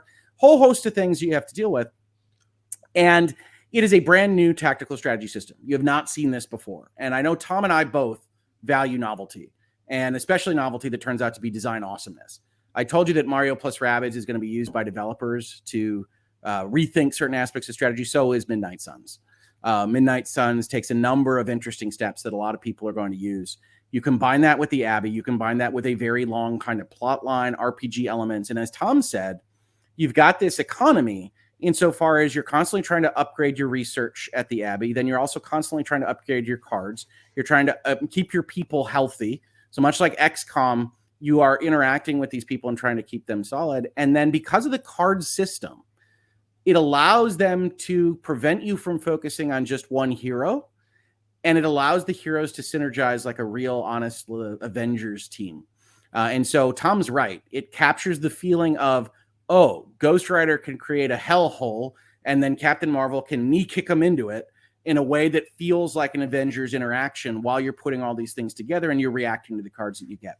So if any of that sounds attractive to you, it is a must buy. It is by far one of the best games of the year. Easily could have been my number 2 or my number 1. It is fantastic, and I don't blame Tom at all for number 1. Now, on the marketing side, since we've talked about that a little bit throughout this entire show, this screenshot here is of the nature of all of the marketing materials that they use for Midnight Suns. It is clear that Take-Two had no idea how to sell this to the average player. Everything I just described, from, if you don't want to call it a dating simulation, a Persona 5 Lynx type situation where your friend Blade gets more powerful the more outings you go on with him and the more stories he tells you about undead caribou, et cetera, et cetera. So he'll then get a power that's a passive. If you bring him, you'll get an extra potential combo card to have a strong attack if it comes up in your deal. And you work with all of the heroes on that, all of which have multiple levels of friendship, which is denoted by hearts. But either way, you're helping Blade out. You're wingman in for Blade a little bit. You'll see, folks. And combined, it is an absolutely unique experience that gives you the feeling of being on a superhero crew. I'm not going to tell you it's the most complex story in the world. You're fighting an evil demon that's come to Earth to evil demon things. All right? It's just the way it is. But if that all sounds attractive to you, if you like being called on your superhero Twitter to go on an outing to a club that's meeting tonight because that's what Mystique, not Mystique, it's a different person, Magic with a K. All right, we got there. Magic with a K, Doctor Strange, and Nico are doing, well, then you can go and do that. And it plays out like Persona times XCOM, and it is wonderful. And Take-Two had no idea how to market it. No idea at all. For what it's worth, I've seen some of the story beats that I'm pretty sure Rick hasn't. And I think that it continues to get more interesting. Also, what was I going to say? Crap.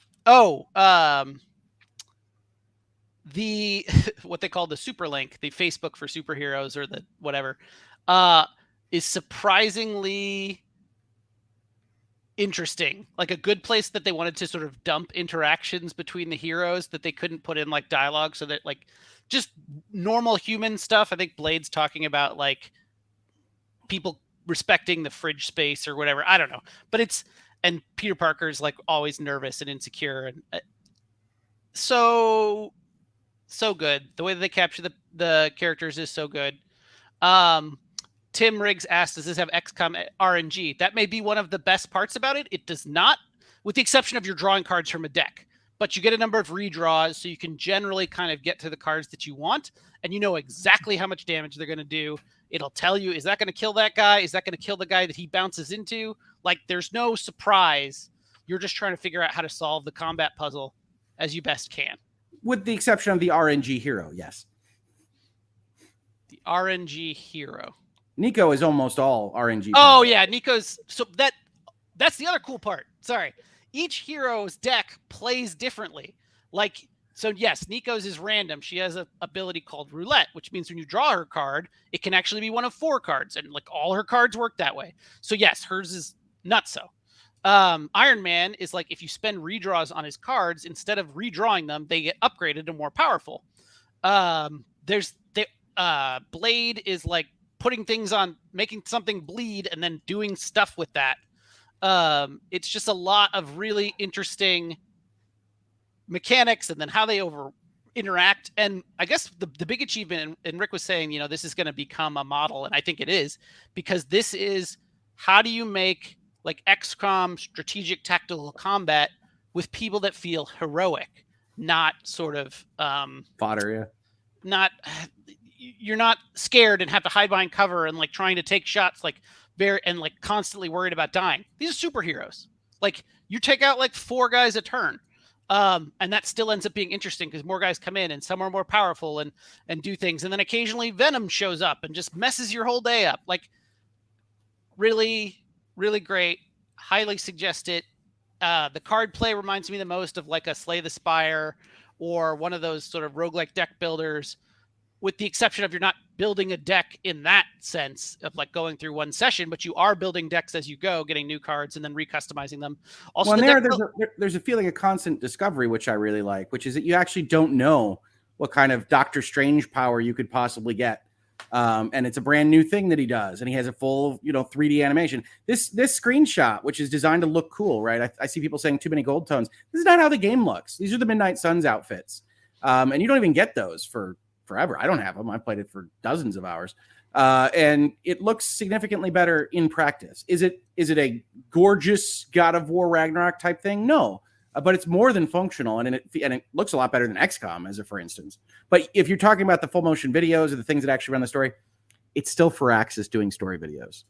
So if you know what I'm talking about, Firaxis is not in the business of super cinematic. It looks like a 90s computer game with higher resolution, but it's A-okay. It's great. But even like the cinema, so XCOM started this where they were trying to do kind of like, how can we make action cams and cinematic cameras for these things like jumping through a window and shooting an alien and whatever. Midnight Suns takes that to the next level of doing great camera cuts, cool animations of the like Doctor Strange whipping up a tornado and throwing it at someone. It's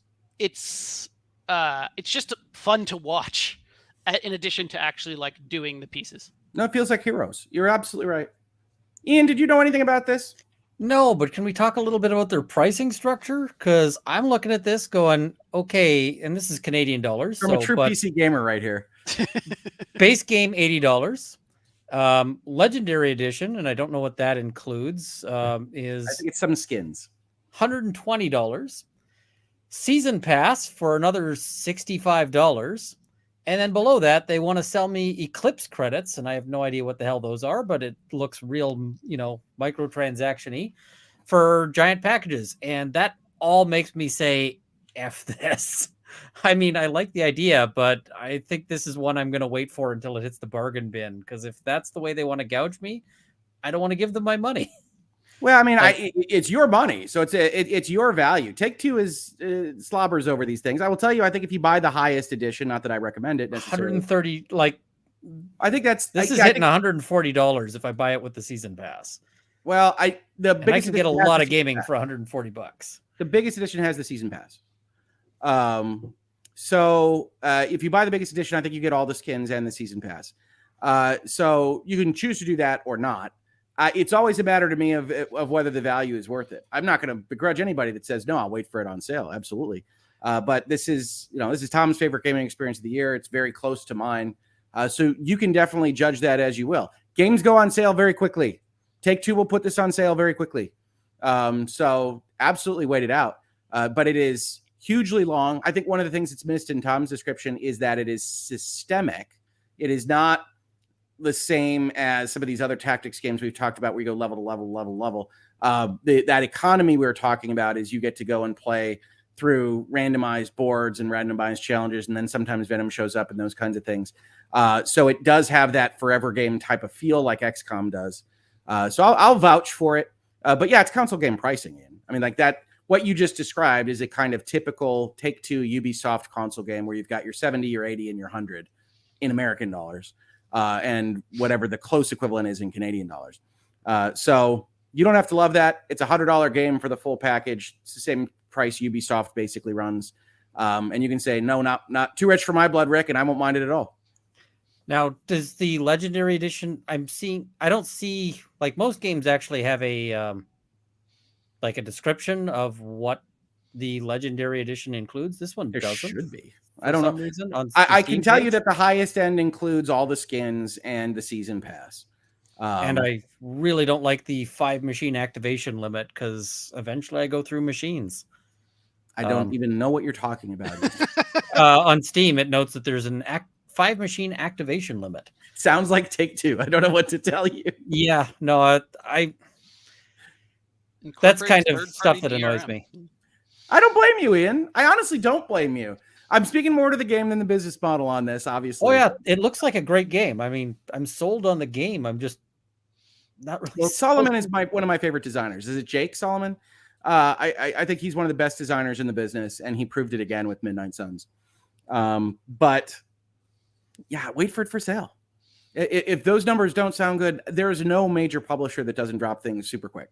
So, yeah, absolutely go pick it up. We're about to hit a winter sale on Steam, so and it could be a part of it. Like even though this game came out, is it December or November, Tom? It was December. I'm pretty sure it was December 1st. It actually wouldn't surprise me if there was a sale even within the month. And it's weird because this is one of those games that like my gamer friends are going, this is the greatest game, like this is a great game. And then a ton of people, but it doesn't seem to actually be getting the same sort of review interest or popularity in the same way. So I'm like, well, so they marketed to console gamers. They didn't know how to sell it. Reviewers didn't know what they were playing. And so everybody kind of judged it on different criteria. It is an unusual beast, so you don't have a standard to go by. So it's not XCOM, even though there's a ton of XCOM DNA in there. The Abby stuff is going to work or not work for you. It should work for more people, in my opinion. But there's tons of people throughout my entire life in video games. I don't want to talk to think. What is this? I like plot development. What is this nonsense? Yeah, and it works because what it's trying to do, and I'm not going to tell you it's the most stellar writing. We're not looking at Shakespeare or anything even modern novel-esque. It's establishing for you connections with the characters you're going into battle with. So XCOM does this by having all of the interactions where they can die and things like that. And you get this kind of playing with dolls connection to people. You give them the names and you make them family members, and then you send them DMs about when they died horrifically to a sectoid or what have you. This one does it with these conversations and having them, and I love it. I absolutely adore it. But yeah, there's no question it's priced like a console. They dragged the console pricing over to PC. It's not going to work for a lot of PC players. Totally get it. 100%. Tom, anything else to say on Midnight Suns? It previously played remarkably well on deck. They pushed an update that made it stop working, and then released a statement that basically said, "Well, we never said it worked on deck, but we're going to try to fix it." Once that's done, like I was playing it on my deck. One, it works remarkably well with controller inputs, which is how it works on the console, and is surprisingly performant. To the point better than XCOM as far as I can tell on the deck. So once they fix that, also a great deck game. I like that your vote is your list is in. We're seeing these kind of comments. You see, we're all voting for Tom's list. Maybe Rick could come from behind. I like Tom's list, I suppose, but I'm leaning that way. Tom's just gonna win. To be fair, I have 2 extra games than you. If this is some sort of just like cumulative, I've got a small advantage right now. No, you have 1, right? Because this is my setup. Oh yeah, you talked about Stanley Parable. Sorry, I had to leave for a moment. I'll keep an eye out for Centennial Case when it comes on something where I can get it for cheaper than $40. But I'm so glad Ian's here for this. By the way. Here at the end of all things, I'm here for this for a reason. What could this possibly be? I don't Ian have any had idea. like an alert. I don't. What even are we going to talk about here, folks? The best game of the year, perhaps the best story in the history of video gaming. Sorry, Chris, whatever your name is. The Last of Us is not the best game best story open and shut in the history of gaming industry. I mean, it's not even in the top 10 on The Last of Us. So I don't know. I think I might put it. I'd have to think about it hard. But my number 1 game and Ian's favorite game of all time, a little game by the name of Immortality. Now, as my brother mentioned when he said that it wasn't going to be on his list because he hadn't played it enough, and he did recognize it as a Her Story genre game, Immortality is a full-motion video game in which players take the role of somebody sifting through archives of 3 separate movies, one made in the 60s, one made in the 70s, and one made in the 90s, to try to figure out what happened to the character you see on your screen right now, played by actress Bannon Gage. I won't give her name because it might matter to the story. And going through all of these clips is involved not by Her Story methods where you pick things that you want to find in the dialogue, where you type in girl or married or something else related to that particular story. Instead, Immortality takes a different approach, primarily to be more accessible to both console and mobile players, which is to connect imagery. And so everything on screen in a clip of Immortality is going to be something that you can link to. In this case, you would link specifically to the actress, and you would be automatically sent to another clip in which the actress appears.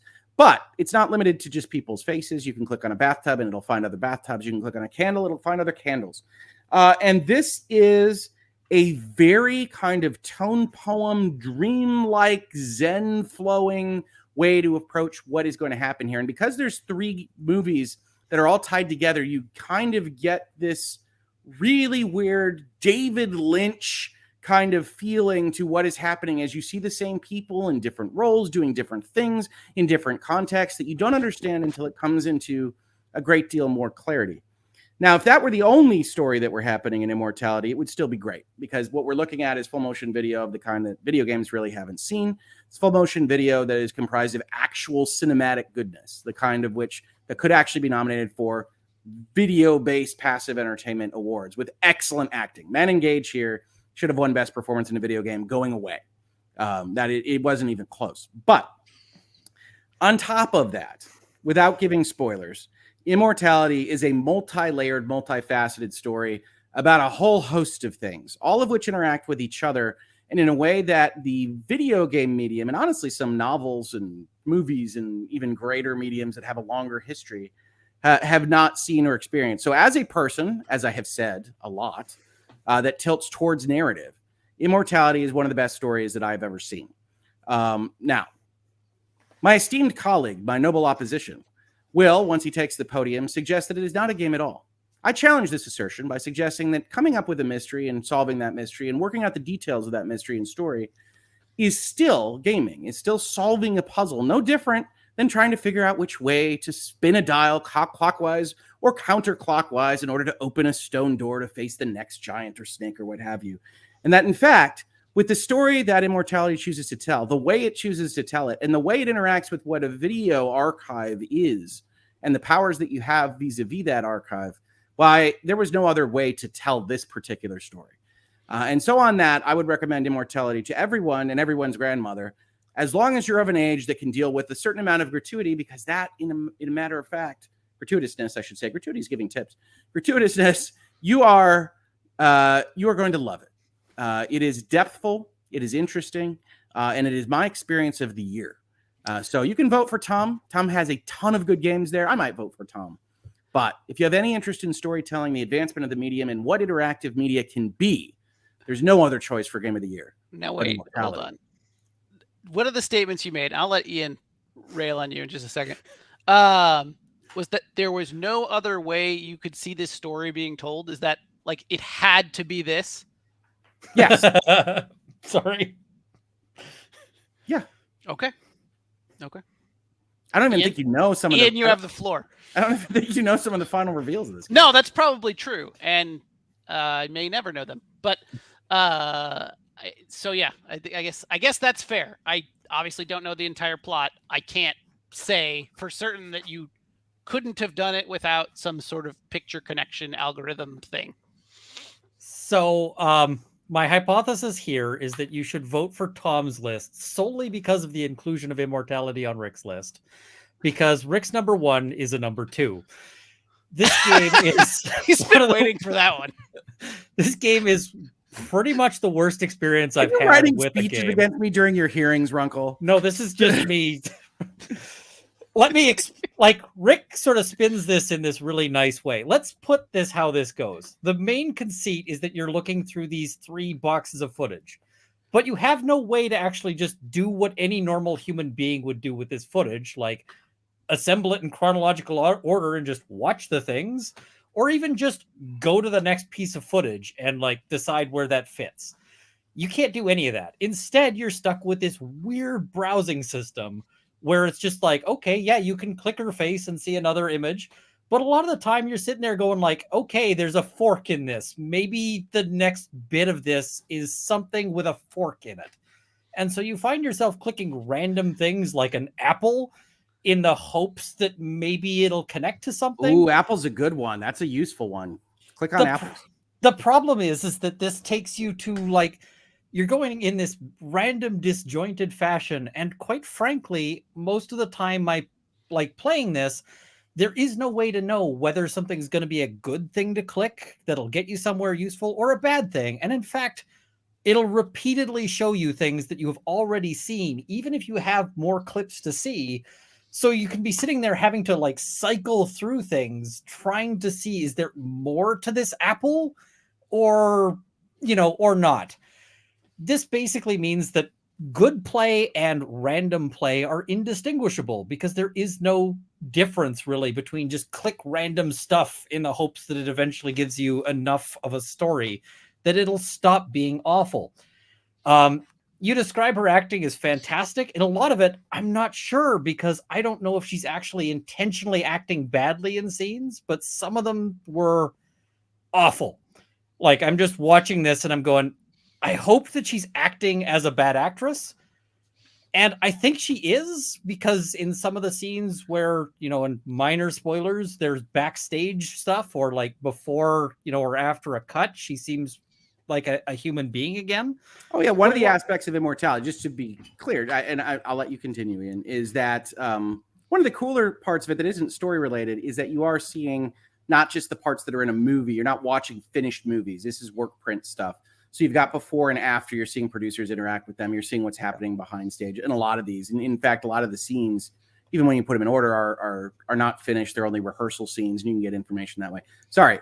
So yes, they're she's playing distinct characters across the board. Yeah. So I think she's acting as a bad actress. That is me being, I think that's a fair statement. Depends the problem on the movie. is yeah, her acting as a bad actress is still bad acting that you're watching, and it's still painful at times when you're just like trying to sift through this story, and I'm just like, can these people stop? Like, it's like watching William Shatner trying to out Shatner himself. Hold on one second, Ian. Kayland, no. No. It is a bad movie for that. I play a lot of games with my eldest daughter that are maybe pushing it. I played Ragnarok with her. I would not deign to play Immortality with her. She is really interested in it because I have talked it up. I say, nope, lines are drawn, no Immortality. So just want to make that clear. Ian, continue. But yeah, it's watching Shatner acting at times and Shatnering all over the experience. I'm just trying, it might eventually coalesce into a really great plot, but originally what you're doing is you're following around just trying to unlock more stuff by clicking random objects, and the plot doesn't make sense or get interesting for a long time. I put a number of hours into it, and I'm still like, I don't give a shit about any of these movies. I don't give a your latent cynicism and non-desire to find things out. Your curiosity is your issue, Ian. But the thing is I have curiosity that I can put anywhere, and there's nothing in this game to say, like, it doesn't even tell you what the point is. Like, there's no actual hint that this is going to turn into anything at some point. It's just like, here's random stock footage. So this could be a great story, but this is in the genre of tell a story badly. It's just stuff you have to get through in order to, I'm just sitting there going, do I not have an option to just watch these dang things? Because I am so tired of clicking random storyboards and mirrors and forks and shoes and random objects. Like, I feel like I'm playing Hidden Faces or whatever, like one of these find an object games, except it doesn't actually tell me what the list of what I need to click is.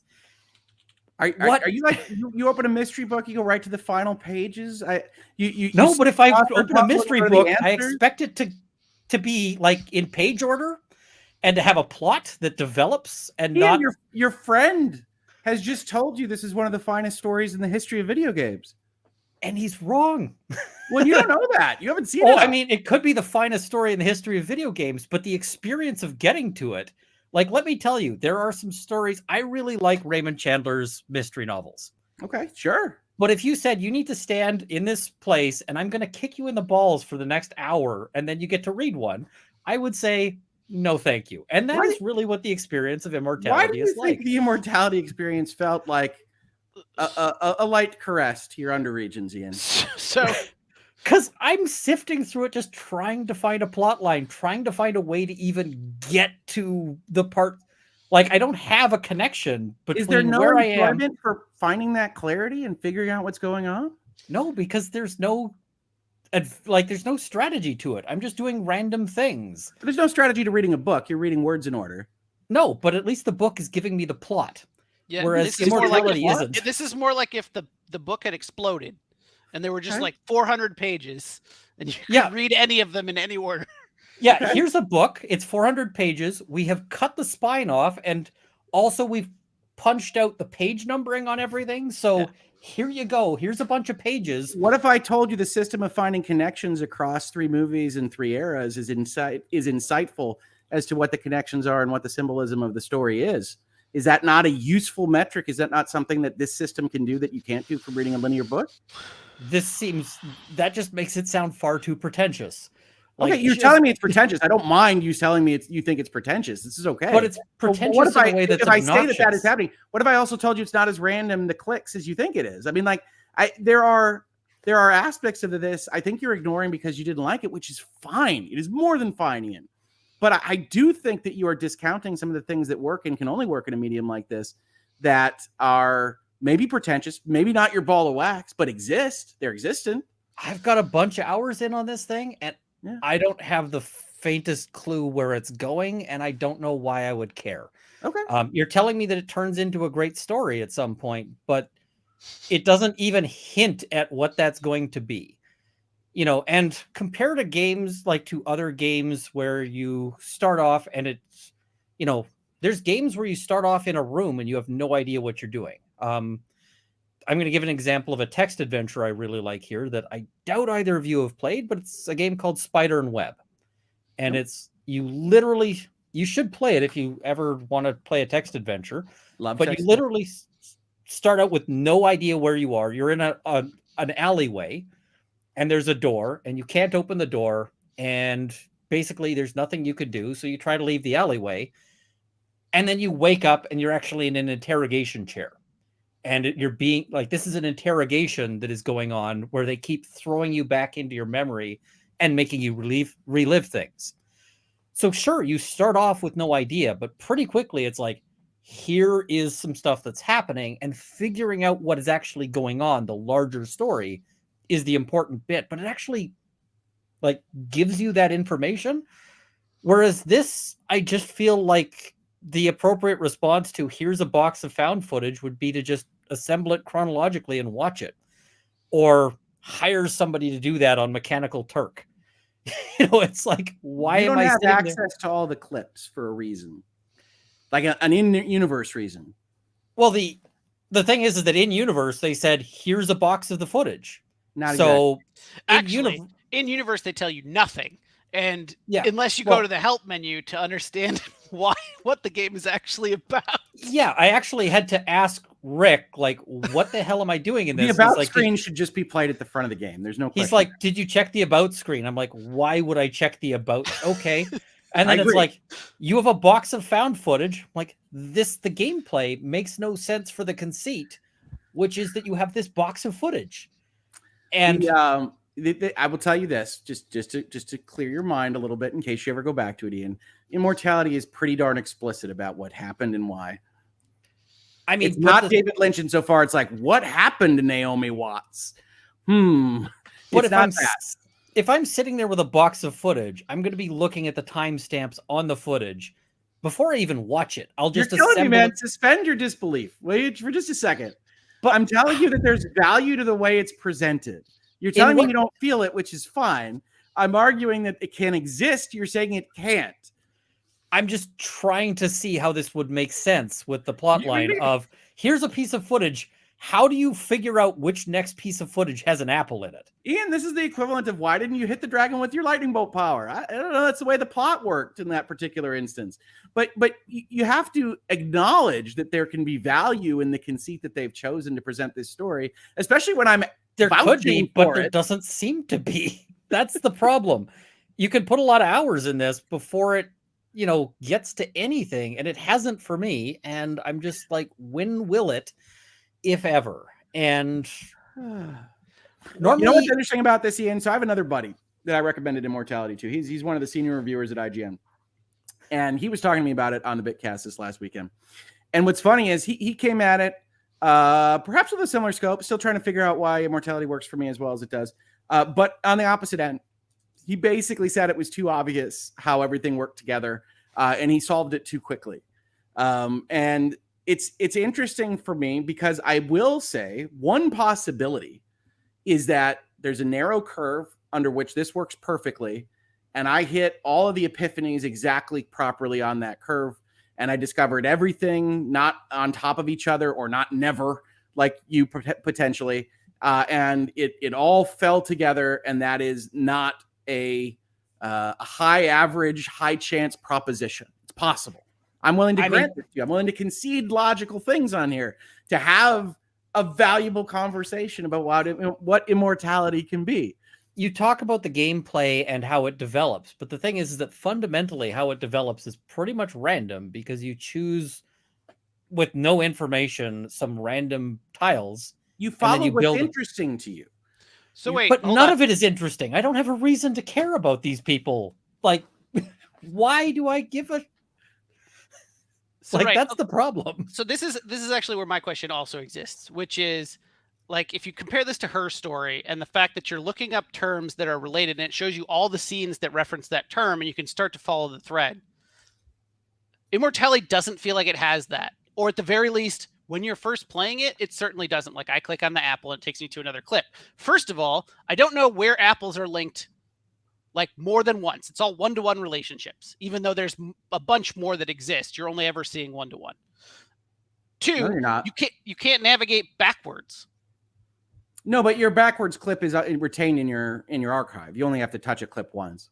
Yes, it's there. But I'm saying, like, one of the things that one of the problems I had with Immortality is just winding down paths and like not like getting back to where I started. So I would like watch a clip and then back up and pick a thing. And like, it's not easy to navigate.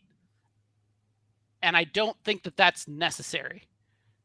So I guess here's the question I was going to ask is, did you have a thread? Did you have like I have a theory or a whatever that I want to follow and you followed it? Yeah, I think there's a lot of interesting things. So, I mean, one of the things that happens in Immortality is there's a lot of sly glances and there's a lot of knowing looks and there's a lot of things that as you watch indicate a certain amount of secrecy or something happening behind the scenes. One of the really tricky things with Immortality, and you know this, Ian, and you know this, Tom, is that I am desperately trying to advocate for what I find to be a very layered, interesting story without saying any of the story. So that presents a tricky proposition, right, for any of this. But yes, I think you follow things. I also think one of the things you do, especially when you get a few more bits and bobs of what's happening, is you kind of do a kind of dream connection state thing where you're hitting things relatively rapidly and moving amongst the different items and dates and actions and activities to find thematic connections more than just object connections, because it's not random. There are algorithms that are making choices for what it shows you based on where you came from. It's not one-to-one, Tom. I know it can feel that way, but it's not. And so there's a few things going on that I think are a little bit more sophisticated than you and Ian are giving it credit for. I'm not going to tell you it's, astrophysics or anything like that. But it is making choices to give you certain things at certain places and not to give you certain things at other places that I think work rather well. But I have to tell you, there was a question that I put up here for a while. It says, is this for Movie Buff? One of the layers of this is that it's incredibly well done as behind the scenes of things that never existed. So you actually do get some of that color for, how a movie would come together. Obviously not important in the overall narrative of what you're looking at in the plot. But if you like that kind of stuff, if you like stories and the value of storytelling, which is one of the things that Immortality is about, that can impact you from the start. There wasn't a clip I wasn't interested in seeing. There wasn't a conversation I wasn't interested in hearing. And so that's also going to buoy you. Ian doesn't care about any of this stuff. So that's fine. Well, we do care about different things. See, I agree with that once. Like, yeah, I watched all the footage and I kind of know how it connects. And I thought it was cool watching the footage the first time. But now I feel like I have to scrub through all of it again because I must not have gotten it. I think you're missing half the game, but that's okay. I mean, the thing is I follow a plot line and I sort of get what it appears is all the game wants to give me along the plot line. Like, hey, I've gone through this movie and now I've seen a movie I wouldn't pay to watch in a game that made it difficult for me to watch it. And I still don't know why I care what happens in this movie that was never actually made with bad acting, that I'm just like, when does this turn into a point? Like, is there going to be something behind this? Nope. It's just this movie. And like, if there's something more going on to it, it needs to get a better handle on like pushing that through, right? Because you get other games I disagree, that follow. right? I wouldn't change a thing about the pacing or the way the plot unrolls. So we have a disagreement there. I mean, the thing is that it's entirely possible, given the somewhat random nature of things, that two people are going to have very different experiences, where one person gets shown things that are interesting and tell you, hey, there's a larger story here, and another person's going to sift through this going, all right, well, I guess I've seen every footage that involves shoes. Let's pick a new object and start cycling through those. Because shoes is not a winning choice. It's true. That's really what you spend a lot of time doing, is just like, let's go see all of the images that relate to this, or let's try to follow this movie, because it won't let you just watch the movie. It just makes you hunt through it for things. Well, there's not a movie to watch. I mean, immortality is something different than just watching a movie, certainly. But but it's following a thread of something, and all I ended up with at the end of it is like, okay, now I know what happens in this movie. Yeah. That doesn't exist. Well, that's true. Here's what I'll say, Ian. You've said your piece. I'm very unhappy that it didn't work out for you. But I think we can all live with your wrongness together. Now, here's the thing, though. We're going to talk about this as a good game. How would you write a walkthrough? How would you improve my experience by telling me what to do? I mean, you can see the number of walkthroughs for immortality online. They basically tell you on what objects to click. Yeah, I mean, how would you tell somebody what the difference is between good play and bad play? Now, Ian, if we're going to break that down, you just advocated for a text adventure. Walkthrough for a text adventure just tells you what to do. Hook, get key. I can also tell people, like, these are strategies that will help you with a text adventure. I mean, I can tell you strategies for immortality. Focus on what you're interested in. Focus on what seems unusual in the scene. And then I could give you real tips that I'm not going to give you on this video about things to pay attention to and what to do when you pay attention to those things. Yeah, I'm just waiting for something, and I keep going back to it, and I play it for like, half an hour, and I just go like, nope, still not anything to this. I'm perfectly okay with not everything being for everyone. For anybody that thinks what I described is interesting or could be enlightening or work for them, I couldn't recommend Immortality more. I think it's still on Game Pass. Is it still on Game Pass, Tom? I believe so. Yeah, it's still on Game Pass. That's the only reason I'm still coming back to it. Ian's complaining about paying for a movie he didn't want to pay for, and he didn't even pay anything. I mean, at the end of the day, if you really liked Immortality, I would be happy to go to the dollar store, get 3 romance novels, slice the pages off, and then send them to you without page numbers in a miscellaneous box. And that's still a better experience in terms of how they're feeding you the story than Immortality is, because at least from that you have all the things and you can sort them out yourself if you want to. You're not forced to like click random words in it to jump to a random page. We'll see if that experience is better for people. Ian, I appreciate your passionate, loyal opposition. You can see, folks, why we want to do a Rick and Runkle video game stream, because reasonable minds can differ, and even some unreasonable ones sometimes. I was going to say, you might be being a little generous to me on this one, but I tried, I got to say. So, folks, I'm going to get to the super chats in just a second. The lists are complete. You can see my list right here. You can see Tom's list in just a minute. I'm going to start a poll. Better list. Let's see what everybody has to say. And we will go from there. I'm going to log in with both Runkle of the Bailey and Roll of Law just so I can vote for Tom's list twice. Multiple. Go get in there. Vote early, vote often, people. So this is my list. Immortality, Stanley Parable, Ultra Deluxe, Midnight Suns, Marvel's Midnight Suns, technically, Horizon Forbidden West, Mario and Rabbids 2, Sparks of Hope, Xenoblade Chronicles 3, The Centennial Case, Sonic Frontiers, Lego Star Wars, The Skywalker Saga, and Nobody Saves the World.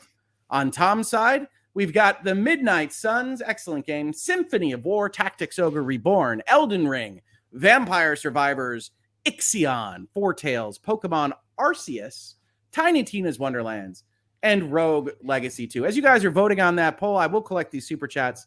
I want to tell you guys, this has been a 4.5-hour stream. First of all, Tom, I want to thank your wife for allowing you to do this for so long and for you to not fall asleep while we were doing this. Ian, thank you so much for jumping You're in. an hour ahead of me, so. Hey, I got a Hangouts and Headlines in approximately 8 hours. You can't get rid of me, folks. And I've got a lot of law to do tomorrow. So we'll be having fun. But this is one of my favorite streams of the year, as I said. So you got a lot of people here that have played Immortality saying what we talked about, which is it's really hard to talk about if you don't want to ruin it at all. So absolutely.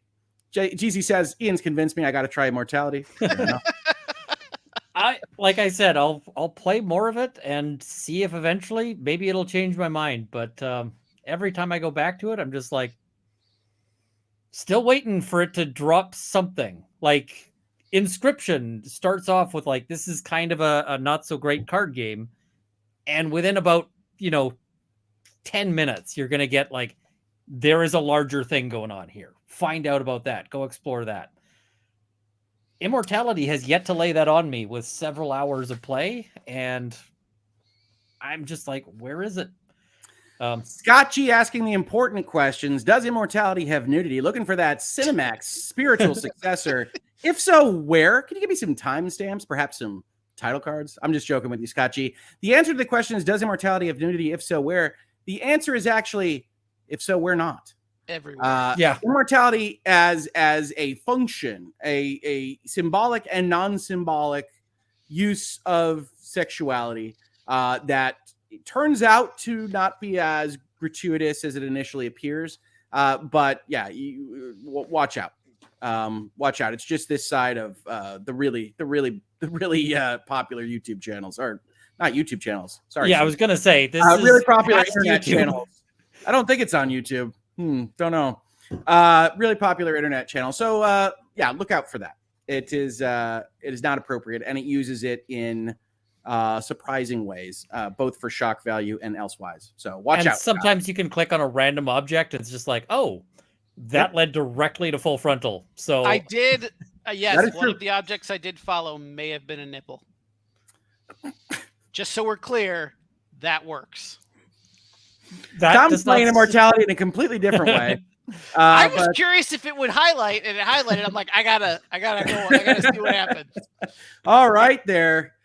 Tim also adding super chat. Thank you for supporting the channel, Tim. The Last Jedi exists, Rick. Still objectively bad. Okay, I'm not going to fight you on The Last Jedi. Ian and I are in violent agreement on Jedi. Yeah, not a good picture. It's okay. No, I actually think that there's a real rule that's developing for Star Wars film and TV. Okay. Which is that the quality of it is going to be inversely proportional to the number of Jedi that appear in it. Oh, on the Andor principle. Andor's the best thing Disney's made. Rogue One. Mm-hmm. Like, just the Jedi ruin it. And actually, the closer they are to the Skywalker family specifically, the worse it's going to be. I don't think that you're wrong, Ian. I don't think Disney knows what to do with the actual core of the saga. So the further they get from that, the better they are. Leanne T, you guys are having a debate about games that work for ADHD and those that don't. I get both your points, but feel Ian's aggravation. Do you think it has something to do with the neural views, Ian? It might, but I mean, the thing is that sometimes with my ADHD, I can get really interested in like small elements of a story. Yeah. But the problem is that I don't like how this one feeds it to you. I know. I can tell. We don't need to go down that road again. I was just curious. I don't have enough insight onto that, Leanne. I'm just trying to think of whether that's an ADHD thing or just it didn't work for me thing. I guess Abigail also says something similar. We need to know what the point is, or we're out of here. Maybe. I mean, something. That's the thing is with attention deficit. If you are doing something just to do it, it can be actively painful. And so the times when you're sitting there like, I don't know what I'm doing. I don't know why I'm doing it. I'm just poking random things are not just like, okay, well, it's actively unpleasant. So I would kind of like to have I get you. a thread, like here's something to pursue. I don't even actually know what the mystery that I'm trying to figure out is. I get you. I'm not going to discount your experience with the game. Certainly, Leanne follows up with from her super chat. Says, "I see Hoeg's passion and think I would like the end, but the path to that end would distract the stuff out of me. Like it sounds like I have to pay attention in a way I normally don't. Very possible. Very possible. This is why it's fun to have conversations where I tell you that reasonable disagreement is the spice of life. It truly is. You get to learn the perspective of another. And yeah, Ian's coming at me hard, but that's a-okay. And to be fair, I'm coming at immortality hard. I like you. You're a great person. It's just that the people behind immortality made something that is terrible. I won't even say Abigail says I'd have a great time playing with Hoeg and hate playing it by myself. Look, if I could stream immortality, I would, but I really shouldn't on most platforms. And I think probably immortality as a full motion video game actually has a very specific license on what it is that you're supposed to stream. I very strongly suspect that if you tried to stream it on any, like on YouTube, gone. Twitch, gone. Well, the Rumble, content itself gone. is going to be a problem, right? So, yeah. I mean, even Rumble's got stuff that bans nudity, so you couldn't even stream it there. Yeah. Tim says, my personal snarkiness aside, we like the things we like, and Rick has been a good sport about taking a pretty constant roasting. Merry Christmas and Happy New Year, Hoeg family. Thank you, Tim. Reasonable minds can differ is not just something I put on blankets, which you can buy in the store. It is something that I live my life by, and Ian's great. I'm never going to say that Ian isn't coming at you sincerely and in good faith. So it is a-okay. Ram says what I've been thinking for about the last 20 minutes. It's really hard to explain why it's great. I can't breach the ethical rules of what an immortality is. Darn it. But okay, but that's a problem, right? Like this is sort of like, oh, you got to play the first 20 hours and then get to the fun part of the game. Like you can't say it only works once you get to the end. I don't think it does. So look, I disagree with Ian fundamentally as to how it impacts from the start. But he said his piece. What I'm saying is I could write a pretty pretentious English lit paper on what immortality is doing and why it's great and why video games really haven't tried it before. But it's not something for this venue. Well, I used to watch anime and I'd get something that people would say all the time. And the reason why I stopped watching anime was largely because of these people where they'd say like, you got to watch this and you gotta it starts to get good at around episode 30. And what I found is that they never get good. It's just that's when the Stockholm syndrome and the sunk cost effect start to sink in. And people are like, surely this had to have been good. I've watched 30 hours of this. I can promise you that my experience with immortality is not Stockholm syndrome. that at no point was I convincing myself I was having a grand time. And I can tell you this seriously, that this isn't one of those situations where I'm also just beholden to the creator. So he's made 3 games, Her Story, Telling Lies, and Immortality. And I was super excited for Telling Lies, and I played it and I was dissatisfied. And it used a very similar structure to Her Story and Immortality. And Immortality is the leap that I had hoped he would make from Her Story. And Telling Lies, if you don't like Immortality, and Telling Lies might kill you. But I will stand by this, and I think it's one of the finest things that gaming has ever produced. But it's okay to disagree with me, as it always is. What else we got here? Just before we wrap up, as I'm collecting the last chats here, I do want to say thank you, everybody, for hanging out with us for so long. I do have a Hangouts and Headlines in about 8 hours. We're going to be talking about AI, facial recognition, and should Madison Square Garden be able to kick you out because they don't like you? If they're using AI to do it, it's going to be a fun Hangouts and Headlines. So get ready for that in 8 hours. I saw that story. That's a good one. Yep, we're going to talk about that. It's going to be a fun one. I really appreciate everybody for hanging out with us. Tom, thank you so much for joining us for so long. We love this annual stream. Maybe we can convince you to pop in a little bit more, especially if Ian's hanging out, because you seem to like tag teaming me, so that's nice. Ian, thank you so much for jumping. Going to mock me or something. Ian, thank you so much for jumping in as long as you did on a work night. Right now, I am in a giant gap between things I can do. Otherwise, I might have had to be like, gotta go. But no, I really appreciate it from both of you. Thank you for so putting much. up with my my hot take on that one. Tom, I know you don't do this a ton, so hang out after I start the end broadcast and we'll chat for a minute, okay? Sure.